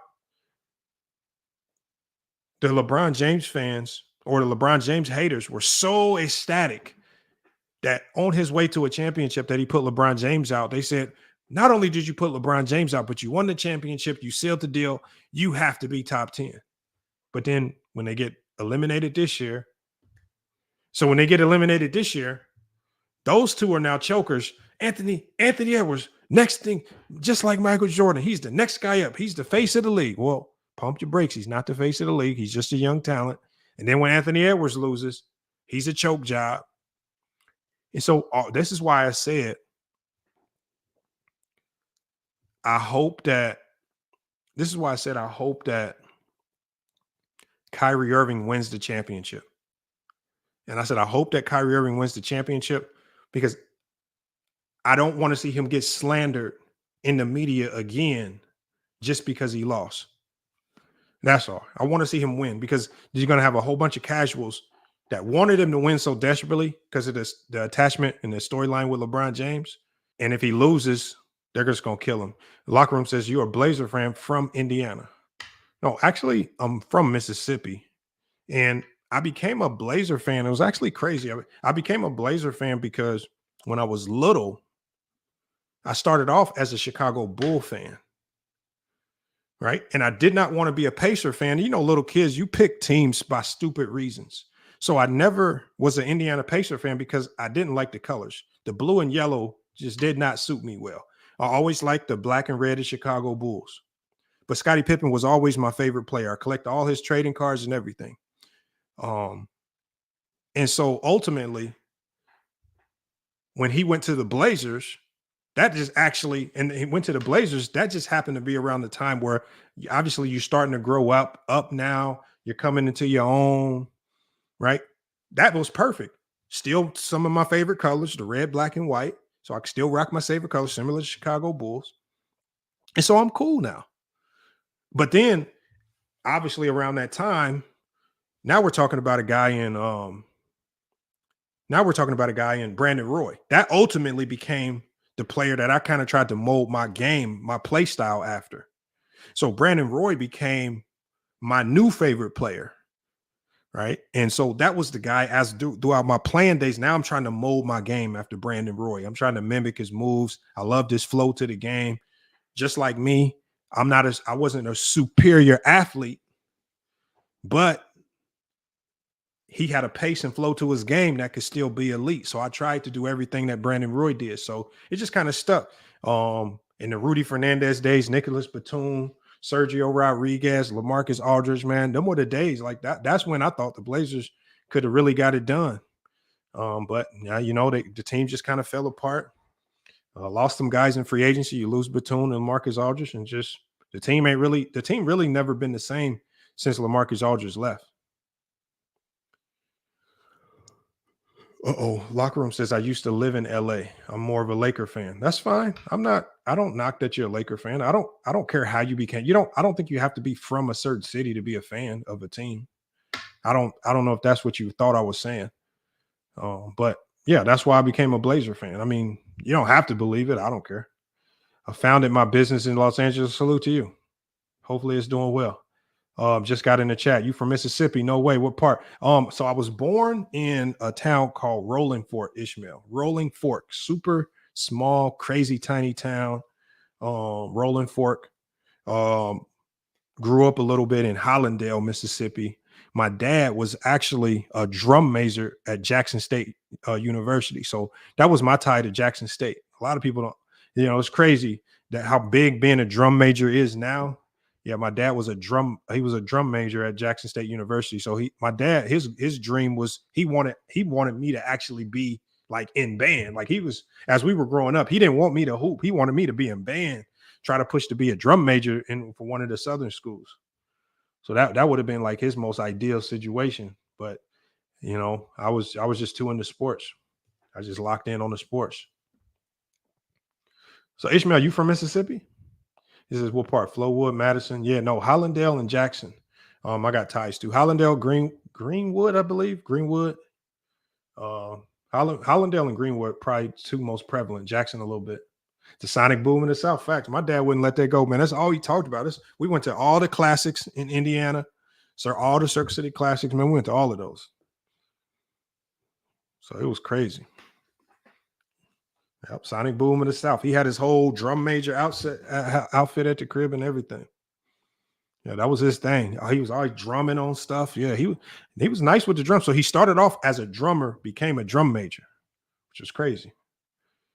So that's hard to do too. Ishmael, if you from Mississippi, becoming a drum major is like being a drum major down south is like being the best player on a D1 basketball team anywhere else. He says, how many Laker fans never even been to California? It's just the Lakers. I mean, it's kind of like the Dallas Cowboys. I think the Dallas Cowboys, in a sense, have become America's team. Sometimes it be like that. I mean, look, I don't. Rebrandon said, drop the link. I got you, Rebrandon. Like, you don't have to be from a state to be a fan of a team. Like everybody has their favorite player preferences. It is what it is. I mean, look, George says, did you have any teachers named McPherson? From where? The only McPherson that I know is a dude named Paul McPherson out of Chicago, one of the coldest hoopers that was kind of like unknown. He's like a Chicago legend right now. His name is Paul McPherson. Crazy game. One of the best players I've ever hooped with on the court, man. Kind of, again, that Brandon Roy style. That's the only guy that I know. I think he was like one of my I think he was like a coordinator at a basketball camp that I went to. That's how we met. How can you question me when I used to live in LA? I don't question you, locker room. What are you? I guess locker room. Nobody's questioning you. I was actually responding to what somebody said in the chat, not questioning you. You're making it an issue. That literally might be a fake locker room account. That literally might be a fake account because it's saying some dumb stuff. My aunts were teachers down there. Down where, George? Let me know, George. I told y'all it's a small world, man. We might know people. Oh, he said you a Blazer fan. I said, okay. All right, yeah. Hey, Lamont. What up, Brandon? Yeah, what happened with you in locker room, bro? Why Brody been running around here like a bitter baby mama these days, bro? What happened? There's nothing that happened, man. I don't know. I mean, okay. It's content, I guess. I mean, it's content. So, like, I don't have no issue. I don't walk around YouTube carrying like it's not a beef. But sure. But it's just not one of those things like with Ticket. I can have a back and forth, right? Mm-hmm. It's just an entertainment factor. But, I don't. And then, obviously during that time, the channel was a little bit different when I was going back and forth with Ticket. It was completely different. FYF Sports was a completely different channel. Mm-hmm. So it was kind of more designed for the back and forth like that. But no. Salute to Locke. Salute to him, though. It be confusing me, bro, because like he went from Lamont to now he like popping shit. We like damn locker room. We remember when you was goddamn on Lamont coattails, like Lamont. Nah, man. Don't do that to him. You don't got to kill him. Don't do that to him. Look. No, because man, it's content. I want Locker Room to remember, you're the channel that Dreamers Pro built, right? Like, you got your name off Dreamers Pro. You clout chase Dreamers Pro first. You dick suck Dreamers Pro first. So you want to talk about niggas being minions, 3 endorsement deals in 8 fucking weeks, nigga, find your fucking business. Like, what are you doing, brother? And stop taking your lives down, nigga. We see that you be doing 30 people in them lives, nigga. What is wrong with you, nigga? Salute to the Locker Room, man. We ain't about to kill Locker Room. Salute. George says Rolling Fork, Antigua, Greenwood, Hollandale. Yeah, George, don't tell me you from no area. Little fucking dweeb. Look, see, man, look, man. Now you got the Locker Room in the backstage, man. See, look. See, the thing is, look, man, I was trying. Conversation, bro. I was trying to be complimentary. I was trying to be. I was trying. Lamont. Hey, Lamont. What up, man? So, once again, what I do now, man? Look, I'm gonna address you first, and then I'm you gotta address rebranding. No, I'm gonna address you first because you're the head of the snake, and then I'm gonna my! address See how he does it, rebranding. No, I'm gonna address you. You're the boss. You're the boss here. Now I'm the boss now. You're the boss, so I'm gonna address the boss, and then I'm gonna get to the employee. Okay. So Lamont, I'm gonna say this, Lamont, and I'm gonna say this for the record. All right, let's hear it. I just tuned in. I don't appreciate you saying that you don't think that I'm a real Lakers fan and blah blah blah. I don't appreciate that. Right? Like I said, Lamont, I do a show. You know how many fans we got, Lamont? From overseas, from the Midwest, from the East Coast, down south. These folks never even been to California, Lamont. What qualifies them to be a Lakers fan? There's not Lamont. You need to be qualified to be. Lamont, there's no qualifications on when you on becoming a fan. Anybody can be Lamont. I was just answering. I was just talking to somebody. Lamont, I just heard what you said. It's okay. I didn't say you need qualifications to be a fan of a team. Let me just say this, Lamont. Anybody can become a fan at any point in time they want. I know this. I'm not here to police. If somebody finds my channel, I'm not here to police when they became a fan or how long they're a fan and all that. That's none of my business. Rich, what was I doing? How did I police you? Lamont, I just tuned in and you literally just said, I don't think Reggie's a Lakers fan. If LeBron goes to Philadelphia, he's going to start making Philadelphia content. No, yeah, but Rich, I believe you're more of a LeBron fan than a Laker fan. That's what I said. And you said if you say otherwise, I'm fine with that. If you say otherwise, I can only take you at face value, and we just move on. If you say that you're a pure, full-bred Laker fan and you wouldn't switch teams, then I was wrong on that. We'll digress. But see, I feel like you're trying to throw shade because Lamont, like I said, right? You just said you're from Mississippi. You claim you're a Blazers fan. I could say the same thing about you. I could say, yo, this dude make more Laker videos than he does Blazers content. Why are you throwing shade? This is not a Blazer channel. But you claim you're a Blazers fan and you make more Lakers content than you do Blazers content. Because this is not a Blazer channel. Okay, but is it a Lakers channel? No, it's a basketball channel. But you do Laker videos every other day. Because we talk about some of the craziest storylines in basketball, and those storylines just happen to revolve around. A lot of them revolve around the Lakers. A lot of them revolve around right now the Celtics in Dallas, which is why we spent the whole stream talking about them. But a lot of it revolves around the WNBA, which is why we spent the whole stream talking about them. Like here's what I'm saying though. When I first met you and you said you're a Blazers fan, I didn't question it. I didn't think to myself, oh, this dude's from Mississippi by way of Chicago or Indiana, wherever the fuck. I didn't question it, right? You said you were a Blazers fan. I just took your word for it. Now I tune into your show and you're throwing shade saying, oh, well, if LeBron, you're basically questioning me being a Laker. Come on, don't do that, man. Oh, can I ask you one question, Reg?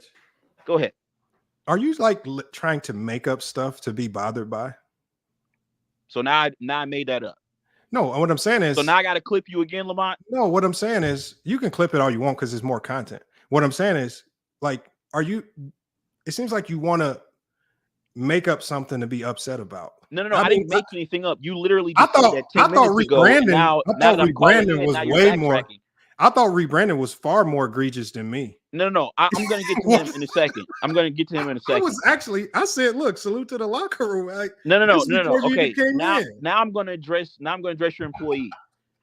Now, rebranding. Now, rebranding. You claim that. What did you say about Dreamers Pro? Can you repeat that? You heard what I said. He built your channel. Ain't that how you got your name? That's how I found you. Dreamers Pro, as a matter of fact. So he built your channel. So you found me through Dreamers Pro by what?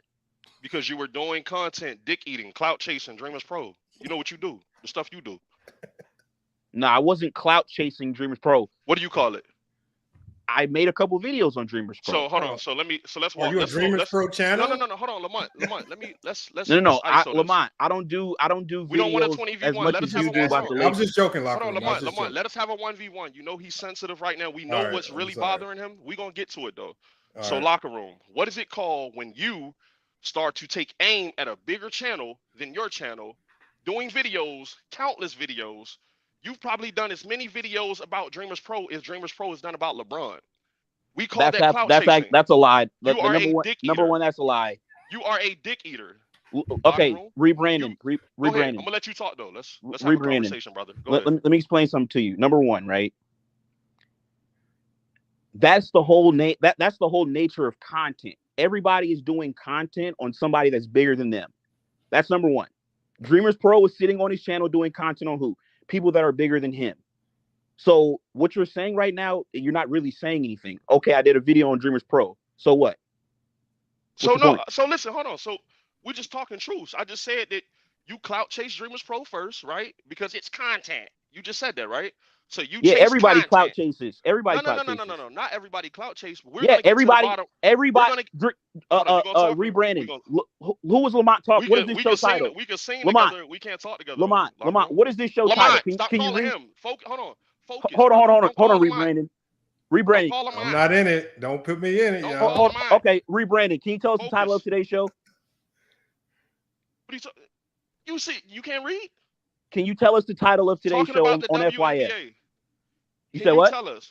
Hold on. Stop focusing on Lamont. Stop focusing on FYF. I'm asking you a question. Can you tell us the title of today's show? 1v1, brother. Can you tell us the title of the show that we're on right now?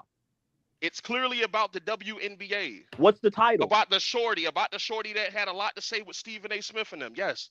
So yeah, come on, let's go. So Lamont is doing a show about people that are bigger than him, right? These are people in the mainstream media. He's covering people that are big. He's talking about other. No. He's talking about other people, right? Dreamers Pro. Hold on. We're not gonna act like Dreamers Pro. Bro, stop playing stupid. Hold on. No. We're not playing stupid though. But you're talking about Lamont. I want you to talk to me though. Why you keep grabbing for Lamont? Talk to rebranding because you had a lot to say. I am talking to you. I'm trying to explain it to you, but you're playing stupid. So let me explain this to you. This is why you're really mad. You're really mad because you think we got a thing with Maria. And I'm gonna tell you, brother, that's my family. I don't want her, brother. She's beautiful. I get it. But you spent 30 minutes of your time. You got her on your panel. So now you're talking about Maria? And instead of you addressing her and actually talking to her, wait. Trying to get a date out of her. Wait. Hold on. Now you're gonna switch the topic to Maria? That's crazy. That's the we were talking about Dreamers Pro. Now you see, this is what they do when they getting cooked. Then they want to switch the topic. Can you stick to the top? I thought we were talking about Dreamers Pro. No, because we're now you talking about Mario? We're breaking down. Y'all go one at a time. Just go one at a time, and that's all. You know what? You go ahead, and then I go ahead. No. Okay, so back to Dreamers Pro because I don't know why you're talking about Mario. I don't know why you're talking about Mario. I'm lost now. Right? Back to Dreamers Pro. Once again, sir, we understand. Hold on. So hold on. You want to call it? You were going for content. I call it clout chasing. Okay, well that's fine. You can call it whatever you want to call it. I don't care. Clout chase. All right, cool. So we can okay, that's fine. But I just want you to understand how YouTube works. No. Okay, cool. Okay, you gotta let me speak, bro. You gotta let me speak. All right, I'm gonna let you go. Yeah, go ahead. So I'm gonna let you know how content works, and even Lamont can tell you this, right? How content works is you typically are making content reacting to other news, right? Other things that are going on, other people. That's usually how content is made on these YouTube streets. Look at the title of Lamont's show. This is about, he's doing a topic on other people that are more known, more famous than him. So I guess by your definition, Lamont is a clout chaser then, right? Exactly. You're cooked. You're done. No, Now let's get to Maria. Like I said, bro, he's covering mainstream media. You're covering another nigga that you don't like because so Lamont. So hold on. So Lamont's never covered other YouTubers. You say what? Yes. So has Lamont never talked about other YouTubers? Yes. So what the fuck are you talking about? Lamont, I'm done, bro. I'm done. I'm done with this nigga. I'm done. I'm done. Don't run, brother. No, I'm done, bro. You're an idiot. I don't know what you're talking about, bro. Don't run, brother. Because listen, you're getting destroyed right now. You're getting destroyed right now. So look, don't run though, locker room. No, you sound like Rebrandon, get your spill off so we can hear it. Go ahead, Rebrandon. Yeah, no, this is what locker room is really upset about because we ain't never had a problem with you. You always come around. Who is we? We've never had a problem with you. Who are you speaking for? Who is we? Anybody that you've been shooting at, True the King, me, anybody, Maria, anybody that you've been shooting at lately, nobody's had a problem with you, right? We noticed a few weeks ago you start coming around and you start getting upset and you a little hating shit in the comments. So then we like, you know what? We just gonna ignore the shit. So then you keep mentioning Maria. You keep mentioning Maria. Maria, I saw that you were over there, and I didn't like it because you're starting to look like a cloud and all this cock blocking shit. Like, what are you doing, brother? That's our homie. Bro, that's just you homie, can have brother. Maria, bro. I'm good. No. Listen, no. I'm good, bro. I just don't want you thinking that it's something more than what it is, brother. That's my fam, bro. Nah, bro. I'm just trolling, bro. You don't gotta be that dirty Maria shit is. I'm just trolling Maria, bro. Brother. No. If Maria's your girl, bro, you can have her. Bro. I'm That's good. The fam locker room. You don't have to bring her on your panel and. So is Brandon a lame? Like you dirty? Like what are you doing? No. What are you doing? Once again, Brandon, I was trolling, bro. Like I'm being funny, bro. Nah. Listen, brother. I just want you to know that's the partner. That's the family, brother. Like when you get her on a panel, ask her about her. Don't ask her about me. Ask her what she like. Ask her do she like walks on the beach. Don't ask her about rebranding. Were you not in the chat? Were you not in the chat crying? Hey, rebranding. Were you not in the chat trolling? Is Brandon a lame? Is True the King a lame? Hey, rebranding. Were you not in the chat trolling? That's why I brought you up. Just get him a 10-day contract real quick. He been coming around. He been bitter. You calling niggas minions and all this. You talking about bets and shit. We ain't seen Ben since the nigga got 500 off of him. Where's Ben at, locker room? Where's your dog at, bro, locker room? Now you're talking about shit, bro. This has nothing to do with you. Ben at? Where is Ben? This has nothing to do with you. Locker room. Yo, Lamont. I can't argue with I'm not in it, man. No. I can't argue with your employees anymore. I'm not in it, locker room. Yo, put me in it. Nah. You're not gonna use me. You're not gonna clip me up, Lamont, and put out a spoof video. I'm not. Nah, man. I'm done with this clown, man. This is some clown shit now. We want to know where Ben is, locker room. Why is he asking me about Ben? We haven't seen him, brother. Why are you asking me about Ben? We have not seen him, brother. Locker room, just stop moving around here like a bitter baby mama, bro. Just, you know what I'm saying? Like, you good, brother. We like your channel. I like what you doing over there. If LeBron leave LA, we know your shit dead over there. It's okay, brother. Rebranding. You're an employee of FYF. Listen. And you're an employee of Dreamers Pro. You're an employee of FYF. Your big homie is Dreamers Pro. You work for FYF t-shirts. You work for FYF t-shirts. You work for Lamont, Dreamers how much Pro. you paying? Lamont, can I see? Can I see Rebranding's paycheck stub? Listen, hold on. Can I see Rebranding's check stub, Lamont? What do you got working over there, brother? Lamont, can I see Rebranding's check stub? Listen, get I'm not in it, man. No. Because now this is over his head. This is the HR department now. I need to listen. He's a partner, man. Yo, who do I contact? I need to get Dreamers Pro who is the contact for HR at FYF? We can talk about this. Who do I contact? Ever since he built your channel, you've been running around here. Who do I contact for HR at FYF, man? Hey, Rebranding, can I ask you a question though, real quick before I go? Go ahead. Can I ask you a question? Yeah, go ahead. So since you claim that you know the formula that I use, right? Why are you working for free on FYF? Who's working for free? Why don't you have your website? Rebranding, where's your channel at? Locker room, who's working for free? Lamar, this is your fault, bro. You started this shit, man. Hold on. As a matter of fact, how many endorsement deals you got, locker room? Rebranding. What's your channel name, bro? Nah, nigga. Now you following through. So show us your paperwork. Don't move, brother. Locker room. You need more players in your locker? Like, is this what's going on? Like, you could have came over here and kicked it. You could have came over here and said, hey, and all this shit, but you run around here like a bitter baby mama. Lamont. Oh no! Hey, come on, locker room. You can't let him do that. I'm looking for your channel right now. I can't find it. Hey, listen. What's your Get channel on link? the channel now, brother. When we went to your how many subs do you have? When I went to your channel, and this is the thing though, right? This is really the funny shit. You were in a cat fight today over LeBron James. I never thought I would see you in a cat fight over LeBron James. Rebrandon. How do we find your channel? You were in a cat fight. How do we find your channel? You were in a cat fight. How do we find your channel? He was ready to swing on Shorty because she said, "Rebrandon, it's your fault, bro. Look what you did, man. No. This is crazy, bro. Trying to be funny, but seriously, how do I find your channel? Hold on, listen. No, answer the question, man. How do I want to go on your channel? I'm serious. Let's talk numbers though, locker room. We did 20,000. No, I'm not talking numbers with an employee. You did 1,000 yours. Hold on. We did 20 hours. You did 1,000 yours. So you hold don't on. Numbers. Rebrandon. You don't want to talk numbers. Locker room, you don't want to talk numbers, brother. Rebrandon. How can I find your channel? You've been doing been flopping, so you just kept your first one in 12 days. Rebrandon. Your page, Rebrandon. How do we find your channel? Listen, bro, you're on it. I'm a partner, brother. What the fuck is you talking about? So show me a page. Show me your pay stub. Hold on. Now you show me yours from Dreamers Pro, and I'm gonna show you mine. Now you're a partner of FYF. You show me. Hold on. Show me yours.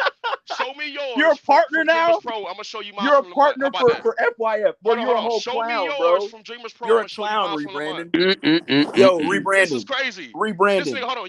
You went from Lamont's biggest dick eater. Rebrandon. Holding his coattails. Rebrandon. I typed in Rebrandon on YouTube and your channel didn't pop up. That's fine. And I typed in locker room on the channel, and Dreamers Pro popped up, right? You was dick eating him first. Right? Like I said, bro. Listen, Lamont is laughing. Lamont is laughing to make you feel better about. No, I'm not. I'm not in it, man. Quit putting me in it. Man, I ain't in it either, bro. I'm just entertained, bro. Just entertainment, bro. Don't put me in it, man. Laughing so he can keep this going. No, I'm not, man. Don't put me in it. I'm not in it. This is all content for Lamont, man. Don't put me in it. You're looking like a clown right now. Then you swung on a female for LeBron James. Like, you fighting over LeBron more than Savannah. Like, what's up, locker room? You okay, brother? Rebrandon. Are you okay, brother? Rebrandon. How can we find? Matter of fact, hold on. Okay? Hold on. Let me go on. Let me go on. Hold on. Okay. Lamont, let me pull up your channel real quick. I gotta find this dude's channel. Are you okay, locker room? Hold on. Let me find your channel real quick. Lamont. Like, nigga, you running around here and we really was trolling you. You calling niggas minions, but you was the biggest minion, bro. Remember how many times Hey, LeBrandon. Let me ask you.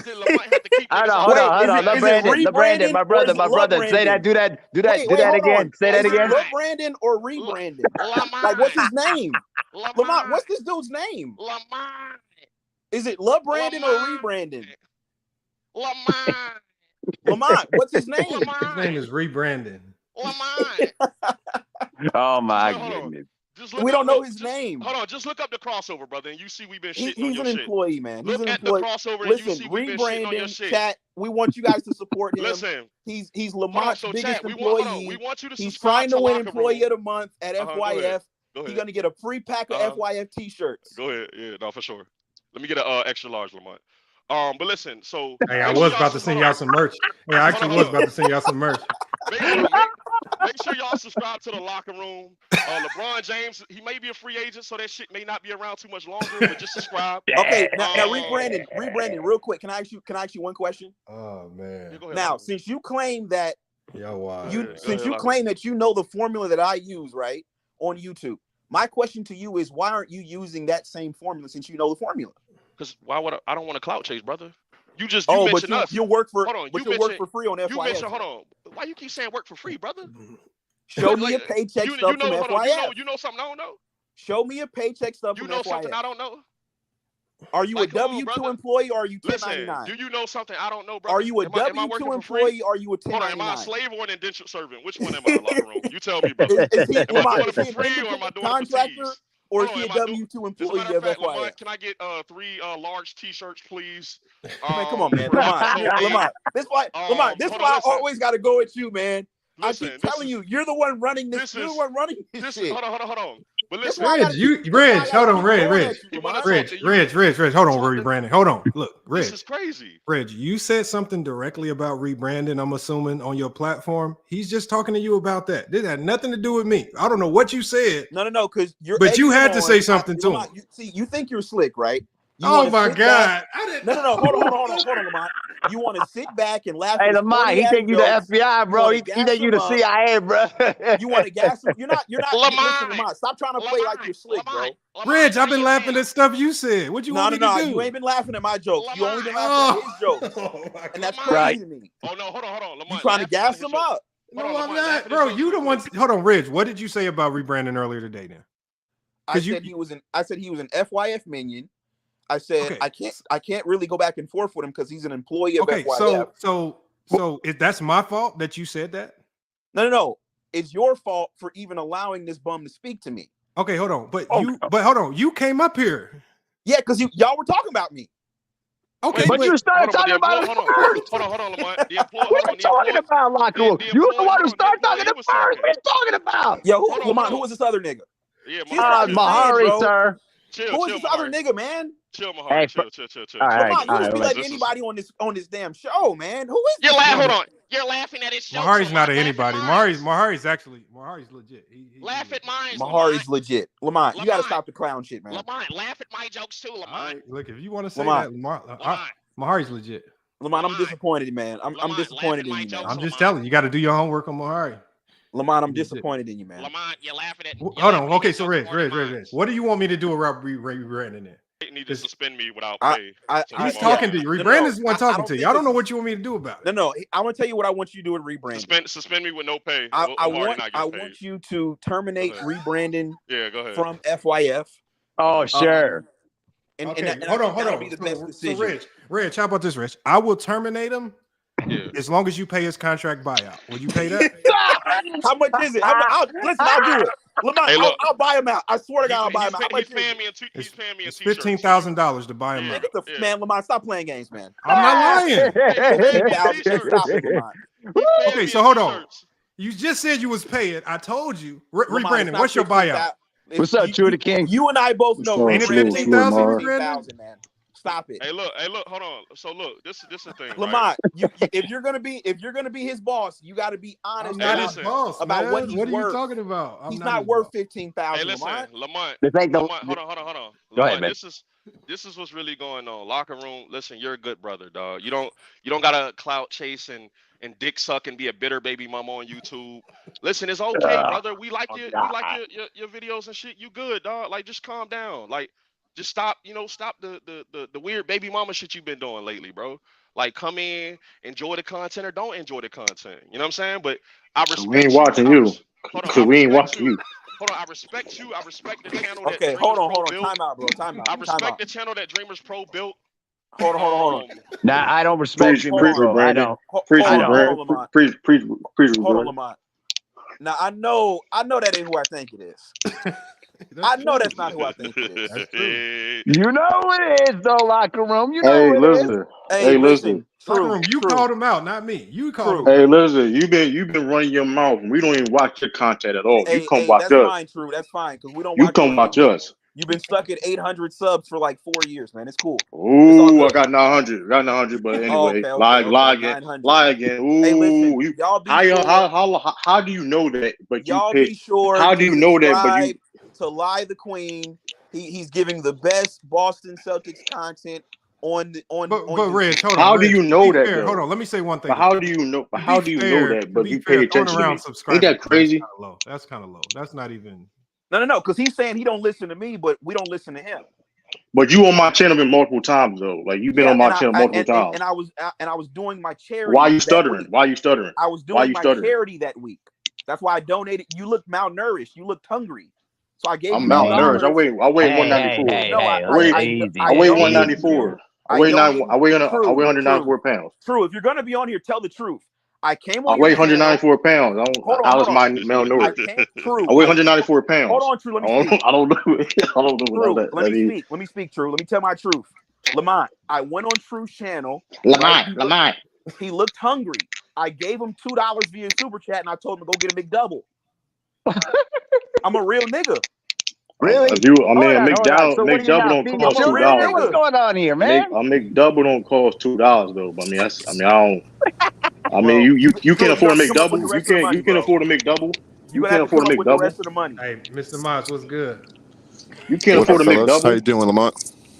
Lamont, so you just go. What y'all talking this WNBA shit, man? Oh, nah, I mean we finished that a couple. What up, my boy Oh, Rebrand? Yeah, they finished that. They've been far gone that. Hold on, so we went from talking WNBA to locker room acting like a bitch with a ball.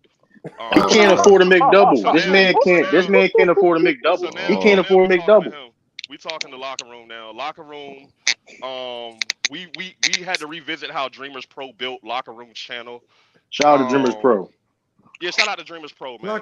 Man, I don't like Dreamers Pro. I ain't giving no fuck him. Y'all crazy. Yeah, hold on, rebranding. Locker room said it's 20 versus 1. No, it's not. Why he It's typing just in the chat? rebranding the locker room. That's all. He multitasking. How you typing in the chat and you want some Jared-ish now? You want some Jared-ish now? How you typing the chat on camera? But I gotta give Rebrand.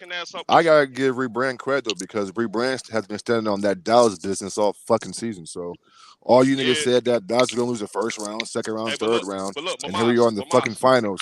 I mean, so I gotta salute Rebrand, bro. That's the thing, though, Moss. If you ever had a different opinion of You respect it though. I mean, you respect it. Hold on. No, for sure. If you ever had an opinion about Luka Doncic, I wouldn't run around YouTube acting like a bitter baby mama talking about Moss, you used to like Luka. What happened?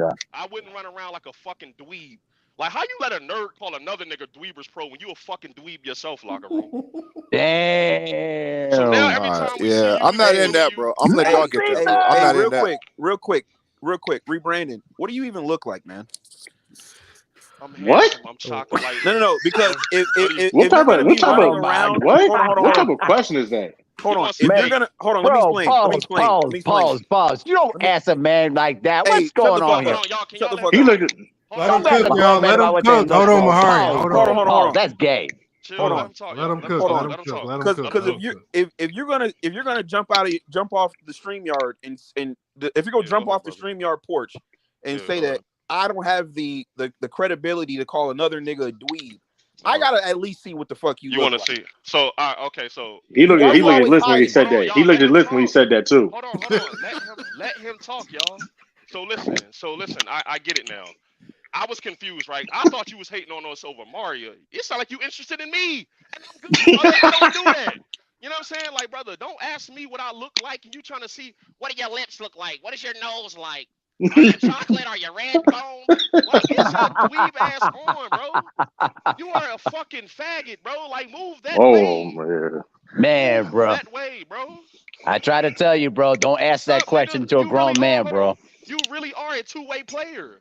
Move your ass that way, brother. Oh, WNBA. Hold on. So it's fucked up when we find out that the locker room is a WNBA locker room. This nigga's a bitch now. Move along, brother. Just leave us alone. Don't mention True. Don't mention Herm. Don't mention Mario. Don't mention me. Don't mention Sturdy. Don't mention H. Don't mention Casual. Nigga, as a matter of fact, you better not say that somebody's a casual debater, nigga. You better not say nothing about no name over here, Lamont. I'm just at a loss for words with you, Lamont. What did I do? Rich, I didn't. you Lamont. Hey, Lamont, you're the FBI, bro. You the CIA, bro. Here's where I gotta just go back to you now, Lamont. Lamont, I've been on my show and I gotta be real with you, man. I've been telling everybody you're running a circus over here, man. Okay. And I'm fine with that. And this is obvious, man. Okay, I'm fine with the opinions. I don't mind it. No, it's not. This is a fact, man. Like what are we doing here? But you know what? The best thing about it is hold on, Lamont. I'm gonna tell you what your boy did, right? It's just Mark. I mean, it's fine. I'm fine with that. Hold on. I'm gonna tell you what your boy did, rebranding, right? Okay. I'm his employee. This nigga came on my show earlier today. Okay.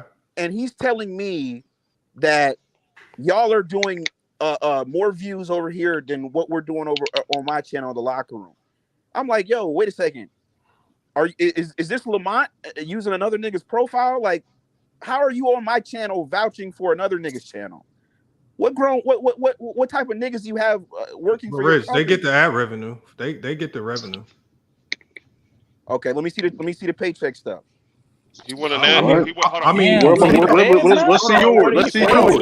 Let's see Brand just yours. cooked you, What are you, bro. the I mean, respect IRS? to what you Let's just see said, though. That's yours. crazy. Look, Respect. let me see your pay stubs first, bro. Let me, That's the Lamont, government police can shit, I bro. buy out their time slot? Hold on, Lamont. So he I don't went think you asking. can. Lamont, how much is it? How much is it to buy out their time slot? Hold on. I Way ain't too gonna lie to you. valuable. You don't got it. You don't got is it. Hold on, y'all chill. Listen, because I just peeped something.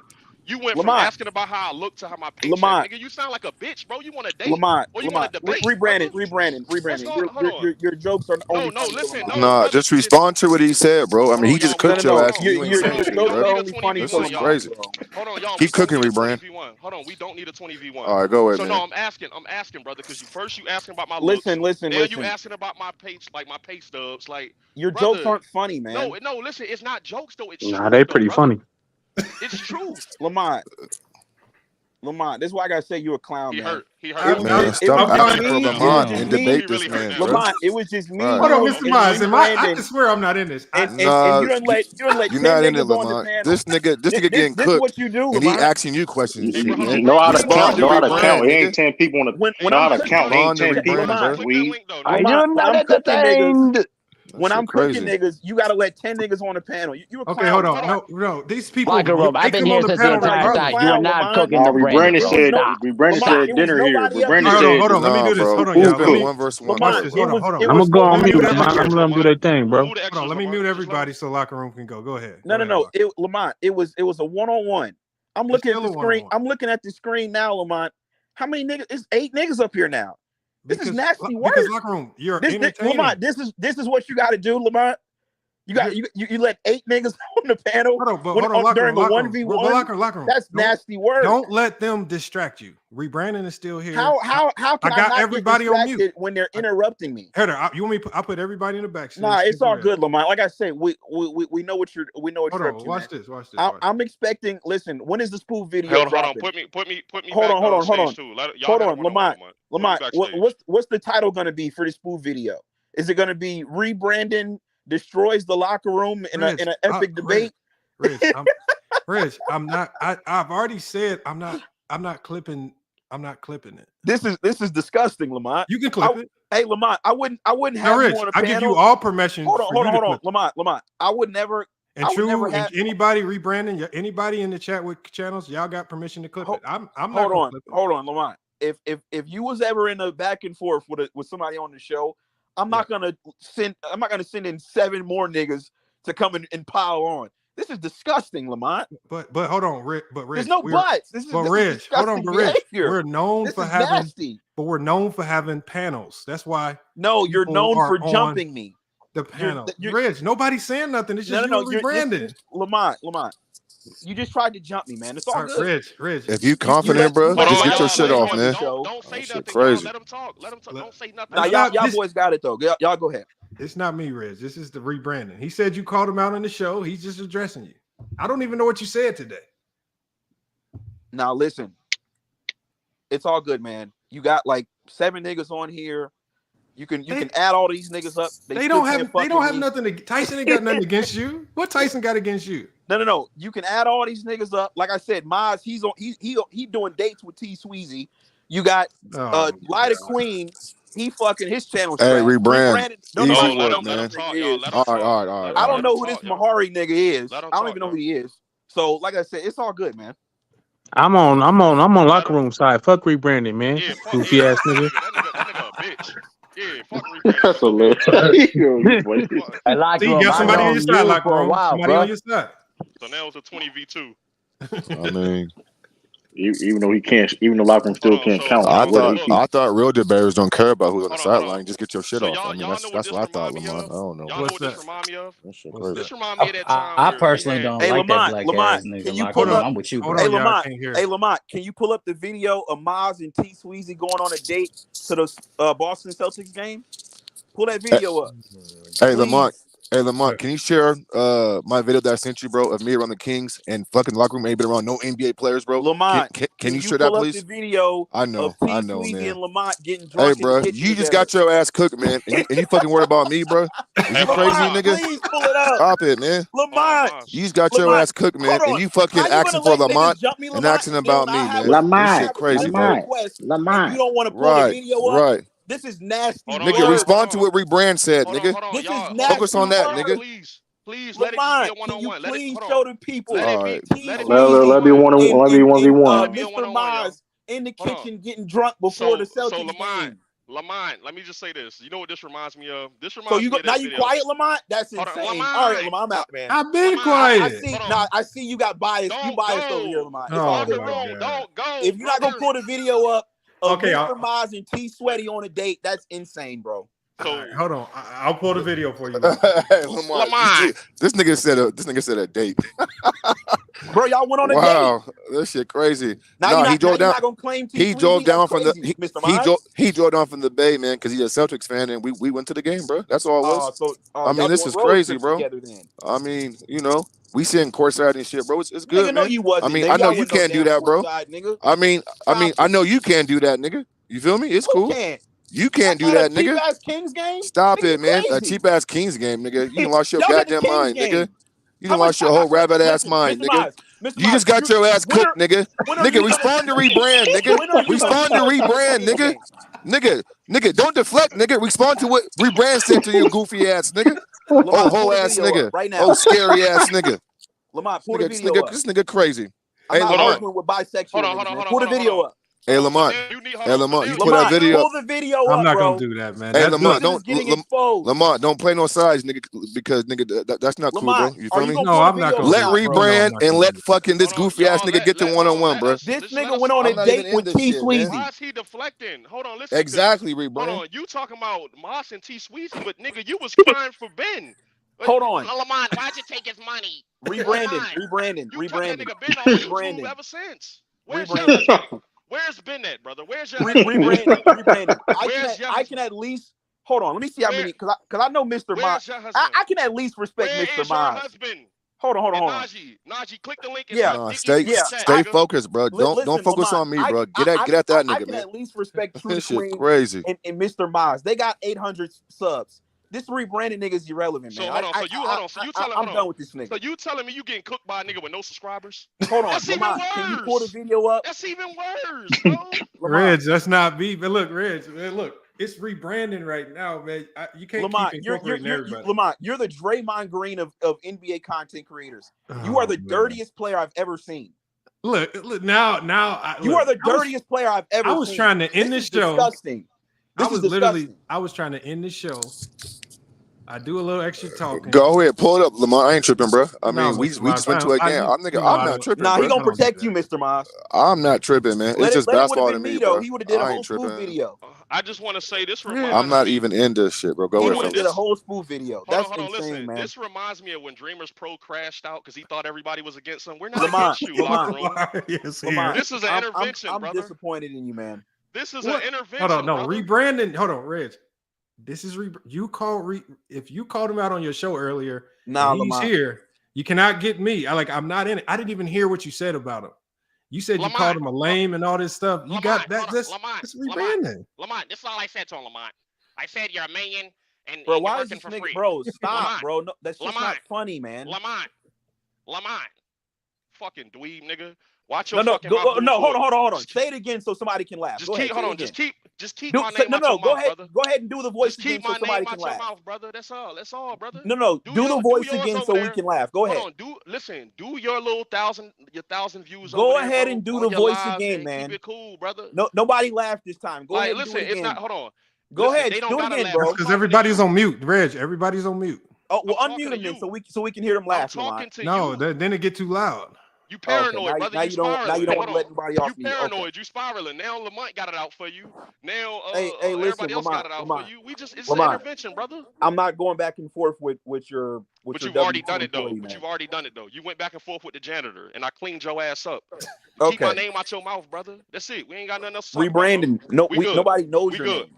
All right, cool. But you keep saying Nobody my name. knows You your said my name, name. Hold on. nigga. And you said my name and you're live. So Yeah, keep because my you name was in out your my mouth. chat, Hold goofball. on. Nobody knows you. Listen, and Najee the chosen one. We know his Nobody little gay ass shows. rebranding. Listen, right, cool. You only exist on FYF. Right, We don't and you know only who you exist are. on. Listen, you only exist on YouTube as well, brother. Let's click and No. subscribe. Make sure y'all subscribe to Locker Room, the channel that Dreamer Pro built. Yeah. Thank you. Get the videos up. Listen, if LeBron leave the Lakers, that shit going out of business. We might get a half off deal. We might buy that motherfucker out. I got $5 and 40 food stamps for that channel. Once LeBron leave LA or he retire. Yeah, I'm a clown. You're a clown. You're a clown. You're a whole clown, man. Well, you're a clown. And get your bitch ass on. Keep my name you're out your clown, mouth, man. nigga. You're a clown, man. And listen, and if you want to talk to a lady, be nice, bro. You don't got to throw shots at a lady. You're a ask, clown, man. Ask, you're brother. a clown. Say hello. Say you're hi. A clown, dude. Say hi, Maria. My name's Locker Room, and I like you, and I want you. Shut your hoe ass up, bro. Keep my name out your fucking mouth, nigga.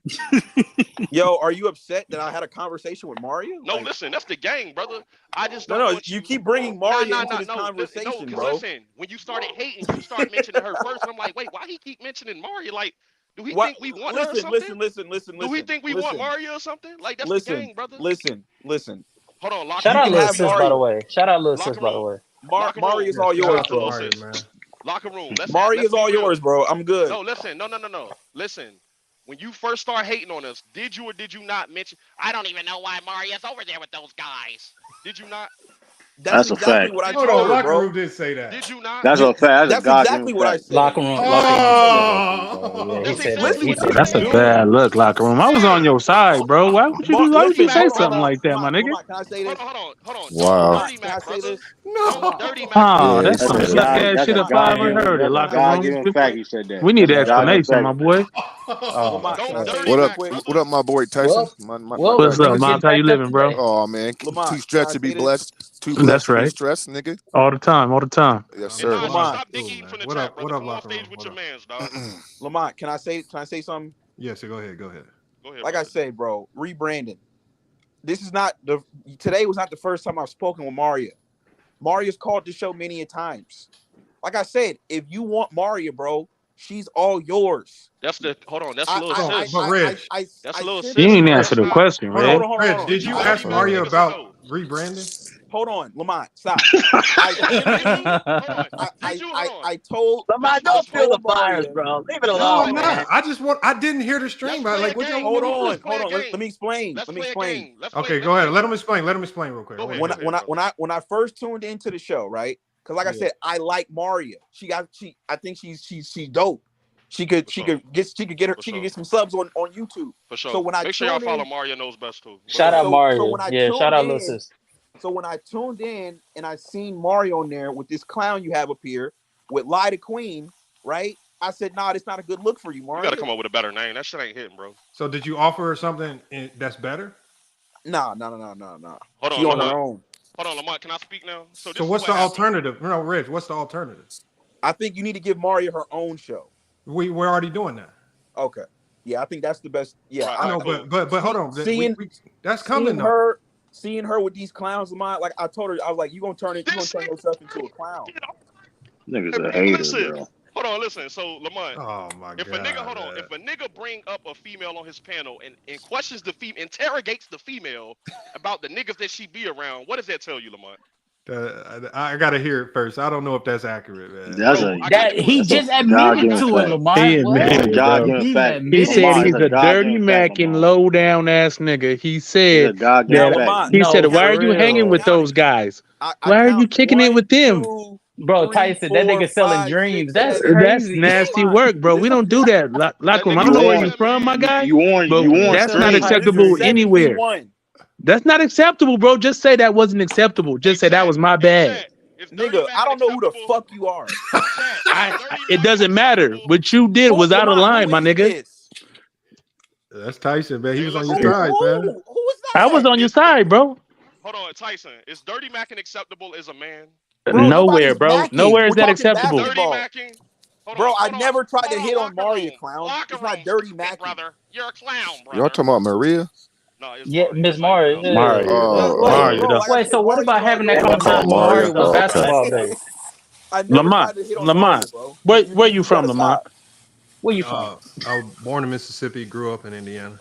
In Mississippi and Indiana, is it okay for another nigga to go to a girl and say, "Why are you hanging out with them?" Now, look. Now, my opinion is this: if that actually happened, the way y'all say, he just said it happened. Lamont, it's a God-given fact. Nigga, there's no scenario where that's acceptable. I was asking Lamont a question, my bro. Hold on, Don't Lamont. get mad at me, now my I gotta guy. get back on your ass, Lamont. Now What I'm I back do? on your ass, right? This is why I say you're the ringleader of the circus. If that's your opinion, I'm cool with that. No, that's not an opinion. I'm not. It getting was into the me argument. and Ray Brandon. Now you got 7 niggas up here doing the whole discussion about some shit that happened 8 hours ago that nobody even cares It's 5 people on the panel right now. I was just asking Lamont a question. I ain't even said a nigga's name. The whole reason I just asked you a question, Lamont. I ain't even said a nigga's name, bro. Me and True joined this because we care about it because it involves family. I'm disappointed in you, man. Only reason why I'm joining, I'm a patron of the show. I don't have no YouTube channel. I just came up to kick it with my boy Lamont and the fellas. I fuck with everybody. Don't throw stones. Don't throw stones. I'm subscribed to your show, Locker Room. I'm subscribed, bro. I done send some super chats, whatever you got over there. I done send some donations, my nigga. Hey, Tyson, send some super chats over to me. What the fuck, man? Come on. I got you, bro. I got to join and subscribe too. Hey, I support all my brothers, no cap. I support all y'all if I can. If I got it, bro. When you get some free time, Tyson. You still out here in AZ, right? No, I'm in Southern Cali. Oh, damn. Hey, listen, hold on real quick. So we gonna help you out, little bro. You know what I'm saying? That's your name now. You little bro now. So look, when you like a lady, just, you know what I'm saying? Just walk up to Oh her, my you know what I'm God, saying? Be bro. like, This nigga hey, is how you still doing? talking about Maria. Maria. My name Locker Room. Why are you How still you? talking about Maria, man? How are Just you? show your channel is where it's at. You ain't got to hate on the guys. Look, you ain't gotta be mean to her. You were kind of mean to little sis. I'm kind of Bro, upset, why bro. are you still talking about Just hold Maria? on. Locker Room. I just look. When you see a Maria. woman that you like, because we seen you doing POF. Maria. We seen you doing POF on your channel before. So Maria. listen, Maria, I just can want you you to please tell this dude that I never tried to talk to you, Maria? hold on. Listen, no, listen, because when you bring her up to ask her about us, bro, that's you gotta dirty macking stop, shit. bro. Why are you? Stop So bringing did you up ask her Maria, why man. she was around those guys over there? Yes or no? Bro, you already brought this up. Stop Yes bringing or up no? Maria, man. Yes or no? Yes or no? Stop bringing up Maria. Dude. Dirty macking is Seriously. that's a bitch trait, bro. Don't do that, bro. Like that's Once my little again, sis. nobody was macking on That's Maria, my little bro. sis, bro. You ain't gotta do that. Just if you like her, Nobody you pretty, was macking on as a Maria. matter of man. fact, hold on. When you see her, You just gotta be like, stop, hey, bro. Hey, Maria, It's not I'm funny Locker anymore. Room. I'm Locker Room, and I do YouTube, and I wanna. Can I take you out for lunch? Like, ask her. Lamont, Bro, don't this ask her nigga, about Lamont, this nigga watched my channel so much.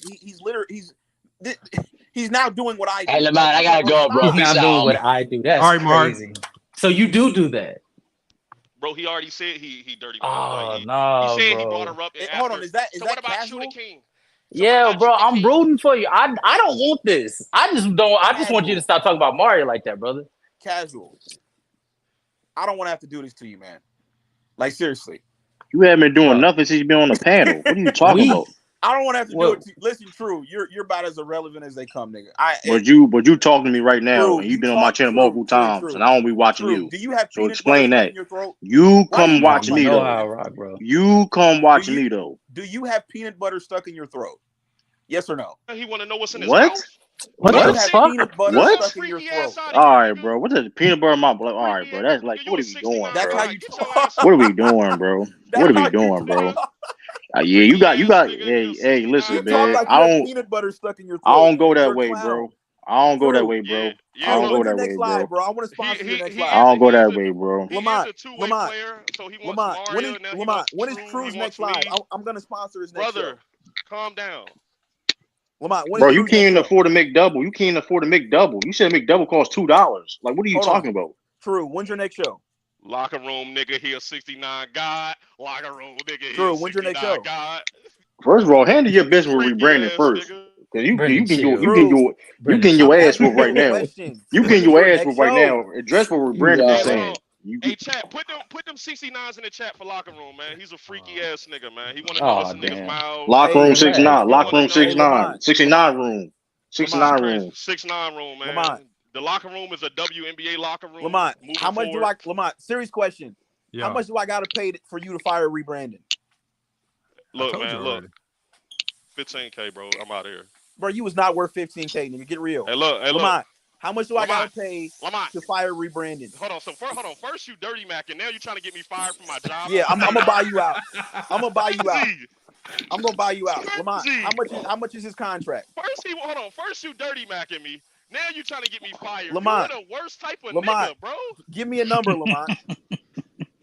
WNBA locker room moving forward, nigga. Lamont, You's a give me a 69 number. God, nigga. Give me a number. Hey man, listen. If you want to be part of the team, listen, locker room. If you want to be part of the team, man, just talk to Lamont, man. Just talk to Lamont, bro. True, I will Just talk to Lamont, before bro. I do a show with you. Lamont, You can have you. True. Stop, Lamont. How much for rebranding's rights? This is crazy. $15K. Hold on. Lamont. Lamont. Lamont. You got to stop trolling. Hold on. You want me to be honest though? Locker room.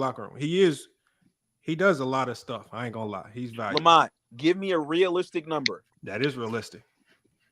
I'm 1,000% Lamont, serious. this is why I be saying, bro. You're a clown. I highly value the people that we partner with, man. Lamont, you asked me, you can't put. If you want to be clown with these niggas, if you want to be a partner locker room, just talk to Lamont. I'm just telling you, we've been grinding. Everybody been grinding. I'm telling you, we've been grinding. Lamont, it's gonna have to be different here in a few months, locker room. So he's not worth 15K. Can you give us a realistic number? Realistic. I'm just telling you, man. Look, Lamont, if he was completely worthless, I would have said so. Lamont, I'm thinking about $45. Look, put it like this. Look, like if I had to put like people like Africa. Now Africa was about worth 45. He wasn't putting in no work. That's but rebranding been grinding. Me and locker room can do a show, bro. I got an idea, Lamont. I got a kick. Me and locker room get a show together. We call it Queer Eye with the Straight Guy. And you know what I'm saying? We cook up. We cook up in here, bro. Crazy, bro. Hey, it is Lamont, thank you. I appreciate the compliment. But god damn, that was crazy. That was wild. What was crazy? What was crazy? Hey, Lamont, you made Africa, really? Africa the homie, but he wasn't grinding like y'all was. Hey, man. Hey, Lamont, real quick. Shout out to Africa, bets today? Say that again. You made any bets today? No bets. No, I made one bet today on NBA Finals. For the series? Y'all need to hit me up about the WNBA. Just a little bit on this. I put money on the them bets. Hey, casual. You know that bet that Lamont made with Ben? Hey, Lamont. Hey, Lamont. Yeah. Hey, Lamont, here's what I'm going to say. Once again, come up with a realistic price. We ain't seen that nigga Ben in 30 years. Like, hold on. Nah, for real. Come up with a realistic price, Lamont, and I'm not gonna lie, I will buy rebranding. Hey, now hold on. They saying in the chat that Tyson in the locker room show will be fired. Yeah, Queer Eye for the Straight Guy. Bro, that should be lit, bro. That's hey man. Bro, who is Tyson? Tyson's right here. Should be lit. Brandon said he was on your side right here. I'm on the side. That's me right there. Now you know what I look like, bro. Even now you even know what I look like, so we good. Yeah, you feel me? Yeah, I don't know this nigga, man.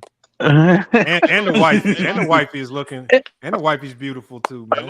I appreciate you, bro. Hold on, y'all married, right? Yes, sir. 10 years. Hey, that's what's up, man. Congrats. Hey, that's love. That's love right there, brother. Just don't mention nobody's name, bro. You good? Hey, listen, Lamont. I want to shout everybody out. It's all love, man. Shout out to True the Queen. Shout out to rebranding. That's so original. That's so original right there, man. For sure. Shout out to Tyson. Love, brother. And shout out to FYF, man. Shout out to the locker room, man. Make sure y'all subscribe, man. Shout out to 6ix9ine. Salute locker room, man. Salute rocket. Hey, man, keep doing your numbers, bro. Keep doing your thing, man. Salute to you. Keep on hating, man. Hey, man, listen. We need haters in the world, man. We need haters in the world. Remember that. Hey, man, everybody got a lane, bro. Everybody got a lane, homie. Let that man rock. If he gonna hate, tell that man hate on, man. So what Cat Williams say? What Cat Williams say? You ain't got no haters. You ain't doing nothing, man. What Cat Williams? One last thing. Hold on, y'all. Let him walk the plank. Go ahead. True. I'm gonna say this and then I'm out, bro. You don't respectfully. You don't have any haters, man. Play the music, bro. And I'm out. Oh, he left. That's all he had to say? Oh, what? That was all he had to say? Bro, damn, y'all really did that. Damn, I thought it was gonna be good. Well, hold on. Who's gonna do the eulogy for him? Rebranding, you want it? Rebranding, you do it, Rebranding. We got it. Hold on. Go ahead, Rebranding. I just want to say, man, shout out to the WNBA locker room. You niggas gotta stop dirty macking, bro. If you like her, just say hey, just say hi, just tell her what you like to do. You like to draw, you like walks on the beach. Tell her your height. You know what I'm saying? That shit got me. That shit got me by plenty of times. No, I don't do the height. You can't do the height. Yeah, no, you can't. Okay, so he's short. Okay, He's short. Oh, he little damn. man. My fault. All right, My cool. fault. So lie about your height. Yeah, lie about your height, locker room. What's that? You know what I'm saying? We rock with you, brother. Just stop dirty macking, bro. You know what I'm saying? Keep my name out your mouth. We good, brother. Oh man, hold on. Who else did he mention? Did he mention casual? Nah, he just mentioned True. All right, let's get True up. Let's get True up here. True, man. Get your last thoughts, man. Man, listen, man. It was a good run, man. It was a good run, but things had to go, man. Everybody has a time. And his time was, hey, wasn't that pleasant, but hey, hopefully we see you in the afterlife, man, somewhere in these YouTube streets. And that's all I really gotta say, man. Hey. Hold on. He forgot somebody. I just want to say something real quick, Brandon. Najee, go ahead, brother. Your owner left. Brandon, I just want to say, can we get some T-shirts made for True the King's slogan? But hey, like I swear to God, if we get some T-shirts for that shit, we'll be, bro. I swear to God, we'll get the rolling. But hey, it is what it is, bro. It is what it is. But hey, no, but hey, that boy be hitting that. But hey, like nobody business. But hey, shout out to the locker room, the channel that Dreamers Pro built, man. That guy, he's a good guy, Reggie. Make sure y'all get the subscribers up over there, and make sure y'all pop in his live so he don't got to keep deleting. Hey, listen too. Let me address this. Hey, listen. First of all, Will Lakers, everything's good on the crossover, man. First of all, listen, man. Everything don't see. I wouldn't be on here now if that wasn't the case. May be. Like I said, if you tag anybody, say anybody name from FYF case may be. If you could, Fontaine to shout out to Renegade, Herm, whatever case may be, I may pop up. Ain't no fair ones over here. It ain't gonna be no fair ones. It is what it is, man. Hey, True, we might go sign Ben. We might bring Ben on the crossover, bro. Episode you know 9, man. We gonna get Ben up there, man. I know he been because Ben still ain't paid his dues. You keep mentioning this, subs, though. Hold on, You keep mentioning this. Hold on, Will Lakers. That was Rumble in the Ring yesterday, wasn't it? No. That was True Talks with True. Oh, yes, no. Yesterday was True Talks with Hollywood Herm. And we're about to add Renegade to that show. Hopefully we get Renegade to sign on. Yeah, Renegade down too. Renegade down. That's breaking news. That's breaking news too, y'all. That's breaking news. Tune in Saturday for episode 9 featuring Ben. We gonna have a tell all what really happened. Will not be on the show. Absolutely. What happened in the locker room? Put parentheses on that. Put parentheses on that. That's not guaranteed. Surviving the locker room, man. It's Who coming was soon, Ben? bro. Who was Ben? Man, Ben in locker room will be on the Ben crossover. going. He been going though. I know that. He been going. Ben in locker room will be on the crossover at the same time that Showtime Sports pop up on there. I'm about to split those a month. Hey, look, man, I'm sorry, bro, because I know he about to be mad at you for a month. Oh, 2 man. years. He gonna say that man, Showtime too. Showtime. I'm gonna get all the flack, the kickback from this too, man. I'm getting all the kickback. They coming for you, LeBron. What Lamont? What Reggie gonna say to Lamont on his channel? I'm about to be 17,000 clowns. Oh, man. Lamont's a clown. Lamont. He brought 7 dudes. He brought 12 dudes up. Hold on. 1v20. Hold on. We gonna hold Lamont ass accountable real quick. Lamont, you birthed that dude, bro. He did though. No, that's not true. He did though. You protected that man. Dog. You protected him. He was bad, Lamont. You protected him every time, bro. You coddled that man. Every time somebody want to smoke with him, all he had to do was say, Lamont, get this dude out of here, Lamont. Lamont, what's going on? Lamont, hey. I ain't even gonna do the little homie like that. My fault. Little homie is crazy. I ain't gonna do the homie like that. No, he doing his thing though. Salute to him. Hey, shout out to him. Listen, man, shout out to him, man. Even though I don't watch his content, but he go watch over here though. He be here faithfully every Saturday too. He be here faithfully watching. Hey, whether you like it or not, the young man carved out a little lane for himself. He's doing well, and I hope his success continues. Real shit. Yes, sir. I do. Absolutely. I can't get mad at that. Yeah, but I will get mad at him dirty, for sure, Mackie, man. I will get mad at him dirty, Mackie. Make sure y'all subscribe to the Locker Room though. For real, follow him on Twitter and all that. That's a good brother over there, man. He just, you know when they start going through puberty and shit, they be, you know what I'm saying, they a little angry, a little bitter. You know what I'm saying? He don't really know how to approach women yet, so we gonna help him out, bro. But nah, man, y'all have a good one. I'm about to be out. You know, we gonna anytime you mention us, we gonna bleed your shit every time moving forward. So just keep it cool, brother. Damn. Simple as that, man. I said, hey, you don't want to see a dead body? Man. Damn, that was wild right there. I came in on the tail end of it, man, and it was flame. Brandon, one of them guys though. You don't want, you know what I'm saying? He a funny nigga, man. You don't want too much smoke with Reed. He coming for you, bro. Brandon, hey man, that's what we better be doing. I got nothing bad to say about rebranding. Rebranding a homie, man. They've been grinding, man, putting in work. No, nothing bad. No, rebranding solid. So, I man, like this. hey, Locker Room, we won. Hold on, can I announce it? Let me just tell, because I already told True. So I might as well just tell at least for the people that's still in here now. But for all the, somebody got some paper crinkling. Hold on, that's True.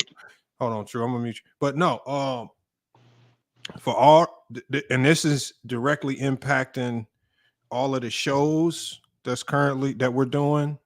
And it also is tied into FYF, but and I have the screenshot here somewhere. Let me put it on the screen so I can show y'all. But this is big because it's not a lot of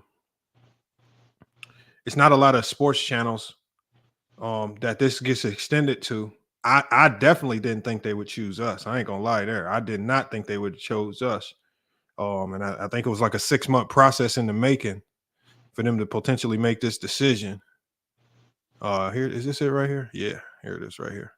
But and you know, it might not seem like a big deal on the outside looking in, but just because I've been behind the scenes and I've kind of spoken with some people about this, and what to potentially expect.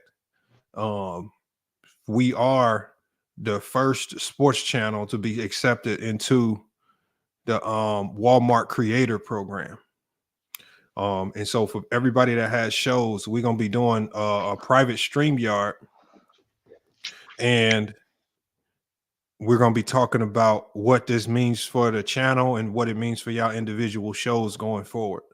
And it's gonna change a lot of stuff because it's gonna open a lot of doors that we really don't have extended to as far as brands. But I'm gonna tell y'all right now, this was big. And like I said, I put the application in for it 6 months ago, and from my understanding, they was really only going to accept channels with 1 million plus subscribers. And so for whatever we were doing here, as they have been watching over the last couple months, they thought we could be a part of the launch of this platform.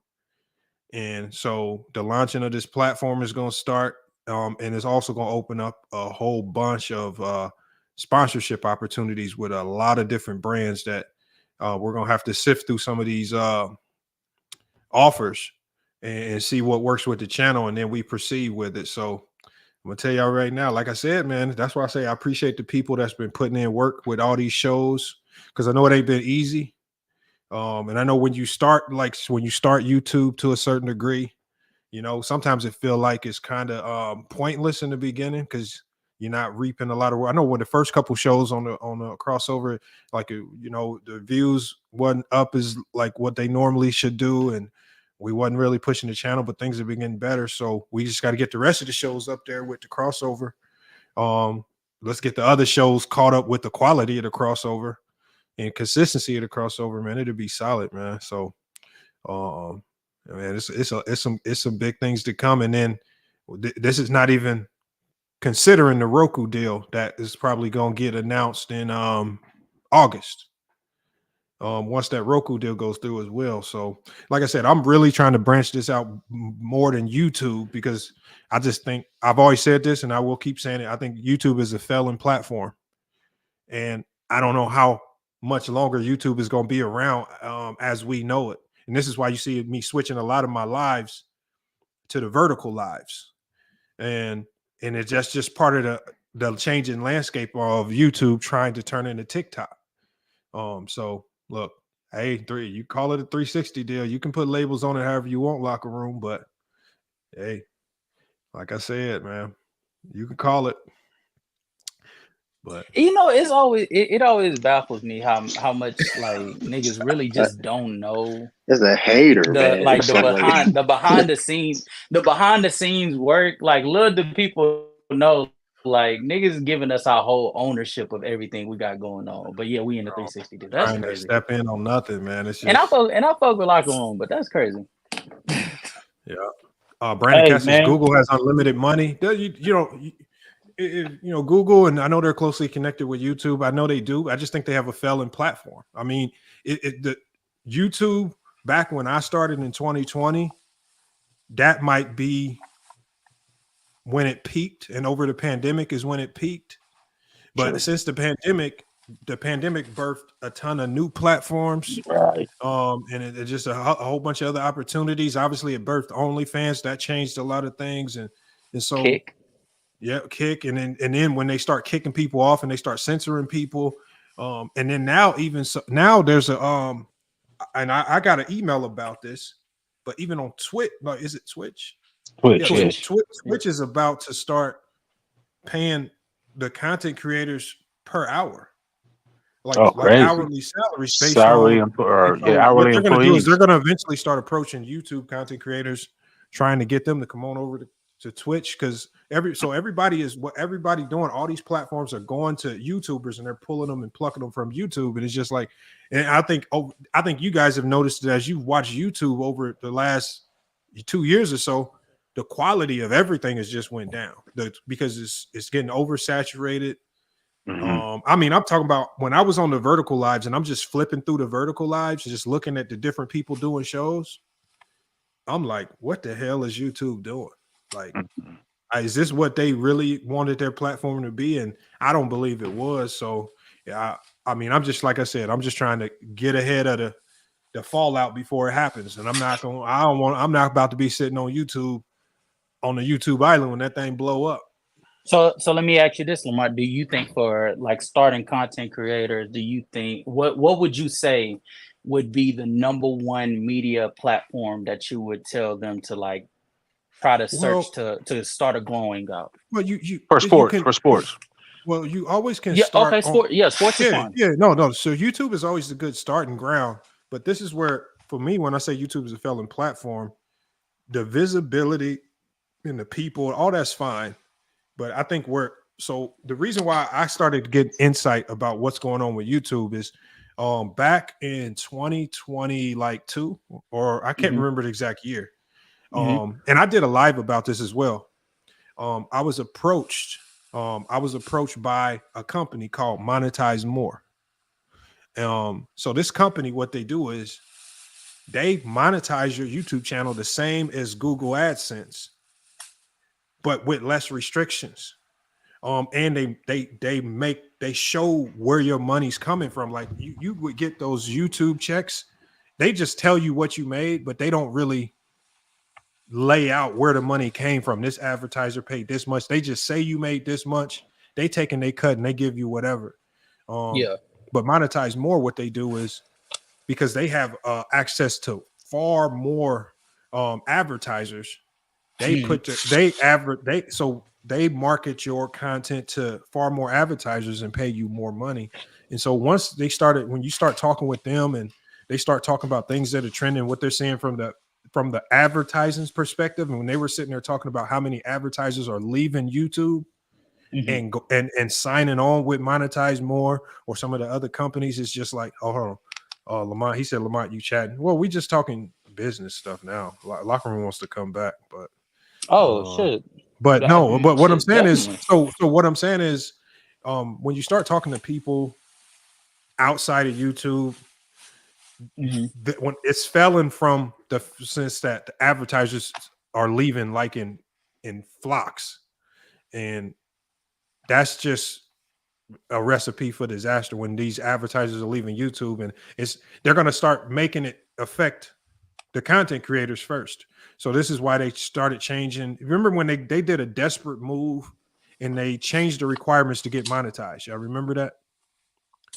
Oh yeah. That was that last year or the year before? Yeah, remember they did a desperation move because they were getting plucked from too much because they already had, like requirements. Content creators was left and right was like, I'm going here, I'm going there. Well, because like they're like, look, I can go to TikTok.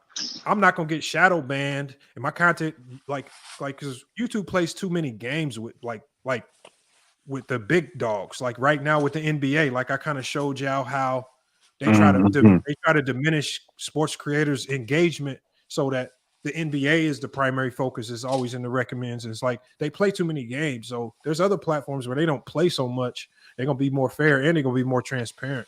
So that's one of the reasons why we had I had linked with monetize more. Lamont, let me say this because I gotta disagree with you, right? About what? When you say that YouTube is a failing platform, I disagree with that. Now, here's what I'll say. Now, I heard Casual just ask, how do you grow, right?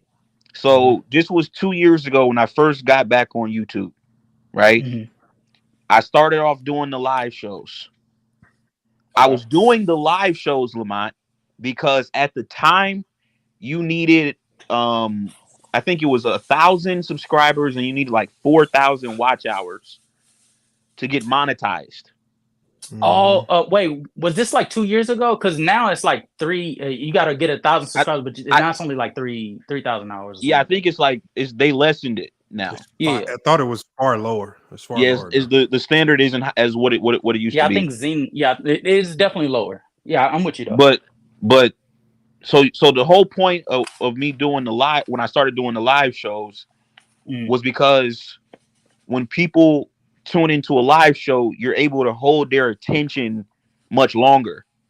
So I came back on YouTube, I deleted all my videos, and I started from zero, and I got monetized in like a month and a half from just doing live shows. This was like the summer of 22. Mm-hmm. But then when I got to the fall of 22, I started realizing I'm looking at other channels like Dreamers Pro, other channels, right? And I'm noticing they're not live streaming like that. So I was on a panel one time, Lamont, with Big Tone and with Dookie. And I was like, yo, do y'all think live streaming like helps you grow your channel? And of course they said yeah. So that's why Big Tone is still stuck at 1,000. That's why, no offense, True, but this is why you're probably still stuck at 900 subs on top of your content being trash, right? Oh wow! Come on, bro. No. I'm being real, because like Lamont, like I said, YouTube is about you remember Kevin Samuels, right, Lamont? Yep. Kevin Samuels said before he passed that pre-recorded YouTube was always going to be about pre-recorded content. Live streaming is live streaming is more so for when you have an audience, you live stream, and your live streams are like for your audience that you already have. It's not really built to grow your platform on YouTube. That's more so for Twitch. Twitch is a live streaming platform. Okay. So when you had a clown like rebranding earlier saying, oh, he's deleting his lives. Yeah, I'm making a business decision to put my lives on private when I'm done. So that way I can redirect my subscribers or whoever's watching my content to my actual videos. You know what's funny, Lamont? I posted a video. We probably did a video like on Gilbert, on Gil's Arena last week. And the video only did about like 6,000 views. But I checked my analytics, and the video made almost like $100, and I gained about 60, 70 subs off of that one video alone. Now, if I'm comparing it to like a live stream, you know, when I do lives, nobody like I check my analytics. People don't subscribe to my channel off of live streams, and the reason why is because the live streams don't have reach. They'll give you the impressions when you're on live, but as soon as your live is over with, YouTube is not going to recommend your lives anymore. So therefore, let me show you something. I'm gonna show you something, and this is why I signed up with the Streamlabs, and you connect Streamlabs to your channel, and because I wanted to kind of test that theory too myself, and I was really testing it with the vertical lives, and what I wanted to test was, how am I getting subscribers? Well, I mean, the number one source for a lot of my subscribers obviously is YouTube Shorts. That's the number one. But I couldn't tell if the subs were coming from the video uploads or from the live. So when I ultimately started turning on that notification where when somebody subs, it lets me know in the chat when somebody subs in the chat. And just on this stream alone, since I've been live, hold on, that's 10, that's 20, it's 30, 40. Okay, 47 people have subbed just during this live. So I think, and that's low for a standard live. It would probably be double that if this was a vertical live. I've noticed that there are 3 different algorithms on YouTube. There's one for uploads, there's one for standard live streams, and then there's one for vertical live streams, which taps into the shorts feed. Pay attention to YouTube. YouTube right now is heavily prioritizing anything that looks like a shorts feed, that feeds into the shorts feed. They've also, and they're going to launch this in probably sometime between August to October, they are increasing the pay scale for shorts creators. And shorts creators are probably going to be making far more money than just standard YouTube creators over the next 6 months or so once they announce this. That's going to change as well. And I was told that from one of the directors that monetize more. So when I say YouTube is dying, I'm not saying it's dying like it's going to be non-existent. I'm saying YouTube as we know it, the way we kind of got introduced to it, at least with me, with Tika TV, regular live streams, video uploads, YouTube as we know it is not going to be the same. They're transitioning towards more short form content. Thus, you don't see the penalties for having 8-minute videos anymore. And they are heavily pushing channels that produce content through the shorts feed, right? And you know how I tested this? This is why I ran that 12-hour live stream on the vertical when I ran the Bulls series. And some people think it was just I'm testing it. And when I tested that and I see that video overnight got 200,000 views for a live, that's ridiculous on the shorts feed. And then I gained like 700 subs in that 12 hours. They've put their focus in one thing, and just another sub popped up right there. Once they put their focus in that one thing, I'm not about to sit around and stay doing the same old thing as I sit there and see the change in front of me. And so all I'm doing is, as they make these changes, I'm just saying that there are other platforms that are being more welcoming to subscribers, even platforms like Newsbreak.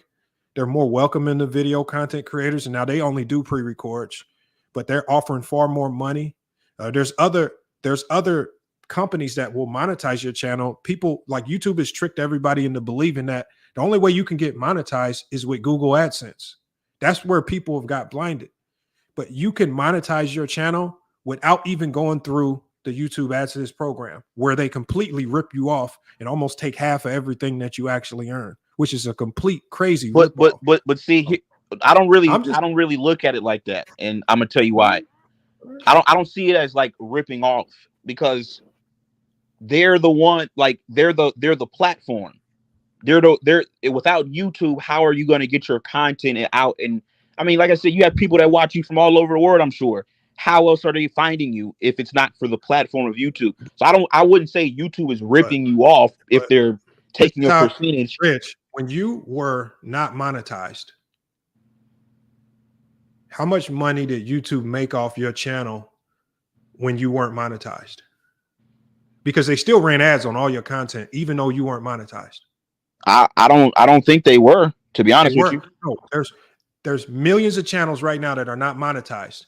And if you go to that channel, even if it's not monetized, they will still run ads. Yeah, I think now they do, but I think this was like 2 years ago. I remember like I would click on my videos, no ads would pop up on my videos before I was in the partner program. Now they're selective with that, but they will still profit. So YouTube to any length, and the reason why they put the requirements to get monetized in is just their sneaky way of profiting off your content, because they know that most people don't have the fortitude to stick around to get to some of those crazy requirements. Exactly. The only reason they went lax on those requirements is because after the pandemic ended, all of these other platforms started coming about saying, look, come over here and you're instantly monetized. Come over here. We got sign-on bonuses like Newsbreak.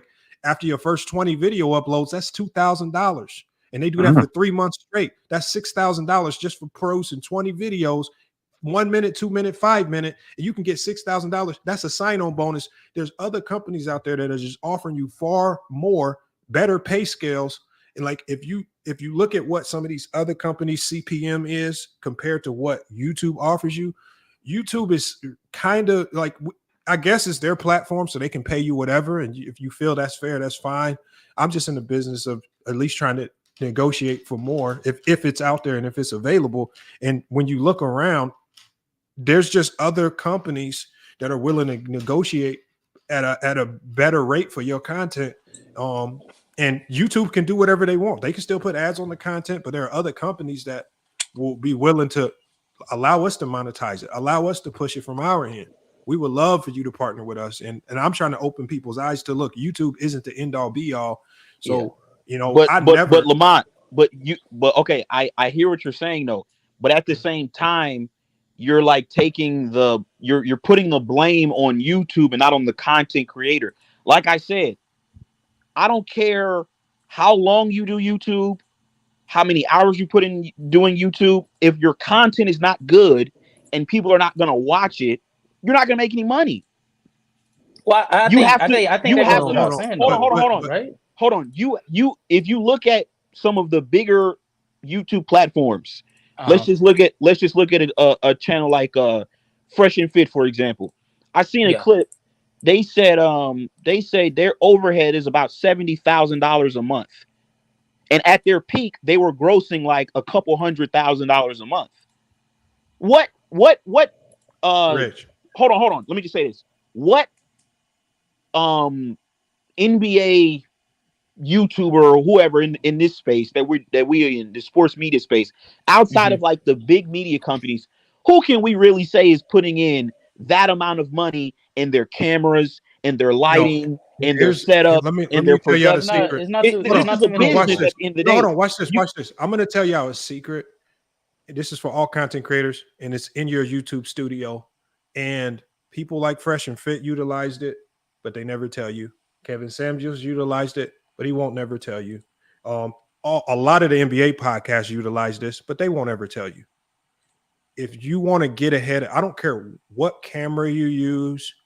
You could be recording on your phone all day. If you're willing to click this button and do this, they're going to put you at the front of everybody. So when you go into your creator studio and when you post a video, every content creator has the option to basically buy visibility, right? It's called Google Ads, not Google AdSense. There's something else called Google Ads. So what happens with Google Ads? If you buy Google Ads, you're buying your way to the front of the line. And so you can, so when we see some of these big time, when they say they have 70,000 in overhead, I guarantee you like 30, 40,000 of that per month is spent toward clicking that Google ad button, and they're buying ad space. So when you type something in Google, they're the first ones to pop up. They buy visibility. But Lamont, I'm just telling you because if you want, and I think that's the trick. if you want, like, obviously, if you grind and you put out quality content, yes, that's one way to do it. But I'm not about to sit here and act like these NBA players or some of these guys like Fresh and Fit just got to the top because they were just doing solid content. No, they invested in their channel, which is something I recommend. There's nothing wrong with buying ads. But when it's just like any business. I have a separate online business. That online business will get no motion if I don't go to Google Ads and I actually spend $500, $600, $1,000, $2,000 in Google Ads per month so that Google can push it out there to the masses. And whenever I do that, I can easily see a significant jump and increase in the revenue that I make that month. Lamont. So I'm just telling y'all, it's no secret. Listen, so basically, hold on. So basically, you got to spend. So basically, you got to spend money to make. Anybody. So basically, you got to spend money to make money. No, it's like this. It's like this. No, it's like this. Casual. Yeah. You spend money to put your content in front of more people, and the one thing that YouTube controls most is how many people your content gets in front of. This is why they prioritize their partnership with the NBA. Like, do you ever think your sports video is going to rank over the NBA's, and the NBA just signed a multi-million-dollar deal with YouTube? You're never going to be ranked over an NBA video from their channel. And there's one of the reasons why they tighten the reins on the use of NBA content like game film and things because of that partnership. And so now they work with that company called Protection Video Cities, and now they heavily monitor NBA content on YouTube. So it's like I don't want to tell people there's one, like, and not everybody can get a 4K camera. That's not the secret sauce to growing your channel. If you want to grow, you find a way to get your content in front of more eyes. Now, what I tell people, and I did a video on this, what's the cheat code to putting your content in front of more eyes? It's not going to be as effective as buying Google Ads, but it's going to be more effective than just thinking recording in 4K is going to do the job alone. So when I say SEO, hold on one second. When I say because I'm gonna get with Maria later today because I was going to talk with her about how to utilize Newsbreak, blogs, and something called backlinks. Backlinking your articles. You want to fill the search engines with more backlinks to your channel. A lot of people don't understand that element at search engine optimization. Also, other things like just blog pages, creating multiple blog pages. Right. Creating a separate website. I'm going to get with Casual and you guys about the crossover about just creating a crossover website. Right. Your crossover website creates what? It creates more visibility on YouTube, more searchability. Right. And so it's going to make you more visible. And you don't have to buy Google Ads. So there's ways to kind of cheat around it. Might not be as effective as Google Ads, but Google Ads is like I said, if I chose to spend $20,000 on Google Ads, I could easily go from 100,000 subscribers to 500,000 in a month. I promise you. Lamont, let me say this. You see, because you brought up how people buying ads or whatever, and I noticed when Stephen A started his channel that I would see his ads on my thing too. So I know he was buying ads. So I'll just talk about him specifically. So let's say everything you said is right, which some of it I do agree with. That a lot of these bigger people are buying ads to promote their channels or whatever. Okay, now turn on go to Stephen A. Smith's channel, look at the level at which he's producing content. His content looks like it could be on TV, and this is just for his own personal YouTube channel. It's on a whole different level. He's got produced. Look at Gil. Even though I think you said Gil is signed with some other people, but whatever. These people they're spending money to make the money. This is a business. If you're not going to sit, if you're trying to come up on YouTube, you're not going to sit on StreamYard. You put no money into your setup. You put no money into your production. You put no money into good lighting, a good microphone, and think that you're going to go from 0 to 50K. So what Locker Room is explaining is this. So Google Ads, the only thing that Google Ads does is Google Ads puts you in front of more faces. That's what you always want as a content creator. You want to try to access more people because you're playing a numbers game. The quality that Locker Room is talking about is step number 2, because what the quality does, the quality helps you retain people. So when people click it, damn, I like this. I like the quality of the content XYZ. Now I'm keeping them. But see, you can't get to step number 2 if you're only getting pushed to X amount of people. So because YouTube is notorious for what? In a sense, kind of shadow banning content creators, keeping them sectored off. This is why sometimes if you notice, there's a certain time, like, and you notice this especially with YouTube shorts. Sometimes you'll have a YouTube short and you'll post like 10 of them and they'll all stop at the same number. 10,000, 11,000, 12,000. It's just like, how did this video just stop getting visibility at this number? How do I have 30 YouTube shorts that all exactly stop at 10, 11, 12,000? But then this one video, it could explode to 5, 6, 7 million. YouTube literally controls what gets put out to the masses and what doesn't. But you as an individual content creator, you can control pushing out your own content if you start understanding and learning search engine optimization yourself, and you don't allow YouTube to push the content for you. So if you take control of your channel, you go create your own website, you go dominate SEO, you start putting in thousands of backlinks that link back to your channel, and it's called backlinking, and you start to make yourself rank higher in Google, you can be the cheat code and you don't have to wait on YouTube to do it for you. But so, what you gotta understand though, that actually is what, a really what you gotta understand though, plan.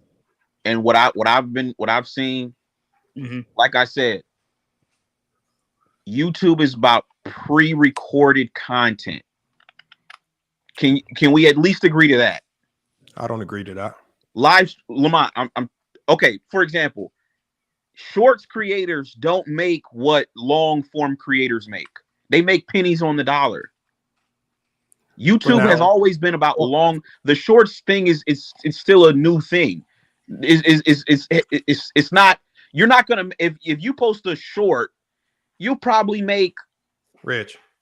Wait. Okay. Hold on. Hold on. Watch this. Rich. Watch this. Rich. You can test this out. Rich. Watch this. Rich. Do one vertical live.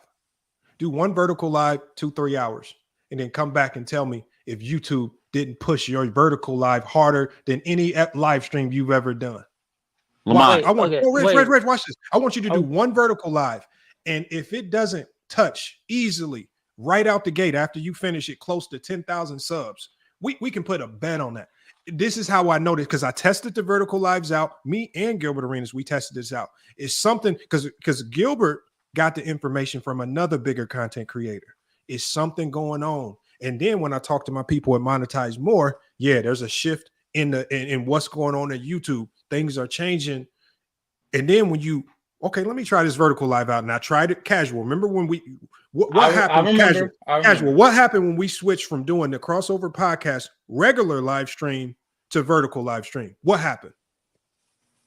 We blended in with the other shorts, and what happened to the numbers and the subs while the show was going on? I ain't gonna lie to you, it did our most numbers that we did. Lamont, once again though, it's almost counterintuitive, and this is why I've seen this one guy. He does like videos where he basically he'll go to sporting events and he'll troll the opposing team's fans. Right?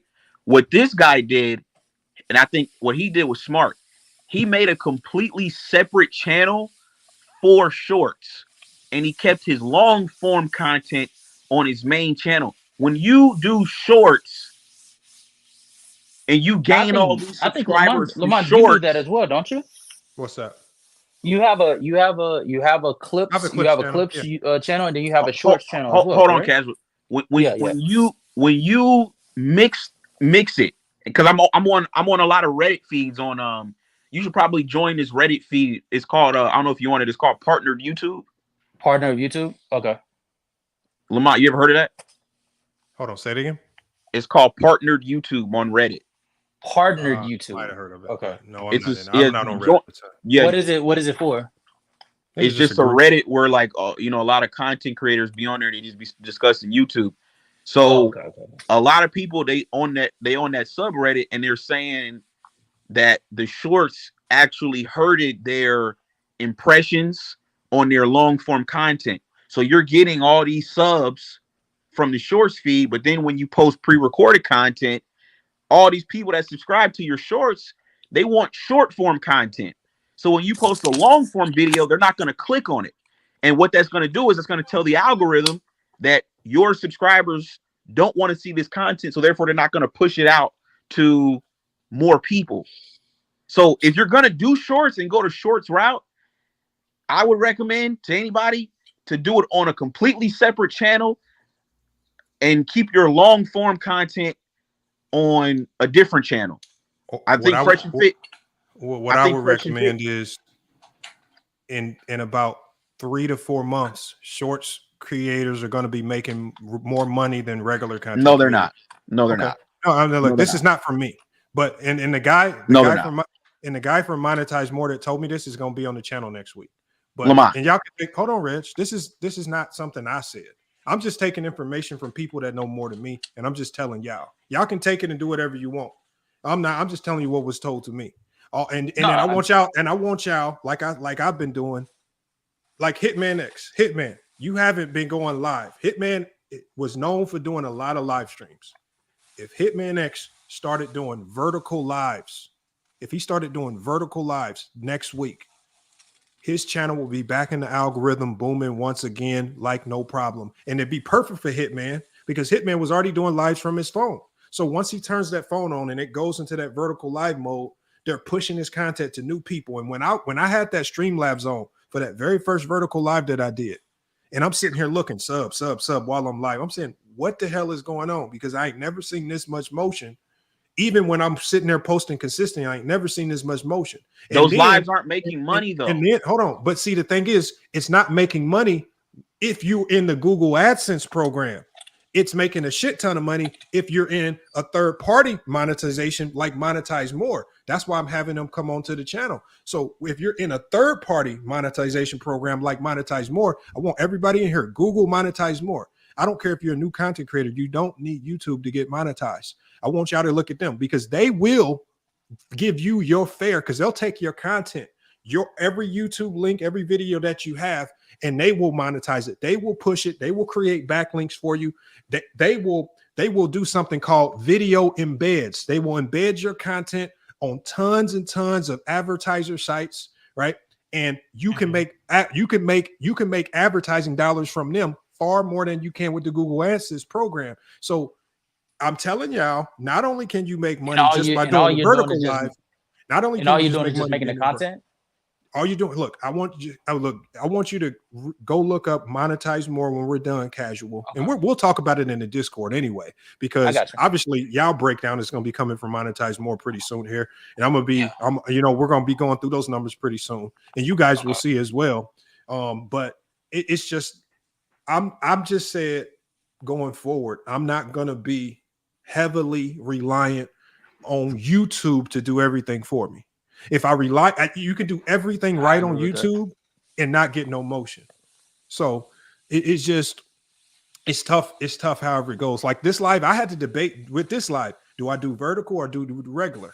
And I just I ain't gonna lie to you. That's the one that threw me off because I saw it on widescreen. I'm like, wait, I thought we were doing the vertical. Yeah, that's what I'm saying. So I was debating whether what I wanted to do. I was like, let me just do regular because I didn't think I was going to be live this long anyway. So, yeah. But everything that Locker Room said wasn't wrong. Like, obviously, he's right to a certain degree about the quality. You always want to push for quality. This is a video content creator. I think people are not on camera enough. So, I mean, things he said was right. But like I said, especially for content, especially for our content on the crossover, where it's like majority don't have the cameras on. I think he has some validity. My question to you though, Reg. So you were telling us earlier about on your channel how you had to backtrack your videos after you go live, correct? And then what do you post them on a later date, or do you hold off on it? Like how did that work? You know what's so weird? Hold on one second. It's so weird that as soon as we start talking about this, a guy that I've never seen in this channel before, probably a fake account, starts to come into the channel and starts to spam. Lamont, you're not monetized. Vertical lives are dumb. I hate vertical lives. The timeline always gets hidden. Look, it's just what? Look, just Shaggy guy. I've never seen him before. So it's like soon as we talk about it, some fake account comes in here trying to say all this stuff, and it's just like everything that I'm saying is I don't want anybody to take my word to it. I want you to go test these things out, and I want you to go research it for yourself, because when I sit and have these conversations, I'm listening to bigger content creators because I know that certain people above me have access to people and places that I will probably never get to sit down and have a conversation with. So when look, and hopefully Gil don't kill me for dropping this. Like when I sit down and talk with Gil, and this man that just had a conversation talking about content and putting out content on YouTube with Stephen A. Smith, am I not supposed to take this information and utilize it? You know what I'm saying? Am I not supposed to take this information and try to figure out, okay, how do I make the best of this information with the channel that I have in place? It's just like but I just tell people, do your own test, do your own research. Don't rely on me. But I just want my ending thought for this is that there's more ways to monetize your content than relying on YouTube to pay you. There's several more ways to get paid. Niggas are getting sponsors and all kinds of shit. There's several more ways to get paid, but what I will say, like I said, if you want to go the shorts route, you just got to realize that the subscribers you're going to get from that, they're going to be like, they're not going to be engaged subscribers when it comes to like. But there's only one form of content that taps into two algorithms. See, on YouTube right now, there are three algorithms. Pre-records have the highest CPM. So Reg is right. You make the most money with pre-records because right now pre-records have the highest CPM. Standard live streams in the widescreen, right? That's another algorithm. And then you have shorts. Shorts is the last algorithm. Now, you make the most money with pre-records. You get the most visibility in shorts. That's what I was asking you. That's what I was asking you, Reg, about the content that you go live with. But then with regular live streams, regular live streams are probably for people with dedicated bases who are going to consistently come. Okay. What's the only algorithm that taps? What's the only form of content that taps into two algorithms at the same time? Verticals tap into the shorts feed, and verticals tap into the live stream feed. So when you go live off the vertical, you're killing two birds with one stone. And because YouTube opened that door, it tells you what direction YouTube is headed in business-wise. Why are they trying to look more like TikTok every day? Why are they trying to set perks and create? Because the reason why they give more viewership to vertical lives is because what's the easiest way to get somebody to go back live? Damn, I got 50 subs. Damn, I got 100 subs. I just went live. When you start seeing your channel grow right in front of your eyes, it brings you back faster. It makes you want to do it more. Yeah. And so as they transition into this type of content, all I'm saying is, well, let me start transforming right with you. But see, here's what I'm saying though. Here's what I'm saying though. The TikTok and the shorts method, if you want to go that route, that's fine. But you have to make that kind of content. But vertical lives aren't shorts.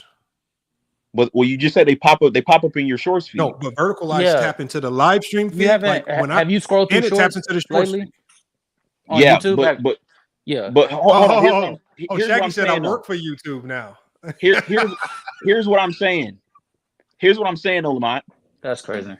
So once again, so you're living Australia. If you want to be a short, like I know this dude, right? He does shorts content where he like sits in his car and he eats food.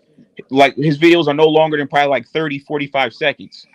If you want to do content like that, that's fine. I'm not even knocking it. Like that's what's up. Because you can get brand deals, you can get sponsors, you can get all this stuff. But if you're trying to do like sports content, that's long form content. You can't do. I mean, unless you're going to be making, like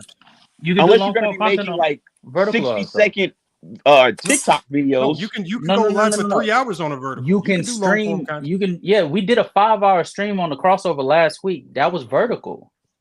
Right, I understand that. But yeah, that was all on the shorts. But what I'm saying is, right. Are you going to plan? Are you going to build a business model off of doing vertical live streams on the YouTube Shorts feed? But I don't think that's what Lamont was saying. Or am I incorrect? I won't speak. What I'm saying is, because this channel right here, because everybody can go back and this is what, like, if you watch what Gil does. So Gilbert does two things. If you watch Gil's Arena, especially, they've been doing a vertical live, but because they have the technology in the studio set up, they're also at the same time doing a regular live stream at the same time. You know what you should ask him, Lamont? So you should ask him how much is he making off the vertical lives compared to how much he's making off his. That low key is a really good question. His landscape lives. Question. Then maybe I could listen to what you're saying. Hold on, say that again. So he's saying basically ask what Gilbert he's making on the vertical lives compared to what he's making to the portrait vibes. The vertical lives don't make as much. So on a regular live stream, and the only reason why is what I've noticed with Gil looking at the numbers is the super chats and when people, like, even after the stream hit that thanks button, that money gets tallied up and added to what you make under the live stream. So that's going to get registered as live stream income. And so the vertical live, that income is going to look different. So it's going to look like less, but I don't know if it's that less.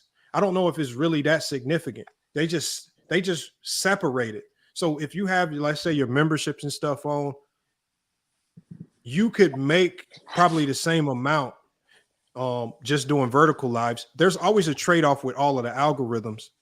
The one trade-off with vertical lives is maybe less income, but that's not going to be the same in about 3 to 4 months.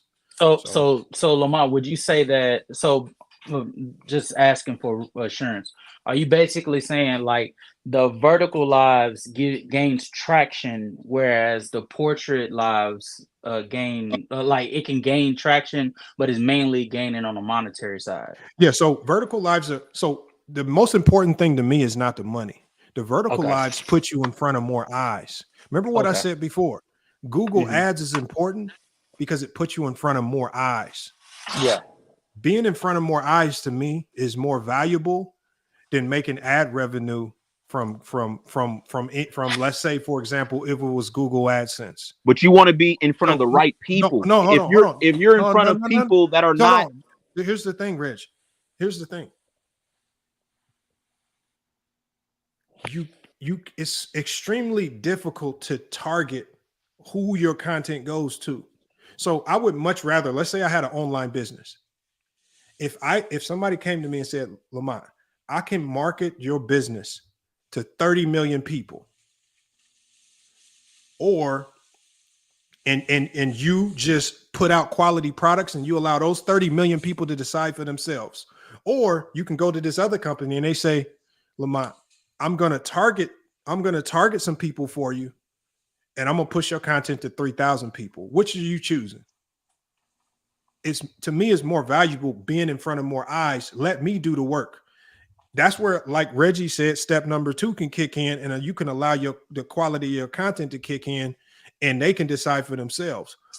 Or you can defer and make less and do less. Here's what I'm saying though.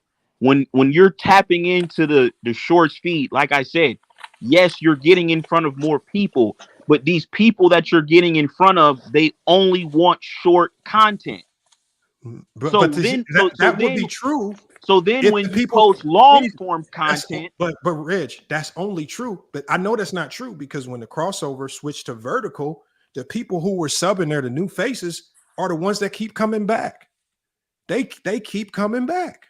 They keep rewatching. So I know that when they see it, and then that's why I've been turning on casual. I've been turning on subscriber mode because the people that sub up and wait that 5 minutes just to type something in, those are the people that are engaged with the content. So when you guys went live, and then you had, I think you guys might have had gained during y'all live stream last week, maybe like 157 subs just during your live stream. That's 157 people. And that's what I've been talking to you guys about having dedicated viewers. When they're willing to sit there and wait 5 minutes before they type, that's a dedicated viewer.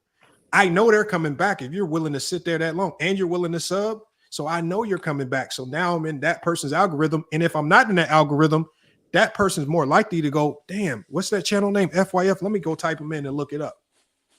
And they're willing to find you that way. That's Lamont, why look at all these big shows right now doing numbers.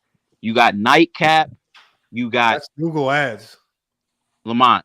Nightcap is Google Ads. Lamont, look at their show and how they produce their show.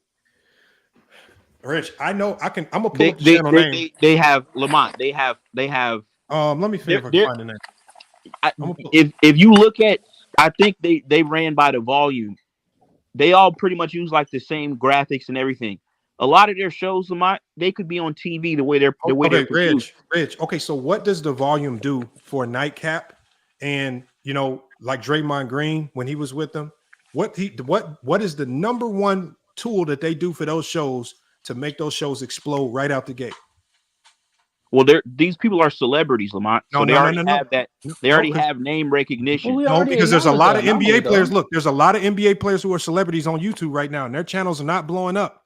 So I'm gonna tell y'all the majority of them do though. The volume's secret, you guys, is video embeds. I want everybody to go look up what is a video embed and how can I get more videos embedded. Now, getting a video embed, especially on a high-ranking site, takes a lot of money. Takes time, but when you're linked in with a humongous network company like The Volume, they're already tapped in with publishers who can embed your video on Bleacher Report. They can embed your video on ESPN. They can embed your video on Fadeaway World. Gilbert Arenas has even had some of his videos embedded on some of these sites as well. So and what does that create? It creates more backlinks. So now when people type in, oh, LeBron James left the Lakers in free agency. If you've done a video on it and they've embedded your video on one of the highest ranking sites on YouTube, you're going to pop up first in YouTube. You're going to get more eyes and ears on your content. Because I guarantee you, if you look at Shannon Sharp's analytics, a whole bunch of his content is getting driven from outside sources. I promise you it is, as not from YouTube recommendations. I promise you it is, because he has the backing of a big company like The Volume who they're doing the heavy lifting. Marketing the show, setting up the Google ads. You don't doing need the video embeds, doing the SEO optimization, and that's where content creators go wrong, because somehow content creators have fell into this concept that, oh, if I buy a nice camera and I have a great studio set up, my channel's going to grow. And that's when they don't do the off-camera heavy lifting, like knowing what SEO is, knowing backlinks are, figuring out how to get your videos embedded, marketing your channel without spending thousands and thousands of dollars on Google ads. That's where most, because I forgot the name of the channel. I'm talking about this channel has pristine production and they ain't growing. It's they don't do the off-page SEO. I need everybody to go look up off-page SEO. But let me say this too. I know a guy that he follows me he's been following me for years. And he started his own sports podcast. I know a lot of people that I like grew up with. I came across one dude I went to high school with. He actually played on the team in high school. He's doing the show right now. They in the studio with a few other dudes, probably like 4 of them, and they're probably at like 200 subs right now. I click on their video, Lamont. It's boring. They're not entertaining. It's not interesting, right? So I agree with you. Yeah, if this really is not, I mean, everybody's not gonna be good at it and make money at it. It's just not in the cards for everybody. But locker room, you clicked on this video because you knew him and you knew what to look up, correct? Yeah, I seen it probably on like social media somewhere. So SEO backlinks. So my thing is, so my next question is, if you don't consider SEO optimization, how do people find you if they don't have no clue who you are and they don't know to look? Lamont, if the cream rises to the top, man. If you're putting out good content, you're gonna get discovered. Yeah, that's the hope. You're gonna get discovered. I'm gonna tell you like this from what I've noticed, Lamont. There is so few people out here. This is why I can even respect a guy like Dreamers Pro. Even though I might not signed in with a network company. Dreamers Pro's not alone. He works with CLNS. He's not by himself. Dreamers Pro blew up because he signed on with one of the companies like The Volume and they embed his content. Don't act like he just produces quality content. He signed on. He does not work alone. So let's not fall into that one. He signed on. So how did you figure this out?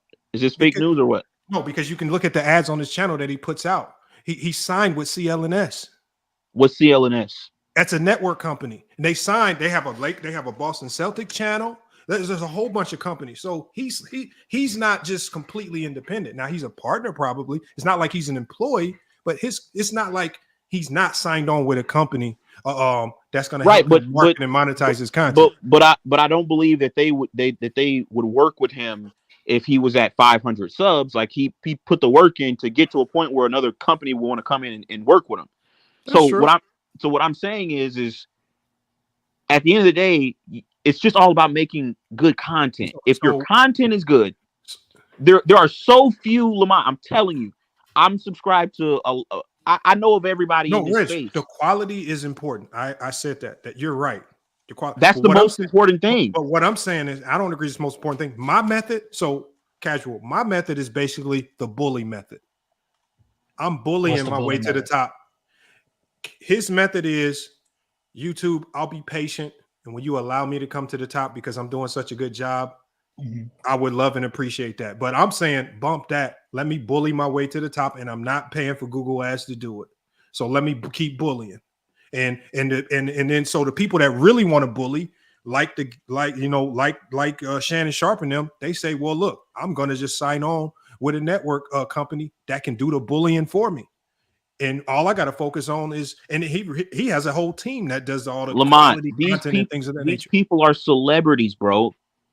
Of course, Colin Cowherd. Bro, I know a lot of celebrities with YouTube channels with 300 subscribers. Hold on. Shannon Sharp is he was just on TV. You don't think Colin Cowherd will want to sign him to his little podcast network? How many people hold on, Monica McNutt has a YouTube channel. She has 276 subscribers. She was just on ESPN. How did being on ESPN not blow her YouTube channel up? How long has she had the channel? I don't know. It's 276 subscribers. She's consistently on ESPN. Okay, how many times does she post? She has 276 subscribers, and she has. So if she got 276 subs, she probably don't post on the channel. All right, Rich. All right, like I said. 276. I'm looking at 138. Like I said, it comes down. It comes down. Okay, for example, right? Lamont, by the way, hold on, casual. Hold on. If you look at Dreamers Pro, for example, he signed on. He's doing the Lamont, heavy. He's not doing the heavy lifting. Stop that, Lamont. Stop Bro, that. Dreamers Pro is not working alone. You cannot talk about content creators who have a humongous. Lamont, he did not start off working with other companies. Lamont, stop. Okay, so when he first started off, hold on. If you look at what he's doing, right, and it's not just him. It's ESPN. Look at any big a media channel that's getting views. They put out multiple pieces of content. They're putting a lot of work in. We can't discredit people that are actually putting work in. Okay, so hold on. So not only is the production. Who's one of the Mr. Beast is one of the biggest content creators in YouTube. His strategy was to drop one video a month. He didn't have to put out a ton of shorts. He didn't have to put out a ton of nothing. But so the thing is, I'm talking about the sports media sector. So what I'm saying is putting out a ton of content or putting out one video a month. If you don't have an intent focus on SEO and bullying your way to the top, it's just gonna be hard, and you're just sitting around waiting. Casual. I'm gonna say this, and then I'm out because I'm finna go out tonight. Yeah. It comes down, Lamont. It comes down to the quality of your content and putting in work. Okay, so Reg, if it's I want you to go buy a 4K camera and increase the quality.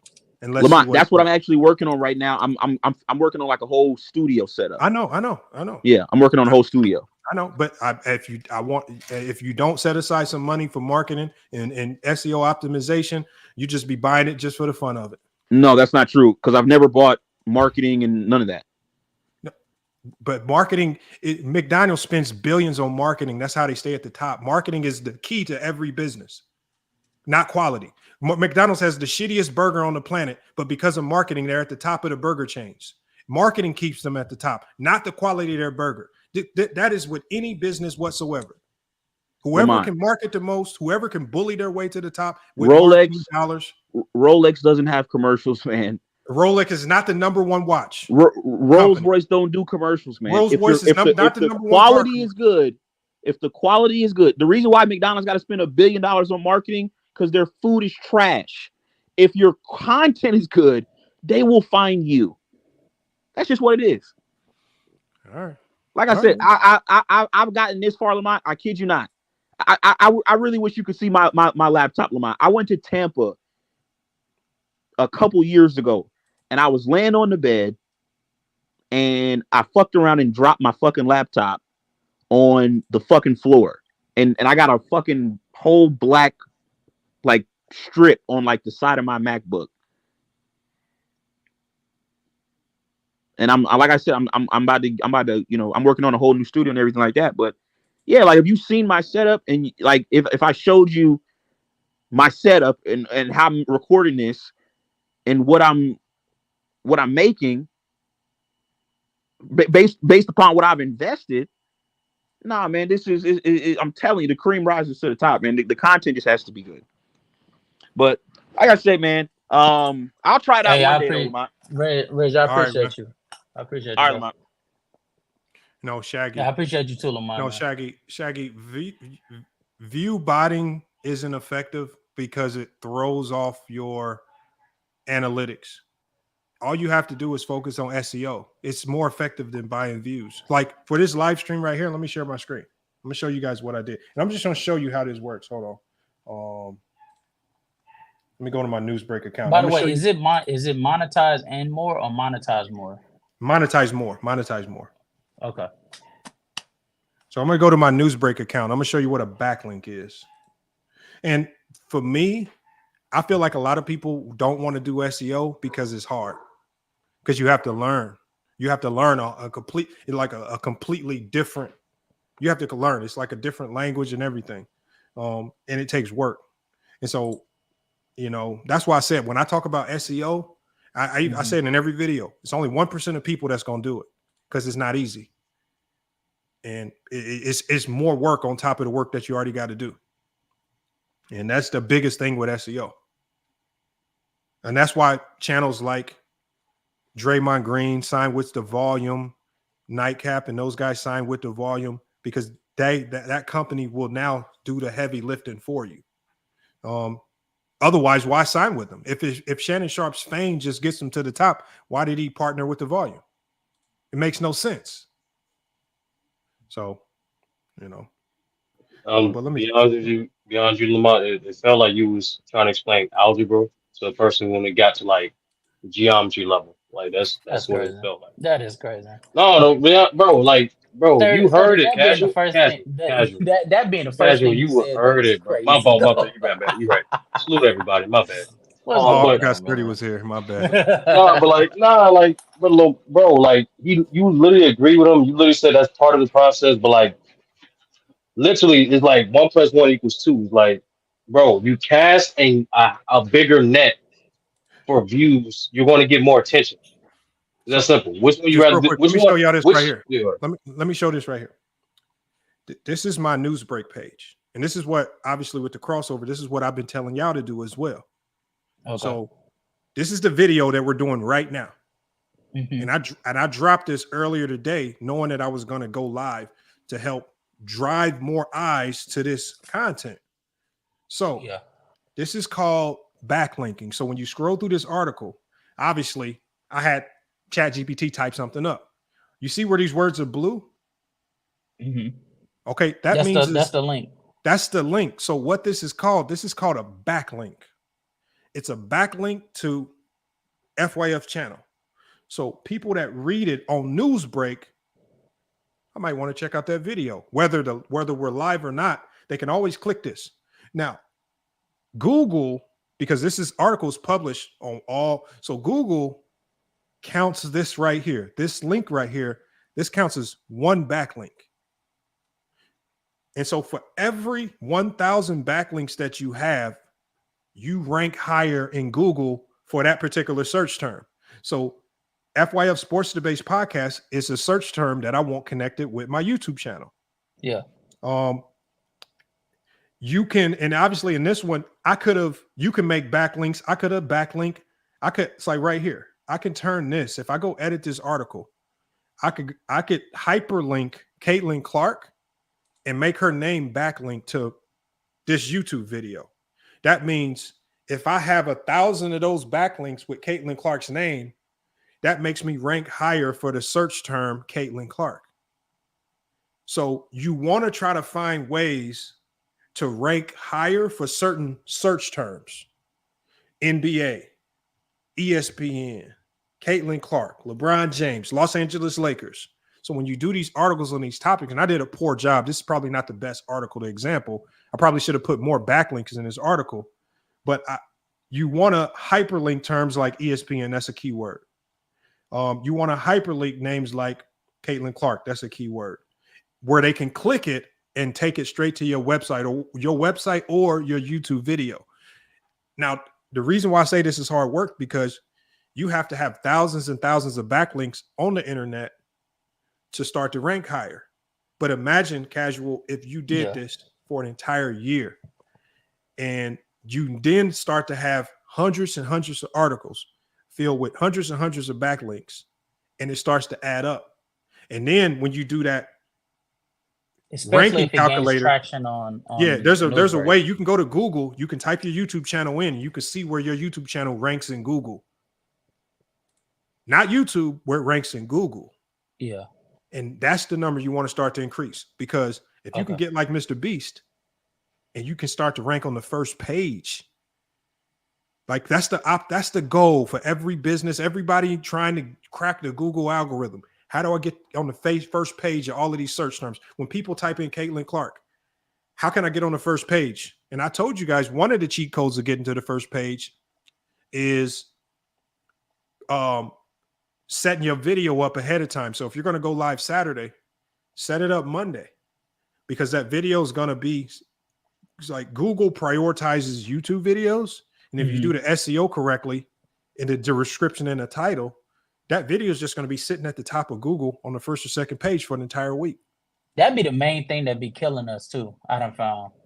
So, I mean, it's sneaky ways. And I know some of it's kind of annoying. And obviously you don't want to set a subject a week in advance, because obviously this is sports. Things can change in a week. Games get played, and it's hard to do that. But if you have more evergreen topics, doing that with more evergreen topics will be huge for the crossover. So this is something I'm gonna help y'all with. This is all SEO, and this is just one of them, because I did the same thing on the Medium. Let me go to my Medium page. So I right before this live, I went over here to Medium. Let me show you an article that I did. Where's my articles? Where's my profile? All right, and I did the same thing here for this one. So I put the same article here with backlinks. And people ask me, why are you doing these backlinks? Because what you're doing is you're saturating the Google algorithm with my name and channel connected to all of these search terms. Elle Duncan, McNutt, Stephen A. Smith, ESPN. And when they click things in that article, it takes them back. FYF Sports on YouTube. Back to the channel. That's backlinking. Okay. And it seems meaningless because you'll probably do this for the first month and you won't see a humongous difference. It takes time. And then companies like The Volume, what they're able to do is they're able to put out thousands and thousands of backlinks on thousands and thousands of different sites in a week, as opposed to us.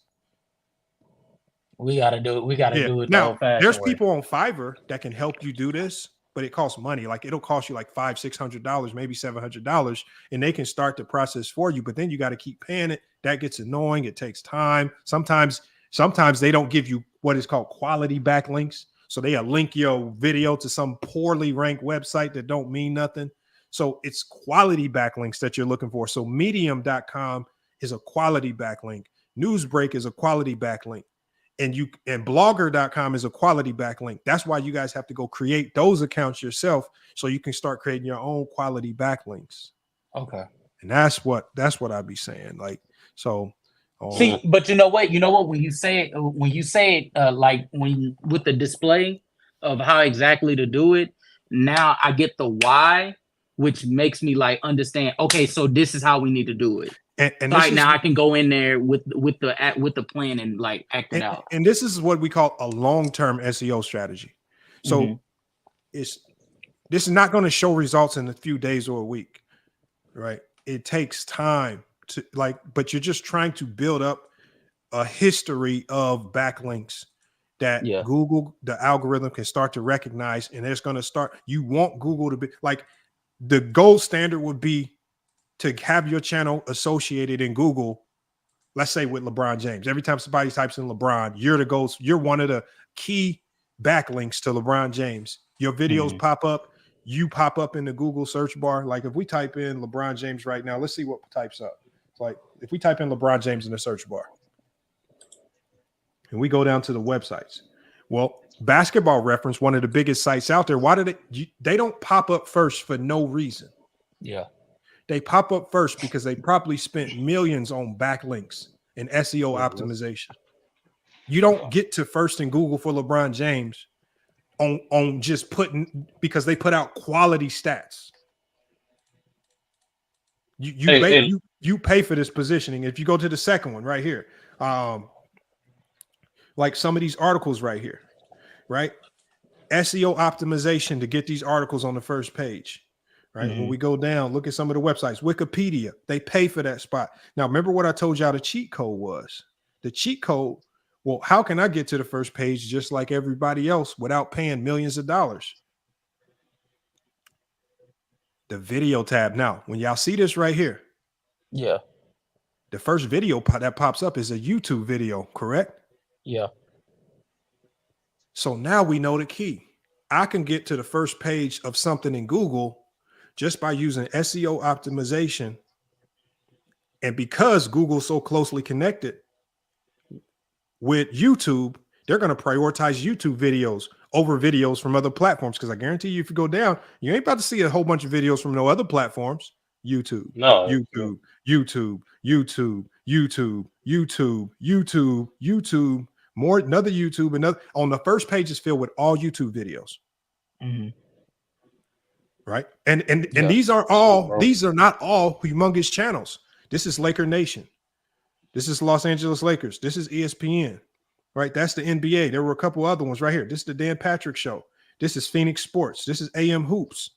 It's foreseeable for us now to get to the first page without paying millions of dollars by just focusing on SEO optimization. More attention to your titles and descriptions and things of that nature. And it's just about understanding the small stuff. So you can bully your way to the top or you can wait your turn. I'm done waiting though. So facts. Y'all can keep waiting if you want. I'm not about to keep waiting. I'm a crack. No, you're doing what every other major corporation does. Just buy more eyes for your product. That's pretty much it. You want the type of customers or viewers that's going to stay. They're going to stay regardless. It's more so you want to just get the word out so that we get more eyes on yourself. Tyson Thomas said that's your algorithm. No, sir. Tyson Thomas. So Tyson, you can give me, so I can type in catfish. So like this is how I know, because I don't never search catfish, right? Let me show Tyson something. It's not about what you search. YouTube does display ads based on what you search, but we're not talking about display ads. We're talking about what pops up first in Google when you type something in. And that's due to a lot of SEO optimization. Let me share my screen one time. Y'all, anybody, just pick something sturdy. Pick something random that you know I probably would never search.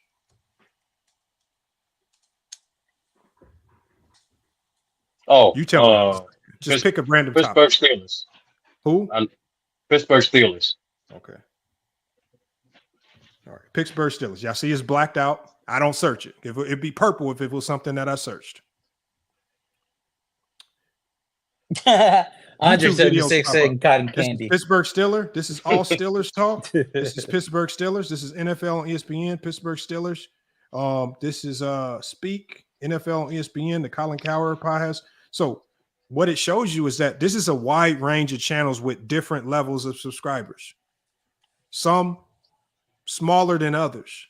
But what it tells you is it's possible for me to get to the top of the video category without having to pay a whole bunch of money if I just focus on SEO optimization. Even if you just go over here to all, you just see what's popping up in the search bar. And it don't even have to be sports related, right? When you look at some of these ads, Sports Illustrated. So what you see right here, this whole section right here in the top stories, this is you get paid to pay to get to the top of these top stories. That's why CBS News and Sports Illustrated at the top, because they're paying for those spots. All right. But then you have the videos here. Steelers Depot, Behind the Steel Curtain, CBS News, ESPN. These are videos though. No, this is exactly what this is how advertisement works. Yeah, so when now we go to just the Google searches, y'all think NFL.com is popping up I gotta first? tap out. Salute, OJ. I'll let y'all later. But what I'm telling y'all is NFL.com ain't popping up first for no reason. They done pumped so much money into Google. They're making sure that when you type in Pittsburgh Steelers, the first website that pops up outside of the ads and the videos, they're going to be the first true website that pops up. The second one is not going to be no slouch either. Obviously, you got the Steelers, you got the ESPN.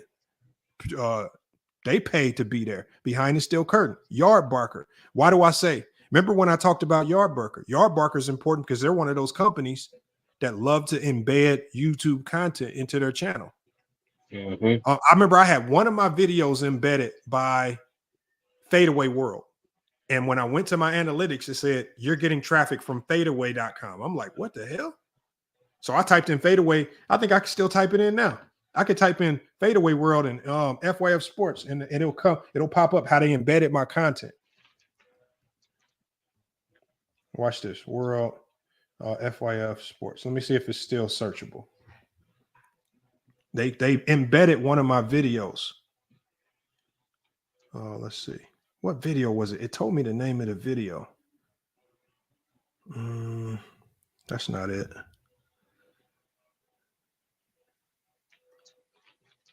Is that it? I think this might be the one. Let me see.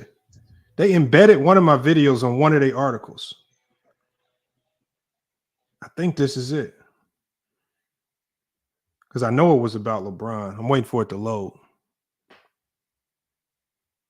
Come on, hurry up and load, computer. But you'll see. But they embedded one of my videos. It's crazy, man, what they do. No, everything you're saying makes sense. And they do video embeds because it's not copyright infringement. Because it takes the people to the original source to watch it. Yeah. You see what I'm saying? So they do video embeds. No, this is not it. This is not the one. But see DX News, they embedded DX's News' video. Let me see. Did they embed? Right here, you see it? You see it's at FYF Sports? Yeah. Hold on, let me zoom in on this. They embedded my video.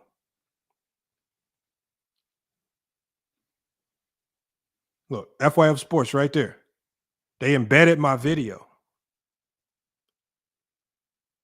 This is what the volume and some of these other companies do. They'll take all your content and they'll put it on major websites like this. And they'll make sure that their content creators' videos get embedded and not people like me. Right? Me and Shannon Sharp can do a video on the same topic. But they're going to embed Shannon Sharp's video because they have a relationship with the volume. They're not going to embed mine. Oh, hold on. Herm said he wanted the link. Herm, you can get the link. I'm about to end this one, though. Yeah, it's basically like business association. That's one of the reasons. They found my content somehow. They probably found this content because of SEO. They said, oh, this is the perfect video to embed. They embedded it. And that's why when I looked at my analytics, it was like, you're getting traffic from Fadeaway World. I'm like, what the hell? How am I getting traffic from Fadeaway World? I thought they gave me a shout out or something. All they did was embed my video. That's when I started looking into video embeds.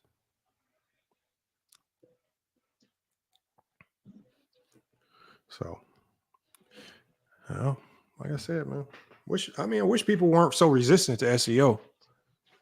But, it is what it is. It's all it is another step. The more that wasn't even complex what you were saying. It just more steps you give people to do, the less likely they'll be able to do it. it's not a disagreement at all. It's more so just understanding like there's other ways to there's multiple ways to skin a cat. It's that simple. Either you can take the long route, you take a shorter route. You can take a long route or a short route. That's basically what it is right there.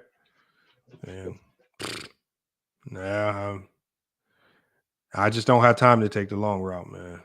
I'm just tired of watching, I'm just not gonna pretend like some of these other channels are just their quality of content is just that much better that they can get to 500,000 views because of this quality, and it's really not. So yeah, the casual fan base don't care about quality like that, to be honest with you. We'll see. But salute to the locker room, man. He had it rough with rebranding. That was pretty rough on him, man. At least he bounced back a little bit, man. Looked like he survived it. He ain't too messed up about it. Did you listen in on that, Sturdy? I caught like the majority of it. The way it started, yeah, I think it was like I caught it when you were saying like your fourth time saying like, yo, I'm not in it. That's why I caught from that point to the rest. It was bad. Look, that ain't me. That's rebranding cooking you. But I know I'm gonna get the pushback on it. I'll take it. I ain't tripping. 1,000%. But look, Sturdy, I'm gonna shut this one down, man. I'm gonna catch up with you. No, I came up here because I want to talk to you after the show. But okay, yeah, you can stick around there. All right, y'all, man. Look, man, FYF Sports, man. Let me go ahead and drop Sturdy now. Sturdy's in the backstage. FYF Sports, man. Another great podcast episode. Salute to everybody that pulled up, man. Autism Boy, man. Salute to Hollywood Herm. Herm, you can pull up too in the backstage if you want. I'll drop the link one more time. It's only for crossover people. But look, y'all, FYF Sports, man, another great episode. We always go longer than I anticipate. I still got to get to the gym after this, so I still plan on getting to the gym. But I appreciate everybody pulling up to the show today. All the new subs. Who was the last sub of the day? I saw that name in here. Salute to Clayton Rubens, man. The last sub of this particular show, man. Appreciate you for subbing to FYF Sports, man. I be wishing, and y'all got to let me know when y'all sub. Let me know your channel names because I know your channel name can't be Clayton Rubens. I don't know how StreamYard knows y'all real names, but they be telling me y'all real names and not y'all channel name. So, but whoever it is, man, salute, man. Now, Max, we about to shut this one down. It was a hell of a live stream. And like I said, man, if anybody wants to clip it, y'all free to clip it. I'm probably not going to clip it, but I'm not going to copyright you if you do clip it. There was a lot of clippable moments in this live stream, but it's FYF Sports, man. Another great podcast episode, y'all. We're going to be back with more sports and news. But until then, man, it's FYF Sports, and we are.